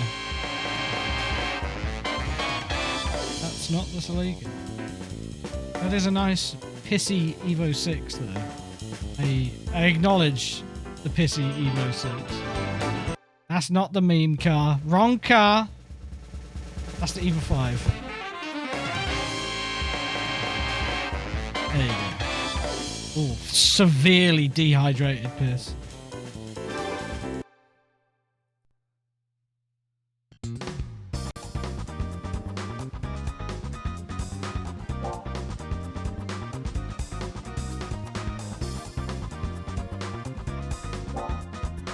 Hungover piss, yeah, it really is. That's the Saturday morning piss, is what that is.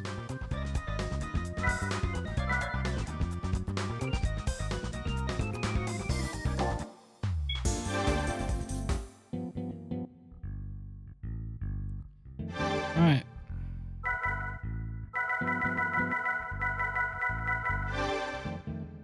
Bye.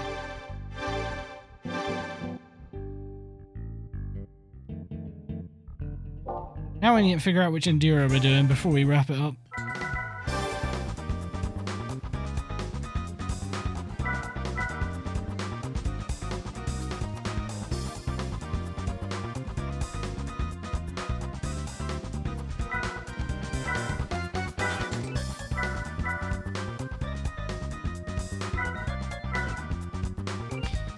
Could just do the super speedway, I guess. Doing a Seika.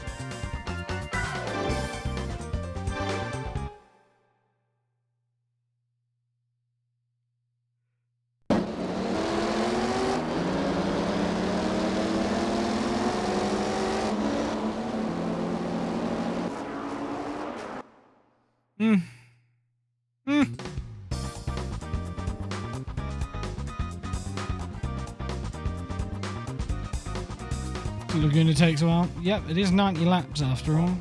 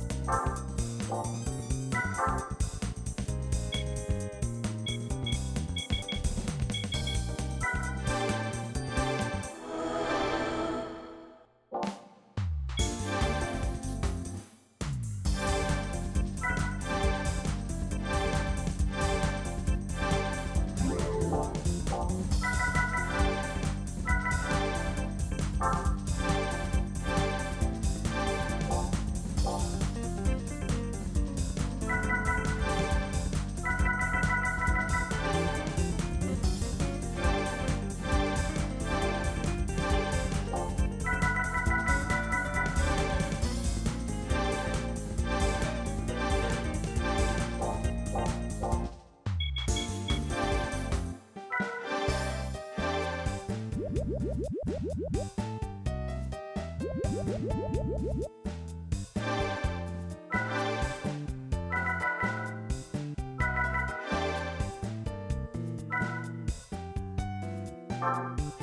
have the spare hour at home.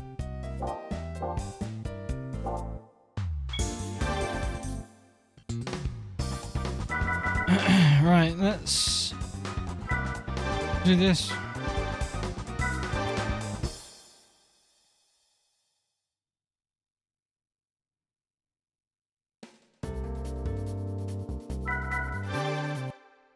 I love the FD. I think that's going to be like a modern classic, really. Give it some more time. The biggest fuck up with that car is just that license plate holder on the front kind of kills it a bit. But the lines of that car is very nice. It's very nice.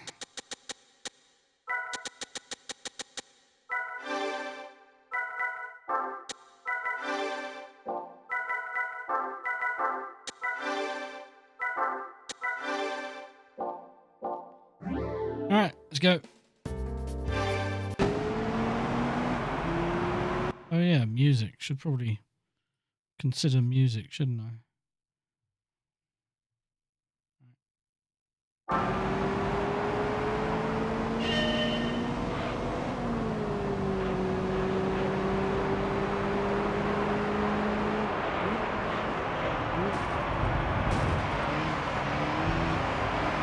Oh, we've got the Cobra, nice. We've got the meme car. Proper meme. Certified 2-lap stint haver.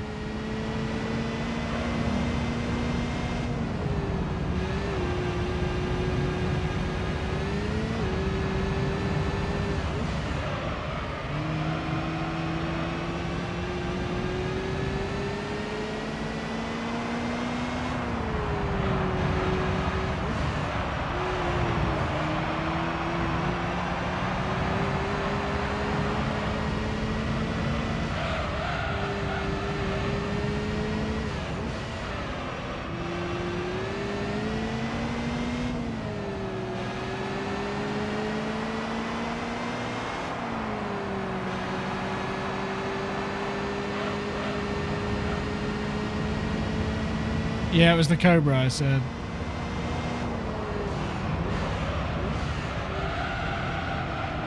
Pretty sure. I'm certain I said Cobra, but I have said stranger things.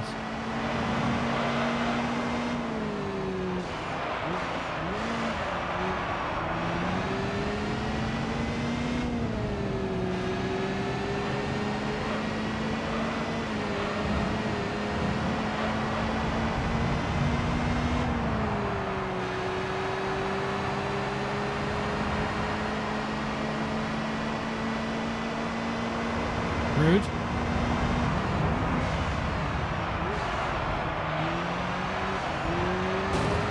Rude.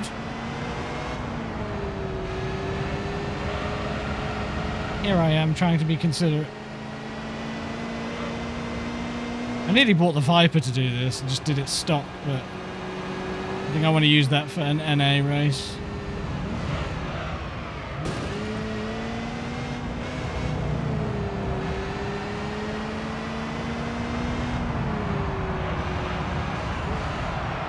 I think one of my favourite times I did this endurance in Gran Turismo 2, I did it in an FD as well.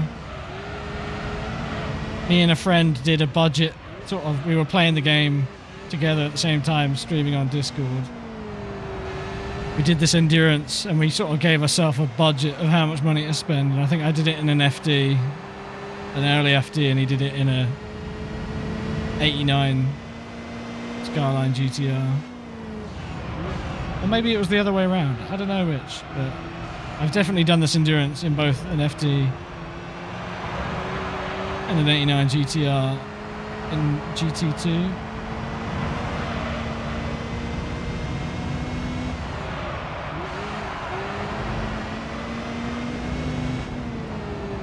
Where did he go? There you go. What a guy. Really came here for the endurance, didn't he?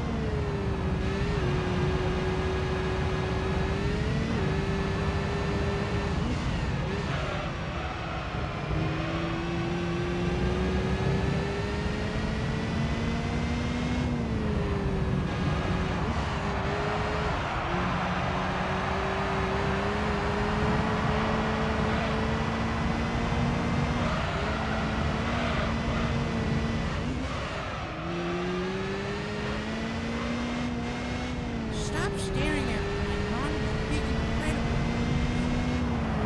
Stype 110 but dance, stype 110 but dance, stype 110 but dance, stype 110 but dance.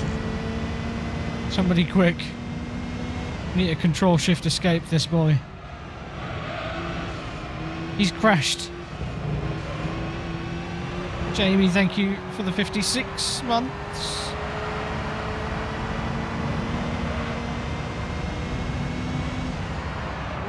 Closing in on year 5.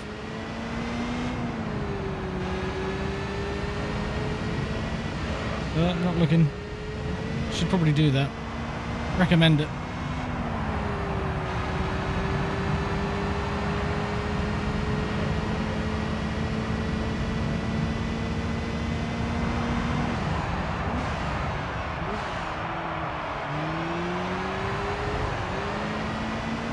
I don't think I even needed these tyres, but I just didn't want to have to pit every fucking 5 laps or whatever.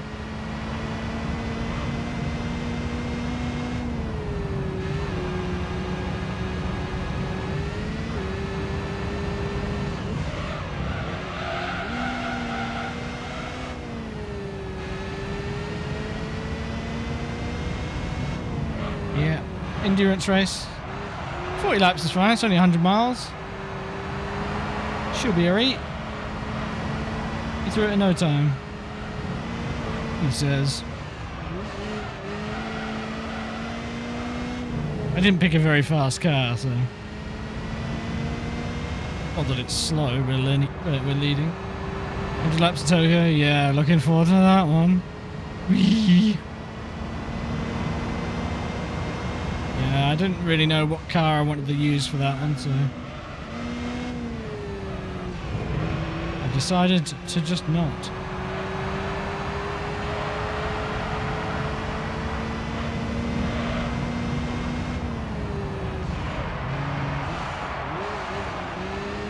I quite liked Mistral actually.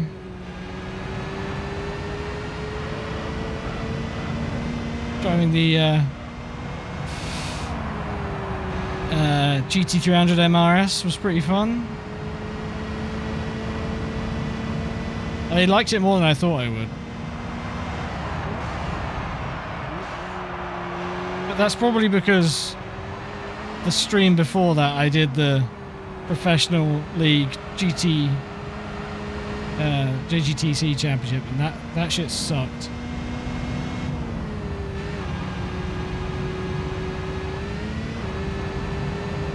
I was in like the worst car, one of the worst cars. And it just sucks.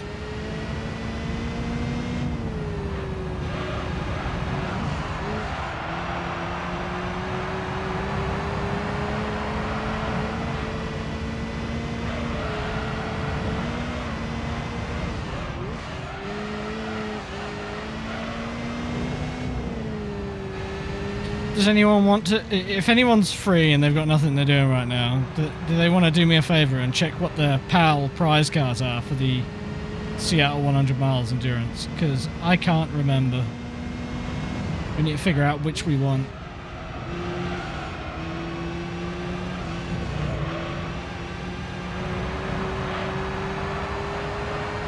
My memory of this race is GT2, so I'm like...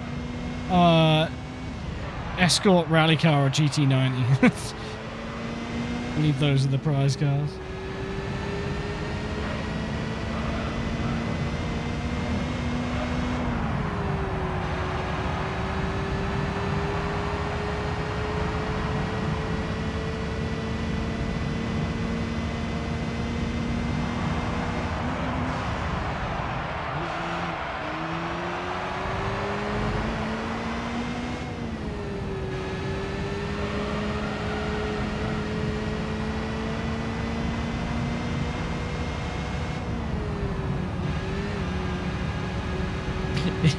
I always think about it when I do this endurance, but I'm surprised I don't dislike it more, given I have, like,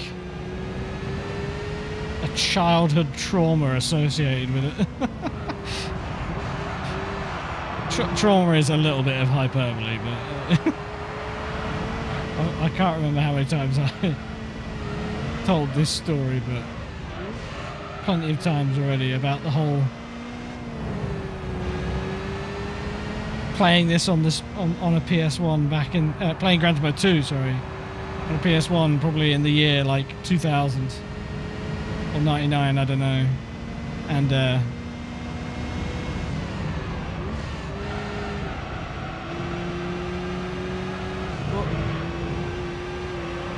being called to talk with my dad on the phone because I didn't live with my dad at that point. Didn't get to see him too often. And as I went to go and because I was on an upper bunk as well, as I went to get off the bunk, I pulled the power cable out and I had paused my race like 2 laps from the end. Those save states back then. And to add insult to injury, by the time I got downstairs, the phone call had ended. So like, it wasn't. It was like the double whammy of like, God damn it. And I think of that every time I do Seattle Endurance. I'm like, that's ingrained in my brain. Yeah, double disappointment, exactly.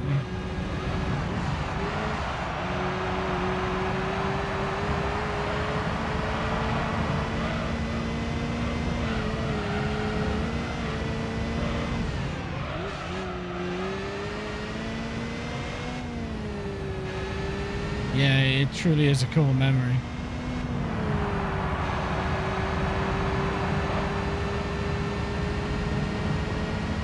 Polyphony 002, Nismo GTRLM, Panos, Tommy Kara, ZZ2. Ooh. Okay, so like, all of those apart from the Polyphony are good options. Because we have already used the 002, so we don't want that.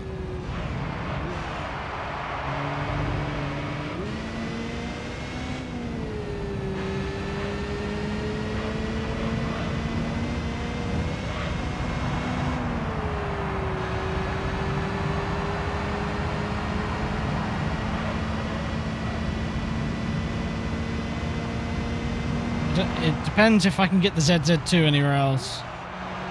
Pretty sure you can just buy the Panos, so no need for that. It's between the GTRLM road car and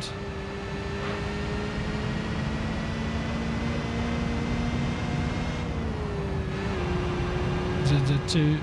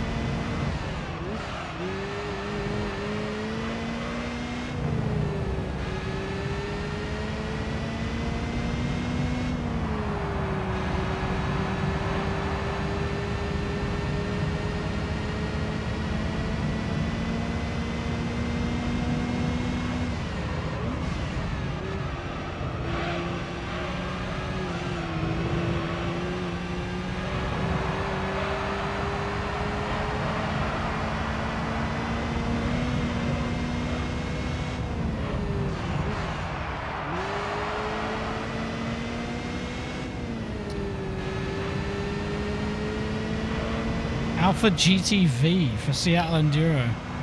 Damn.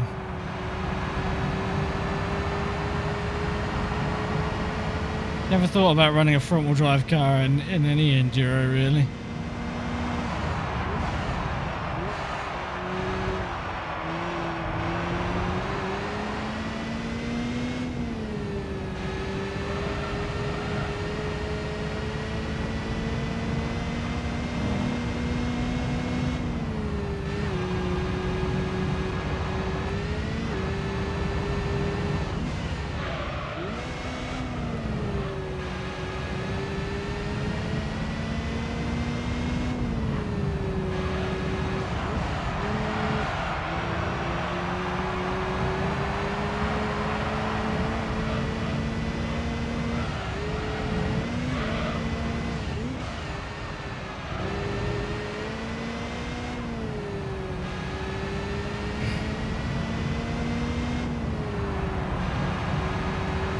The Alpha GTV, I kind of like it. The design's pretty neat.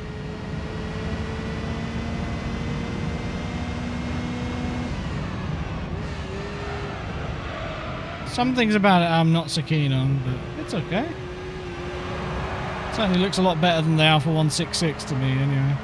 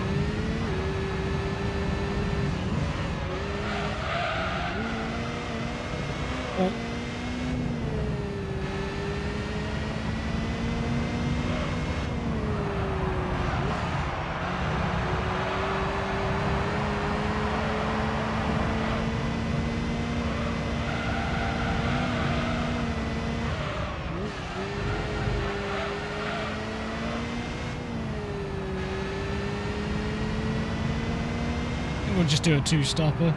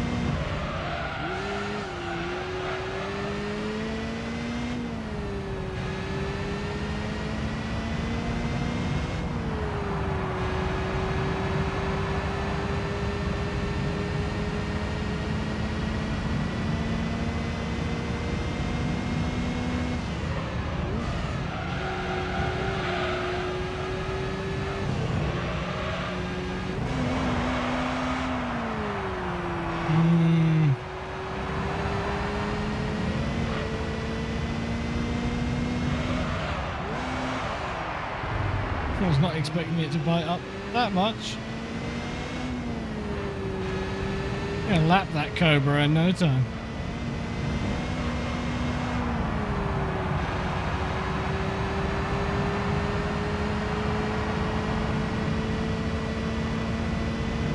As soon as I realised I wasn't making it to half distance, I was like, I think we can drive the car a bit more stupid now.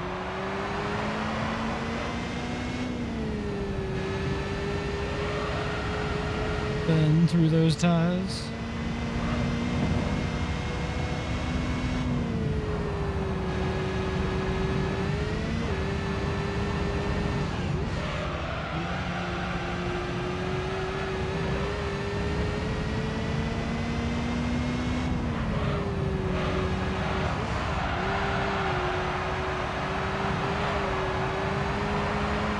I feel the front sort of dropping off a bit now as well.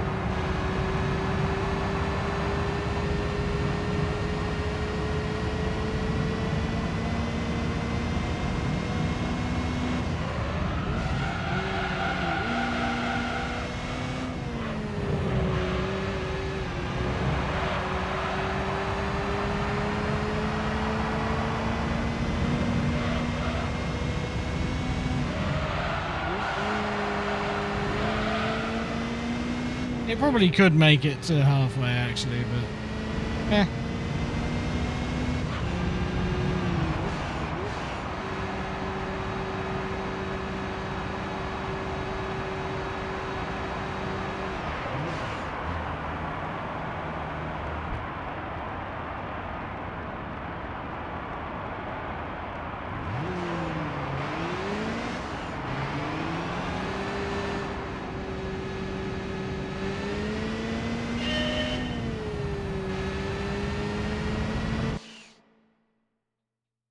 Cat. Hello, mate.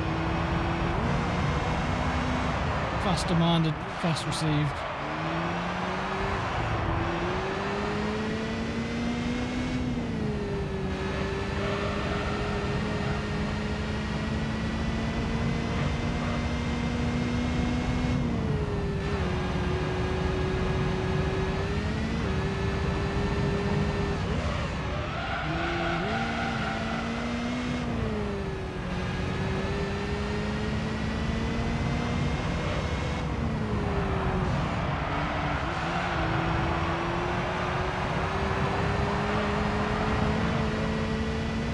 Those two are attached to the hip.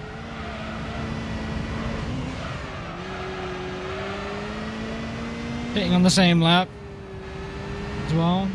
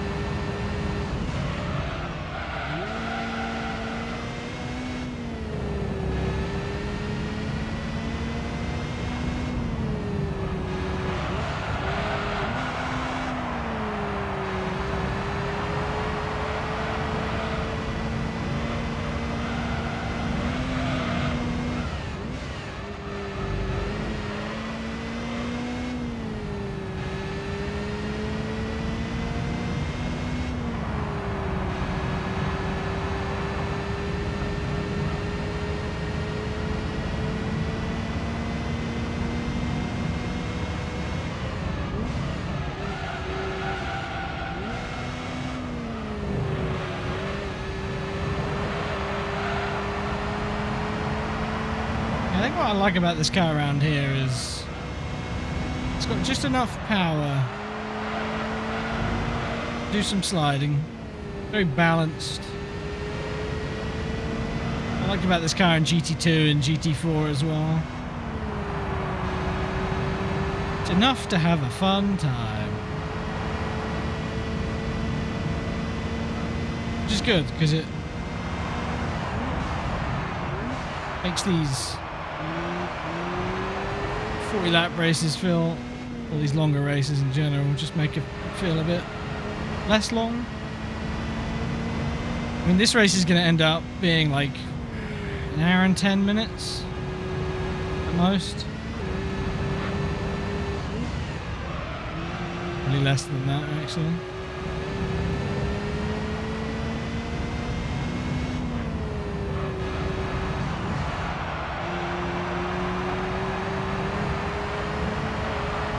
About the same length as the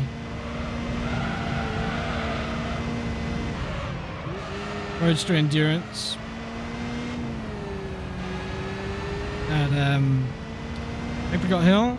This is a bit more engaging than that, though.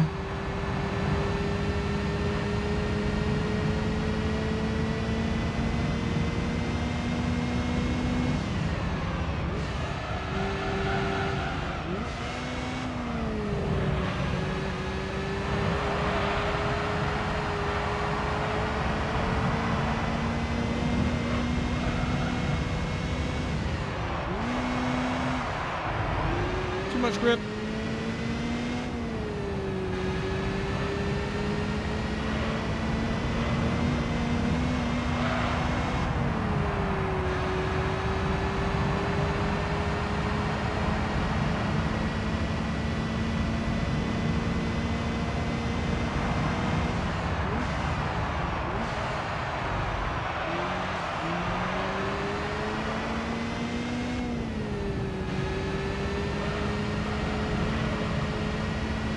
It's the Corvette up next.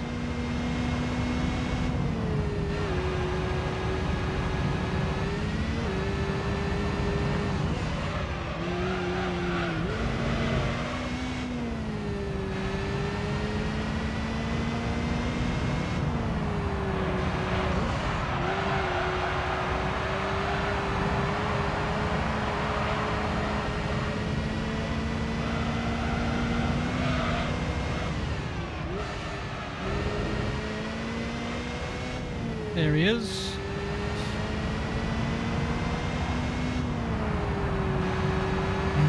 Corvette Grand Sport at Seattle, a combo easily remembered. GT2 license tests as well.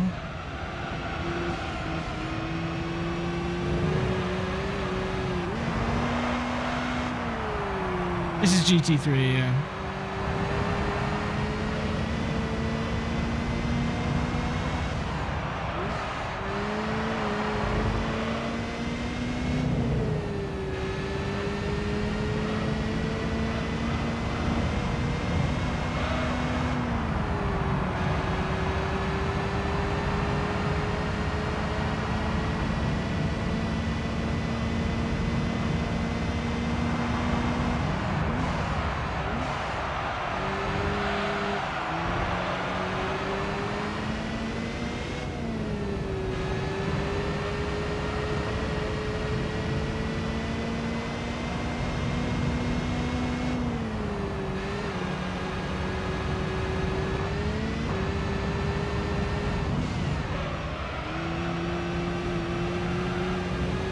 Well, I was thinking it, but I didn't want to say it. I was like, pretty sure the title and the game should tell you that.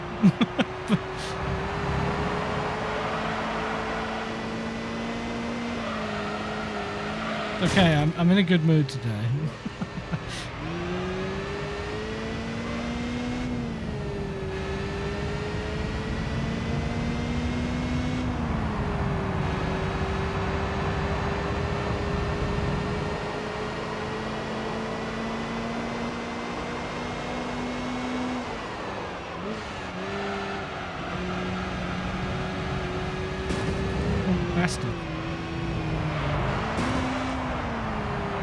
the push.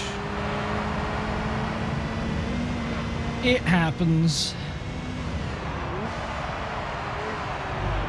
More than I care to admit, but it happens. People not reading the title of the game.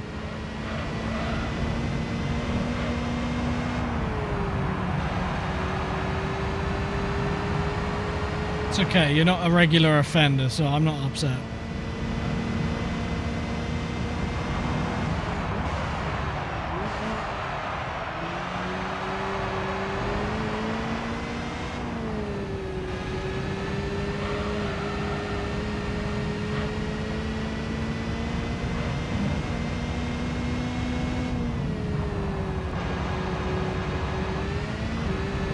We're over halfway. Whee. Yeah, I think it will come out at about 1 hour and 9 minutes. Give or take.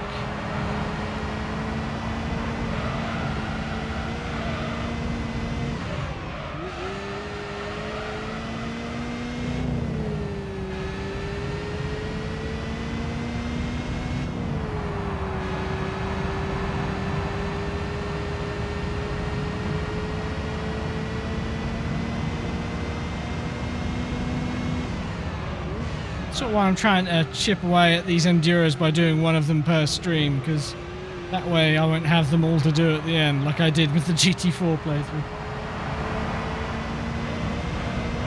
I had several of them, and they all happened to be like the longest ones.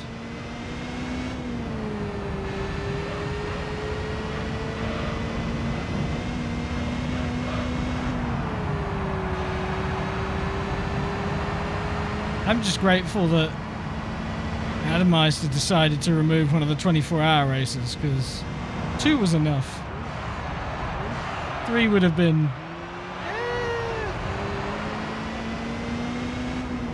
I would have taken that 92-hour marathon to dizzying new heights.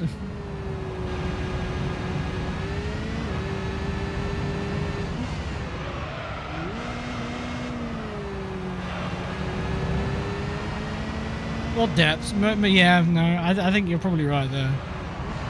Proper despair hours.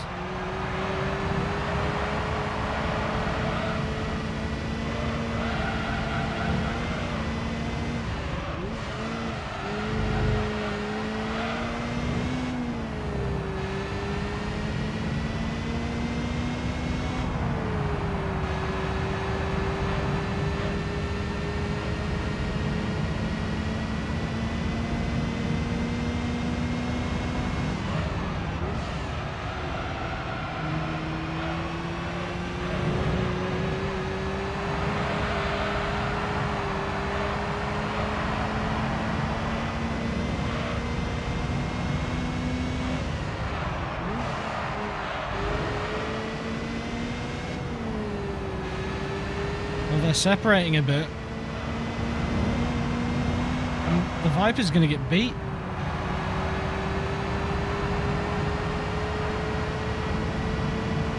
Shambles.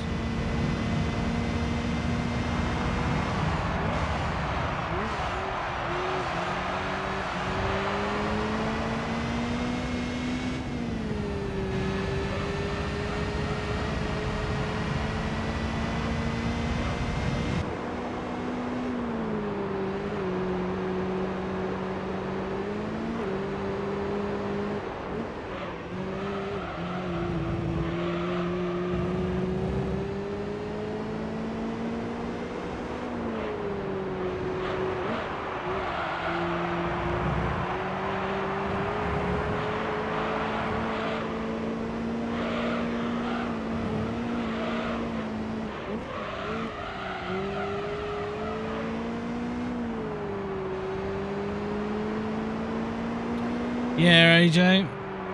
Thought I'd tick this one off the list.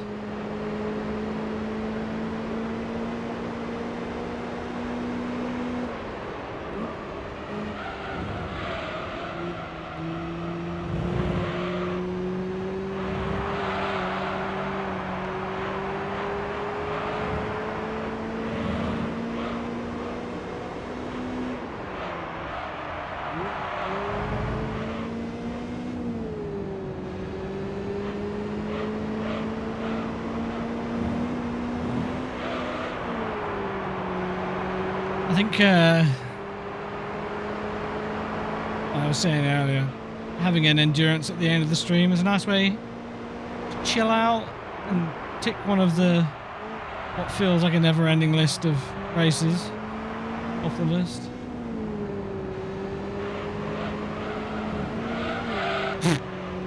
Don't touch the curb.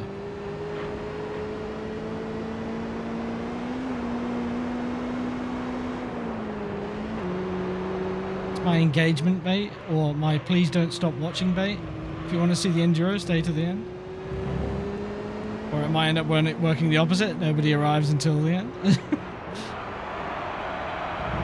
You think about what enduro will be doing tomorrow then.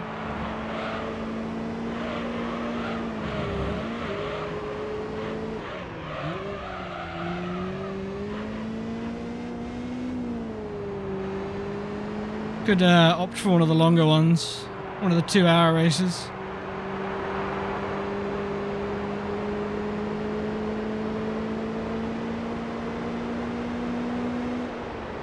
MX-5's at Apricot Hill was the very first race we did in this playthrough. That one's already done. We've already done the Route 11 all-night Enduro as well. And yesterday we did the Mistral. 78 laps, of course, you were here for that, so you know. Now this. It felt like a good shout because we could get the Polyphony 002, and it's a quick cash injection as well, right at the start. I think it only gives you like 100k, but that meant that we had a great race car ready to go and money to burn if we needed to. Gave us more options.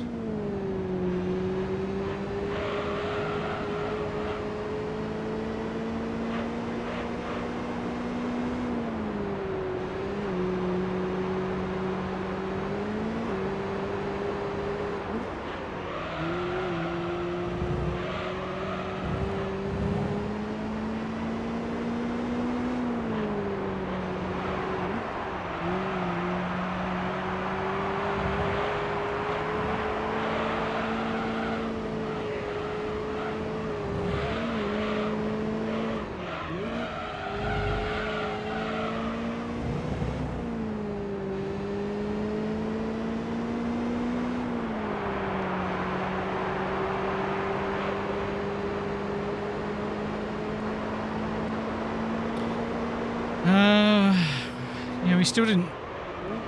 I need to have a look before I accept our prize car here to see which one we want to take. 2 of the 4 prizes you cannot buy.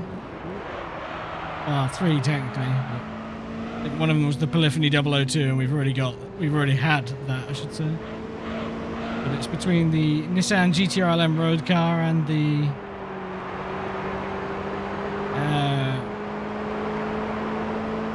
what was the other car? LM race car of some kind? I don't remember. What have you forgotten? And it was Esperante, which we can buy, so we won't bother. Polyphony 002, which we already had and sold, so don't need that. Nissan GT3 and something else.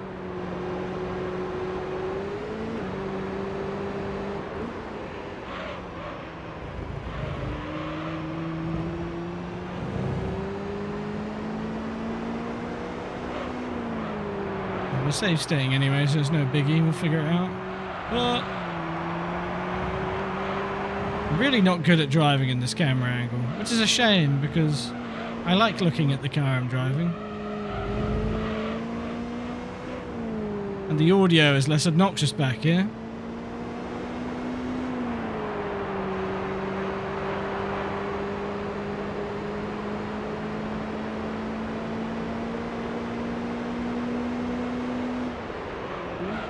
Yeah, I feel the same way about the GT3 camera, but people love it. The point it gets modded into Gran Turismo 4, I much prefer the GT4 chase camera. I think the movement of the camera Or I suppose technically it's less of a movement of the camera. It lets the car rotate in front of you. Distracts me.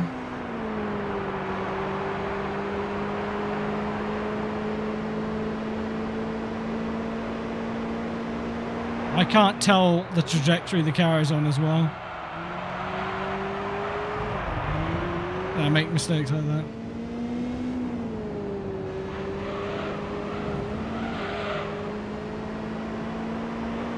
I think the worst chase camera I've seen in a racing game has to be Assetto Corsas though.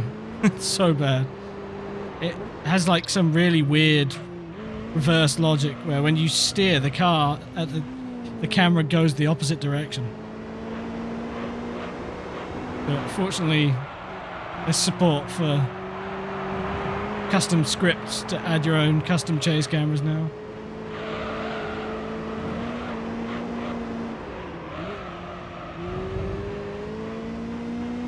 I had to repair my game recently, so it reset a lot of things. And the camera's one of them, and I was like, what the fuck is this shit, man? Get rid of it.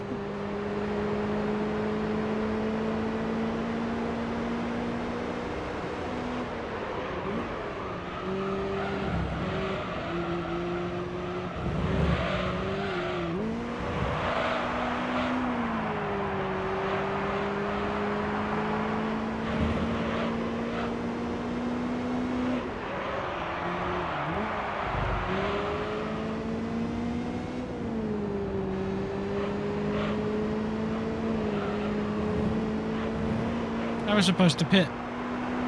Oopsie.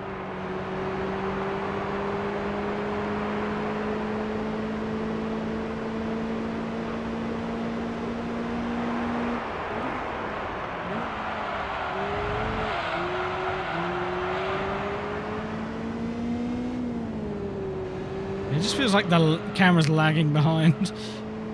Like, I want to be looking where the car's going, mate, not... This is Let Me Hear That by Haywire. Haywire spelled Haywire.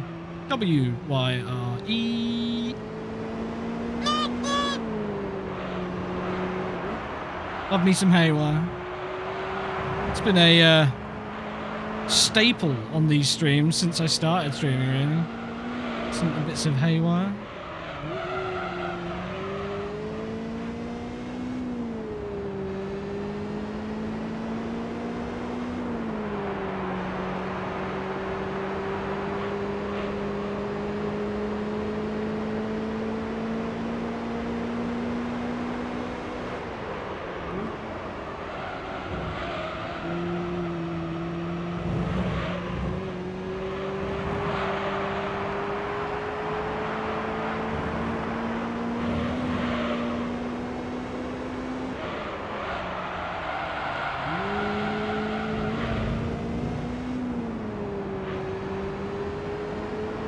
Yes, more on the funky side with the electro stuff. I'm a big Daft Punk fan, so maybe you found out why I like him without me realising.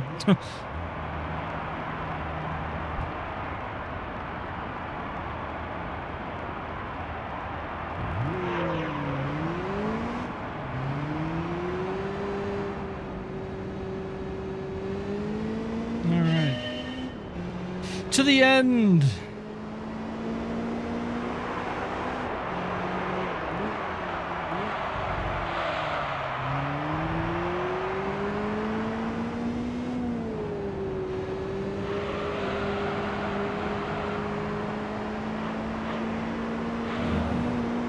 I can't really hear Guile's theme anymore without thinking of the GNS propaganda.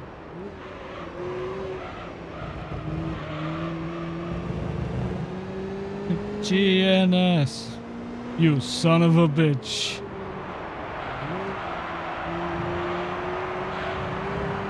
Ah.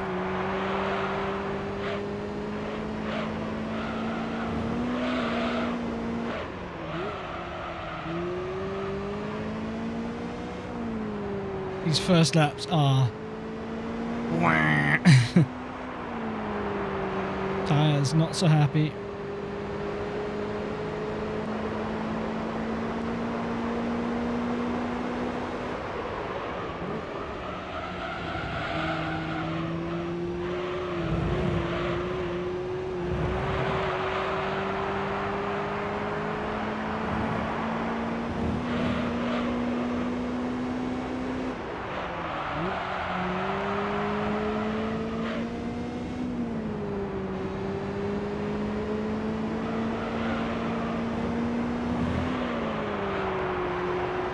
car is super sluggish when the tyres are cold.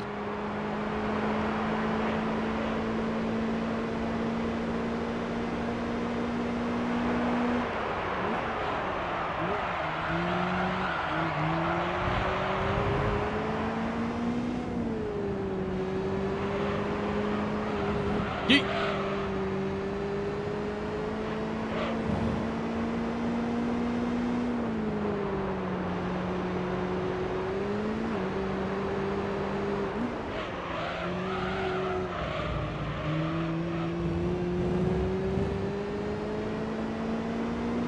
Hey, boss. Completely missed the newt newt. How can I do this?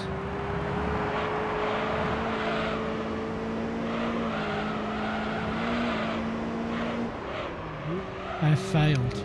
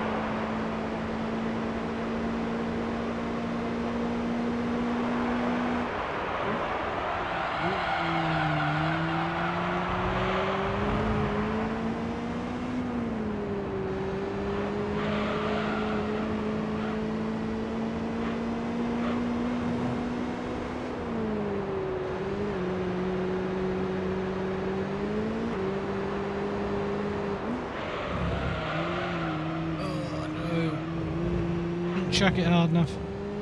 Wah.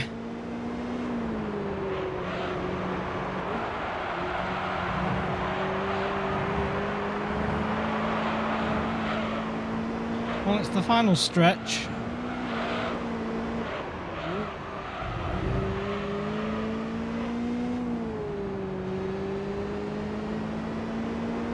About 15 minutes remain.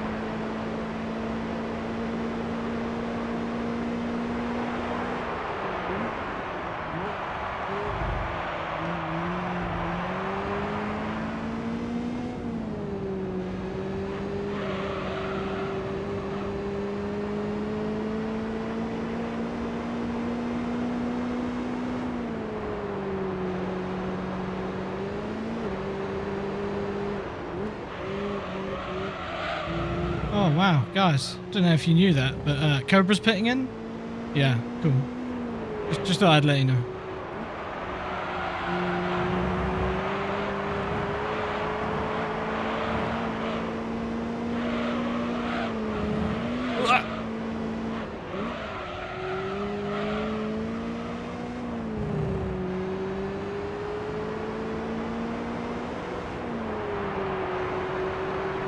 Yeah.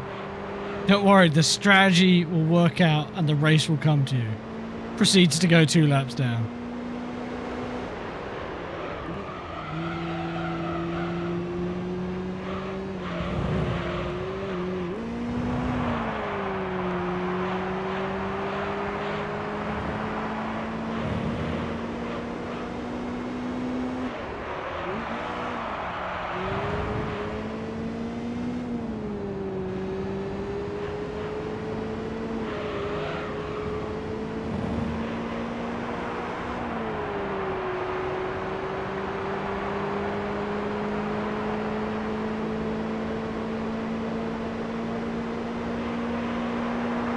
Second time this lap.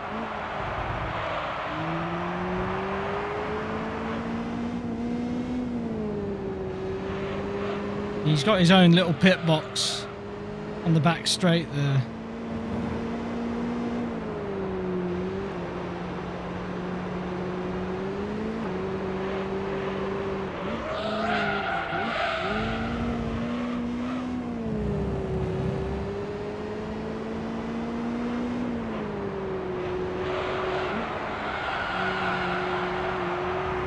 Oh.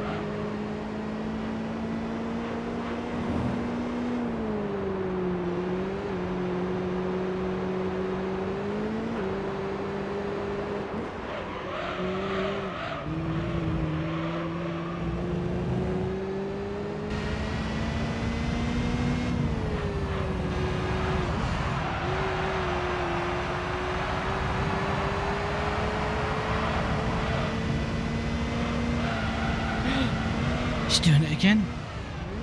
Absolute madman.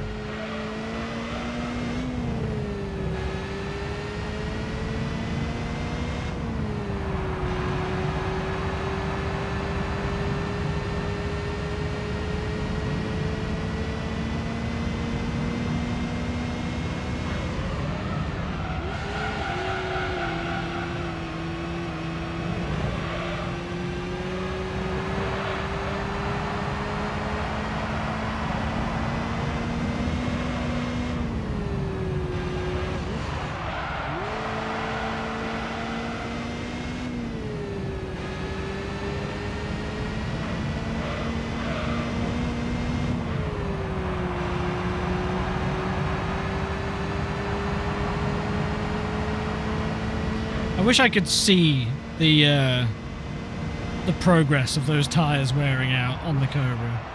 You know, watch the blue turn to green in a braking zone, and then turn to yellow through the turning point.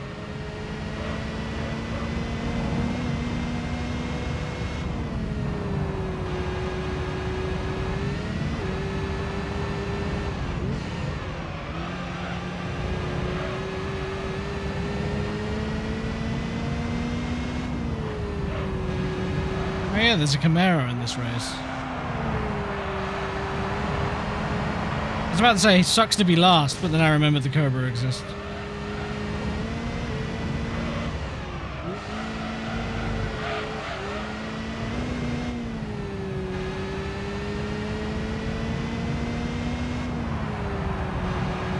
Or they had all the thought in the world and they went, you know what would be hilarious? And then they did that.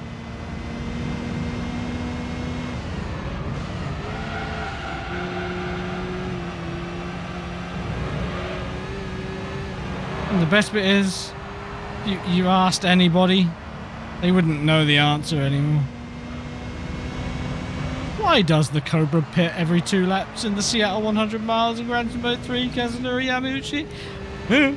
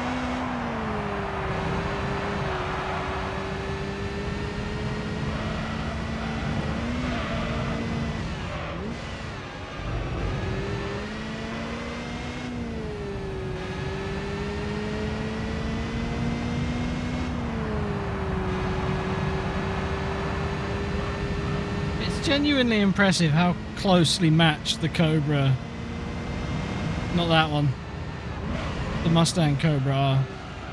How well that is matched to the Viper.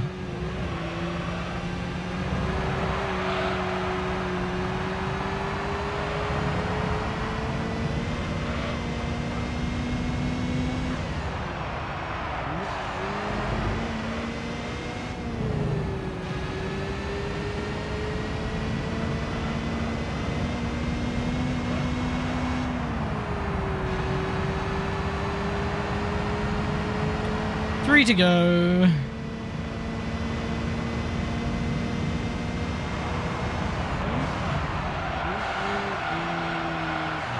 Oh my god, I've actually spun it. It's my reverse button? Oh yeah, it's my gear up button.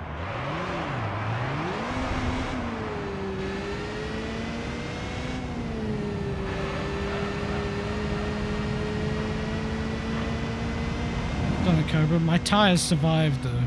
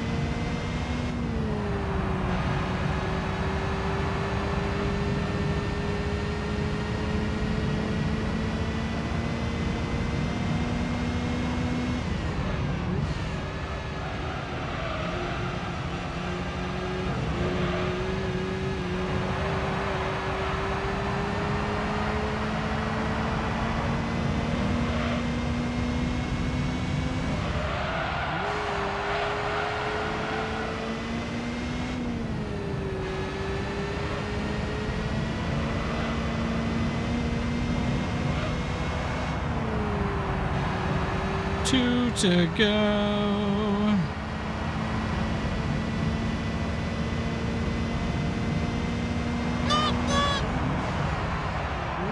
Hey, Thane.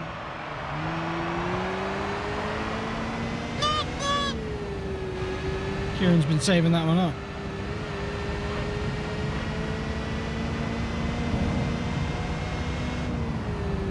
You join us right at the end of the stream, I'm afraid.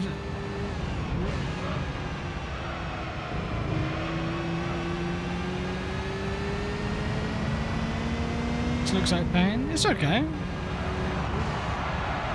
It's quite fun to drive.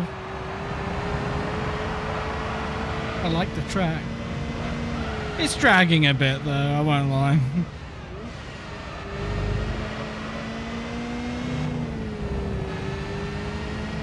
Totally didn't forget it. Your secret is safe with me.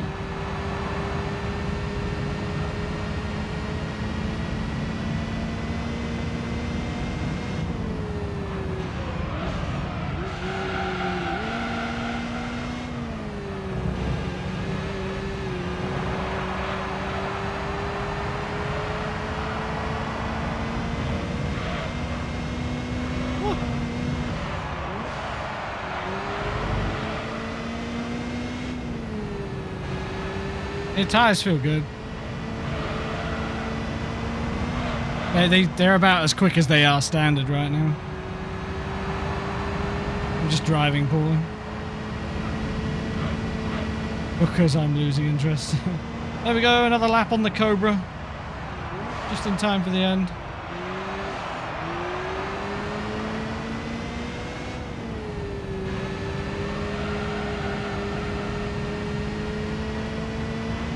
The Cobra's been pitting in every 2 laps since the race started, by the way. He is very well coded.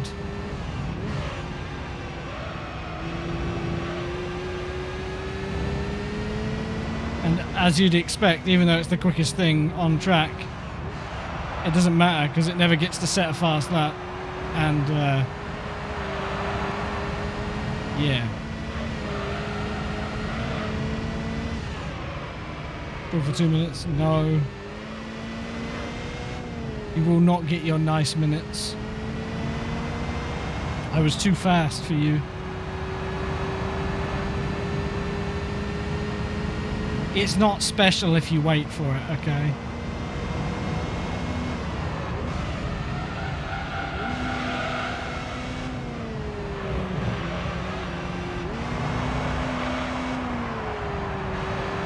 Ah, boo you, mate. You and your manufactured 69. It loses its... You know, it's not special. I could sit in any race for 69 minutes and go, oh! Oh! Oh! He's done it! Oh my Yeah, see? God, he's done it! I did predict about an hour and 10 minutes, so I actually ended up going a bit quicker. To the come zone. Yeah, like... If I know a 69's coming, then I'm thinking about the logistics, you know? I'm like, how do we get that? If it just happens, it happens. It's special that way.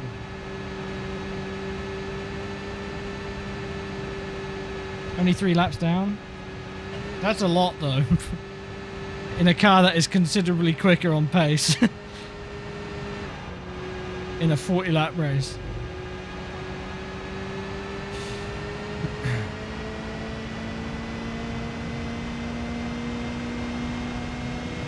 It is genuinely very fast. Because it's like on super soft tyres.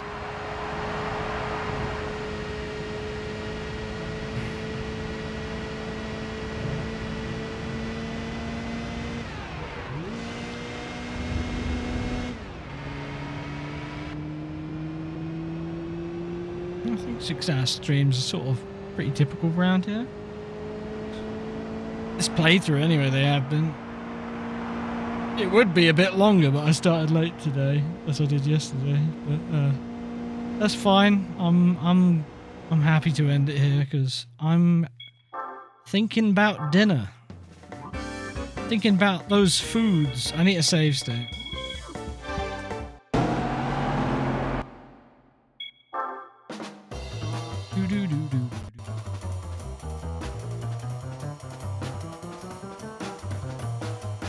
Alright.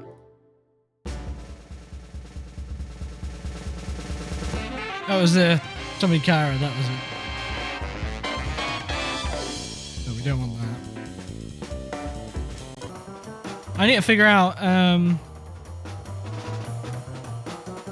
need to figure out which car we want. So.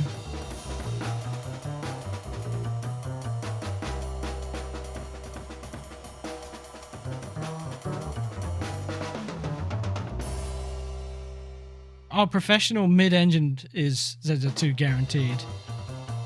Ah, yeah, but the GTR LM as well is guaranteed from FR professional. So actually, what I want to take is the Panos, I think.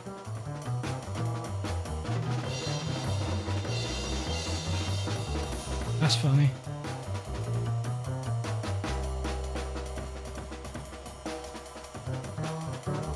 Yeah. All right.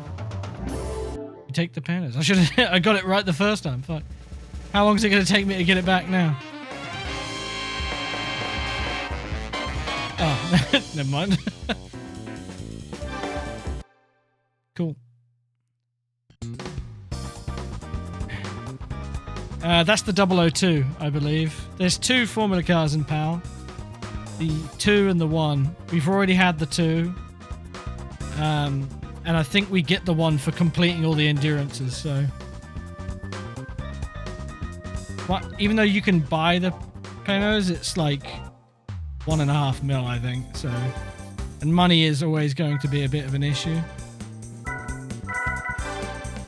It's 2 million, sorry, even more expensive, so that's not a bad... Well, and like I say, the Tomicara ZZ2... and the Nissan GT3 LM road car, you can't buy either of those, so they're important, but they are guaranteed only the only car you can win as a prize for doing the mid-engined and front-engined rear-wheel drive professional league sets of races, which we are no doubt going to do those. So we're going to grab those eventually, and then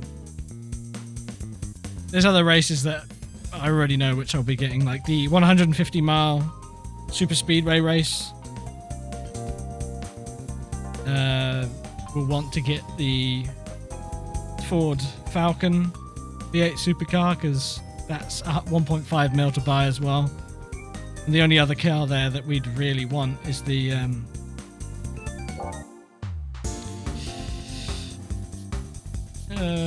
it's the Renault Clio Cup car, but that's a guaranteed prize from...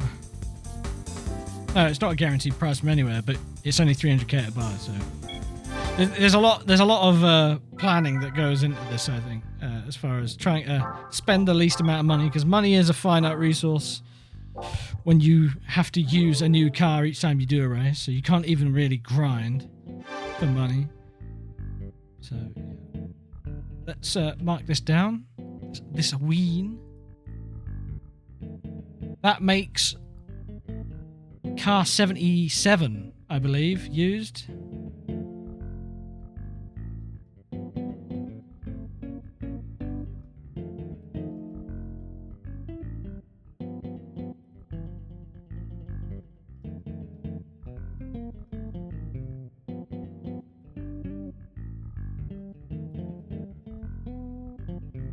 Okay. And Pinos Esperante GTR1.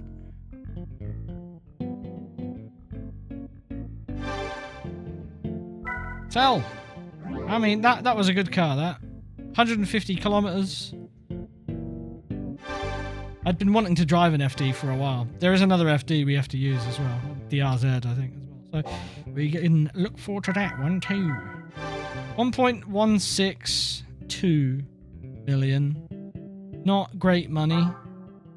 But we've got cars that are worth money that we'll have to sell eventually. So there's that to look forward to. Right.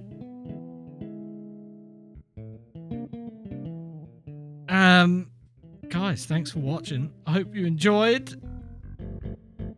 And I'll be back again tomorrow with more. We're churning this one out. I don't think I'm switching to anything else until I'm done with this game. Not necessarily until I'm done with the game, because I might lose my mind the next time I have to do a professional championship. So we're just winging it. Take it easy. enjoy the rest of your night, and I'll catch you tomorrow. Bye bye.